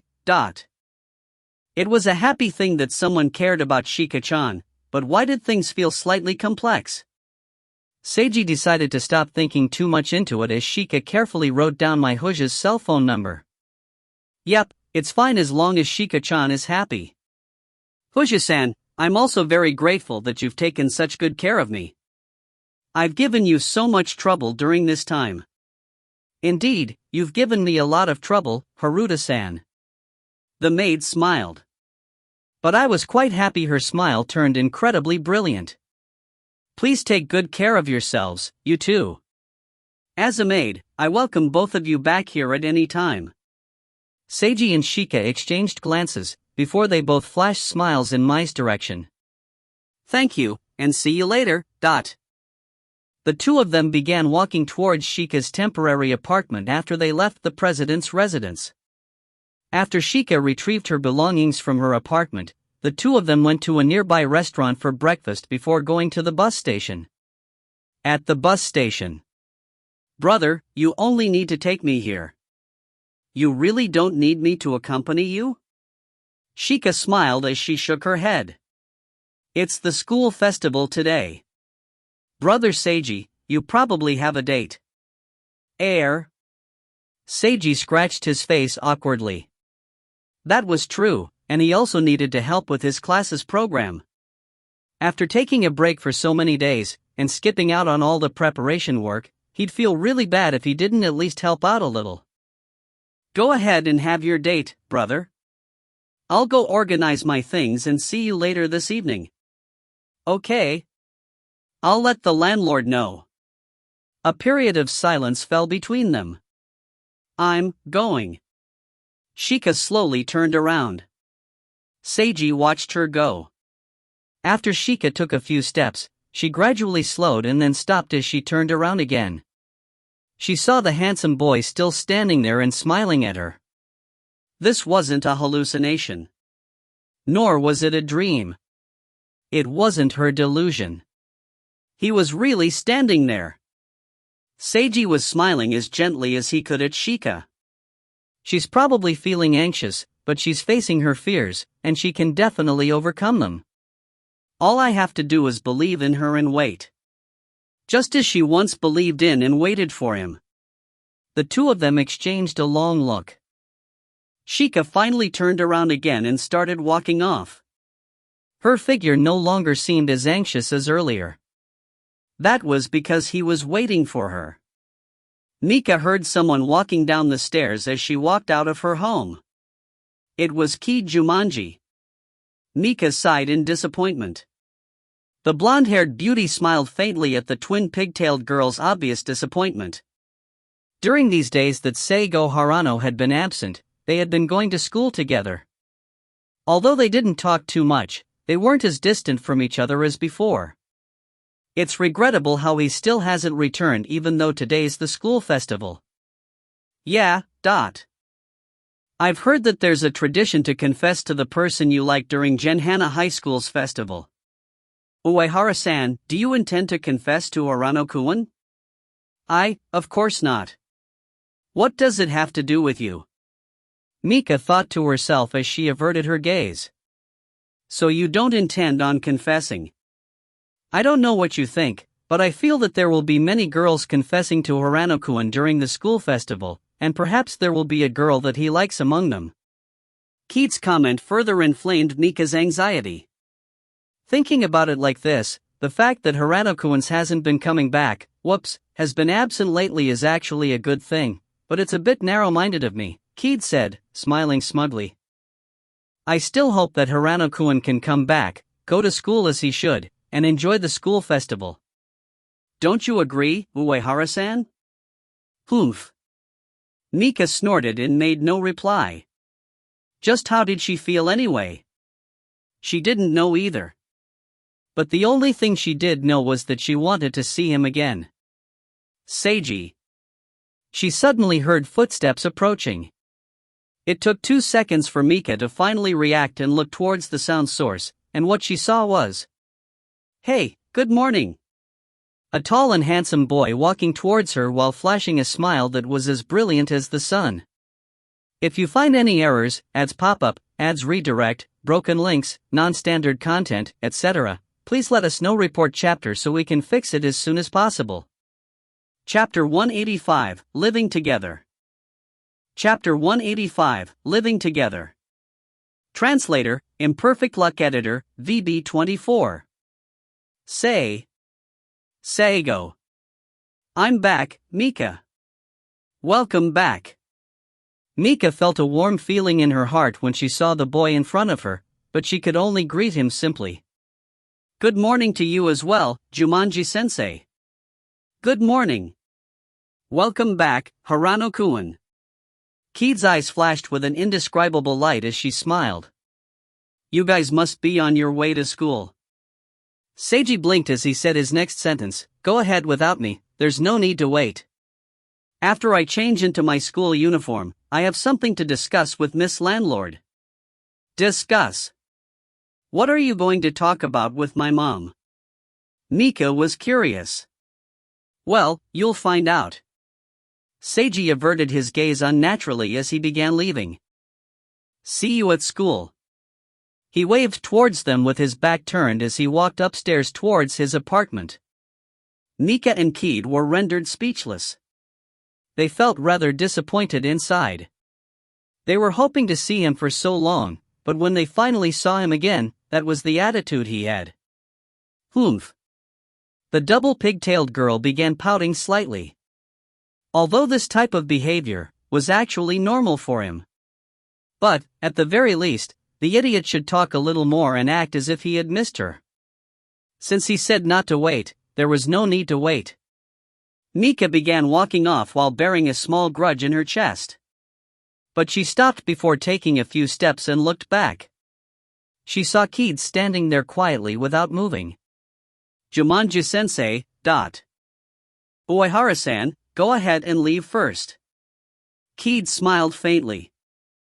I suddenly feel like the scenery here is quite beautiful, and I want to appreciate it for a little longer. Scenery, what the hell? Mika inwardly thought to herself that this was obviously just an excuse. Just how was a simple apartment and a normal street considered beautiful? That was impossible. It was quite obvious what Keith intended. After Mika figured this out, she was no longer able to leave. She could only just stand there and wait in silence as well. Seiji returned to his small apartment, put down his luggage, and changed into his school clothes, before leaving his apartment. To his surprise, he saw that Mika and Keith were still there. Why haven't you guys left yet? I'm admiring the scenery. Keith placed her hand over her mouth as she chuckled. As for Uehara-san, I don't know. I'm just admiring the scenery as well, countered a haughty voice. Seiji was rendered speechless by this. Okay, he would have to hurry up and finish the upcoming discussion with the landlord. While he was happy that both of them were so willing to wait for him, he also felt rather helpless about it. Seiji knocked on the Uehara family's door. The landlord Nozomi Uehara answered and opened the door. Harano-kun, you're back. Yep, I just returned. Miss Landlord, I have something I'd like to discuss with you. What is it? Nozomi tilted her head slightly in puzzlement. She noticed that the blonde-haired beautiful tenant and her daughter were both waiting for the boy before her. It's... Seiji wanted to tell her in a whisper at first, but he paused before smiling wryly. Forget it, there's no meaning in hiding it, so I might as well say it straight out. I'd like to move to one of the larger apartments, he said in a loud voice. Mika gave an exclamation of astonishment. Keith merely widened her eyes slightly. Oh my. Nozomi blinked in surprise. You have some empty larger apartments, right, Miss Landlord? Yes. But Harano-kun, why? Because I'm going to cohabit together with someone. No, I meant live together. Cohabit, three astonished voices exclaimed in unison. Live together. Not cohabitation. I just said it wrong. For want of a nail, the kingdom was lost. Seiji almost wanted to cry at his slip of the tongue. Why did his mouth make such a mistake at such a critical moment? He deserved a beating. Seiji really wanted to slap himself in the mouth right now. The twin pigtailed beautiful girl, the blonde-haired beauty, and the beautiful mature landlady were all looking at a handsome boy together in unison with looks of shock. This scene was basically 100% a misunderstanding. If there were any bystanders here, it was certain that they would misunderstand, and those with overactive imaginations could even dream of something spicy. An awkward silence permeated the air. "Miss Landlord, that's just how it is." Seiji forcefully continued the conversation. "Please help prepare an empty large apartment for me, and I'd like to move in there tonight. We can discuss the rent later." All right. Nozomi finally returned to her senses. "Thank you. Then I'll go to school now." Seiji turned around. He detected that Keat and Mika were now cloaked in terrifyingly dark auras. That was why he didn't want them to hear in the first place. Seiji could only smile wryly to himself in his heart. Seigo. Mika was glaring daggers at him. Hirano-kun. Keat's smile seemed rather unsettling. If they had the ability to, Seiji was certain that they would be summoning monsters upon him right now. "I'll give you guys a clear explanation.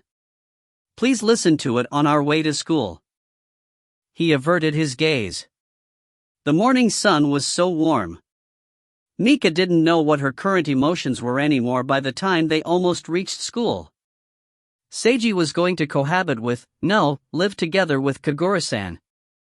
As for why they were going to do so, it was because Seiji learned that Kagura-san lived all by herself, and he was quite worried about her. That was why he adopted Kagura-san as his younger sister and decided to live together. They really did become brother and sister. Back then, she felt that they seemed to be like real siblings, but for things to actually become like this. Fine, it wasn't all that difficult to accept. The difficult to accept part was that the stunning and cute Kagura-san was about to live together with Seiji. Live together. If they were real siblings, this wouldn't be a problem, but they were adopted siblings. In the end, they were still a boy and a girl, that still had the possibility of developing into a romantic relationship. Kagura-san was currently a second-year middle school student, and Seiji was a first-year high schooler. This age gap wasn't an obstacle at all. Even if Seiji had strong self-control and wouldn't do anything to a young second-year middle schooler, 2 years down the road, maybe even in just 1 year, the situation would be different. Going from the second year to the third year in middle school was an important time for a girl's growth. In just 1 year, girls could change drastically. Kagura-san was so beautiful, too beautiful. She was already such an incredible beauty now, so in 1 year, or even half a year if she grew quickly, she would soon become an incredibly alluring adolescent girl in the prime of her youth. At that time, just what would Seiji do while they lived together? Mika didn't dare to imagine any further. At first, she heaved a sigh of relief after hearing Seiji's explanation and learning who he was going to live together with. However, pondering over the situation closely made her realize that she couldn't relax at all, and it was actually difficult to accept. She was currently filled with a variety of complex feelings. What Seiji was doing wasn't wrong, nor could she say anything about it, but... that's enough already. A blonde beauty had just moved in next door, and now he even found himself an adopted sister to live together with him. Just what would this end up developing into? Would the next girl be some fiancé that he had promised himself to? Mika kept up a stream of forceful complaints in her mind. What she didn't know was that in a certain hospital, a scion with long, black sleek hair sneezed. Meow? The cat girl Rana tilted her head as she looked towards her master. "I'm alright, it was just a sudden chill." Natsuya smiled as she continued peeling the apple in her hand. The cat girl blinked cutely as she approached her master and cuddled Natsuya. Rana buried her face in Natsuya's ample breasts while embracing Natsuya tightly. "Oh my. Thanks for warming me up, Rana." Natsuya perceived Rana's intention and smiled. she finished peeling the apple. She split half for Rana and bit into her own half. Sweet and sour, it somehow caused her to think of a particular boy. Haruta-kun. I wonder what he's doing right now, the scion muttered to herself curiously. If you find any errors, ads pop-up, ads redirect, broken links, non-standard content, etc., please let us know. Report chapter so we can fix it as soon as possible. Chapter 186, I'd like some peace and quiet. Chapter 186, I'd like some peace and quiet. Translator, Imperfect Luck Editor, VB24. Seiji's cheek twitched violently. Why did this all seem so abnormal to him? He recalled when he first arrived at school. The first thing he saw were all the students busy with the school festival preparations. It was a lively and bustling atmosphere. There were no traces anywhere to be found of the fierce battle from last night. All the holes left in the ground and everything else had completely vanished. The ground had returned to its original state, with not a single blemish to be found. At the very least, the students didn't notice anything wrong. Those cleaners were too amazing. Just how did they do it? In such a short time? Seiji was rather astonished. This ability to wipe all traces seemed almost on par with turning back time. If it wasn't for the fact that he personally experienced it, he never would have imagined what had happened here last night. Seeing how everything was normal at school, with all the students ignorant of what had happened, he almost felt as if last night had been nothing more than a dream. Of course his expression didn't betray his thoughts. Seiji arrived at his shoe locker and opened it. A huge pile of envelopes tumbled out from his locker. Seiji was rendered speechless by this situation. Although he somewhat expected it, seeing this explosion of love letters that he had only seen before in anime and manga still gave him an impact. They've been accumulating for so many days, so it's only natural there'd be this many. Mika's eyes were cold and distant. Oh my, Harano-kun is so popular. Keed smiled faintly.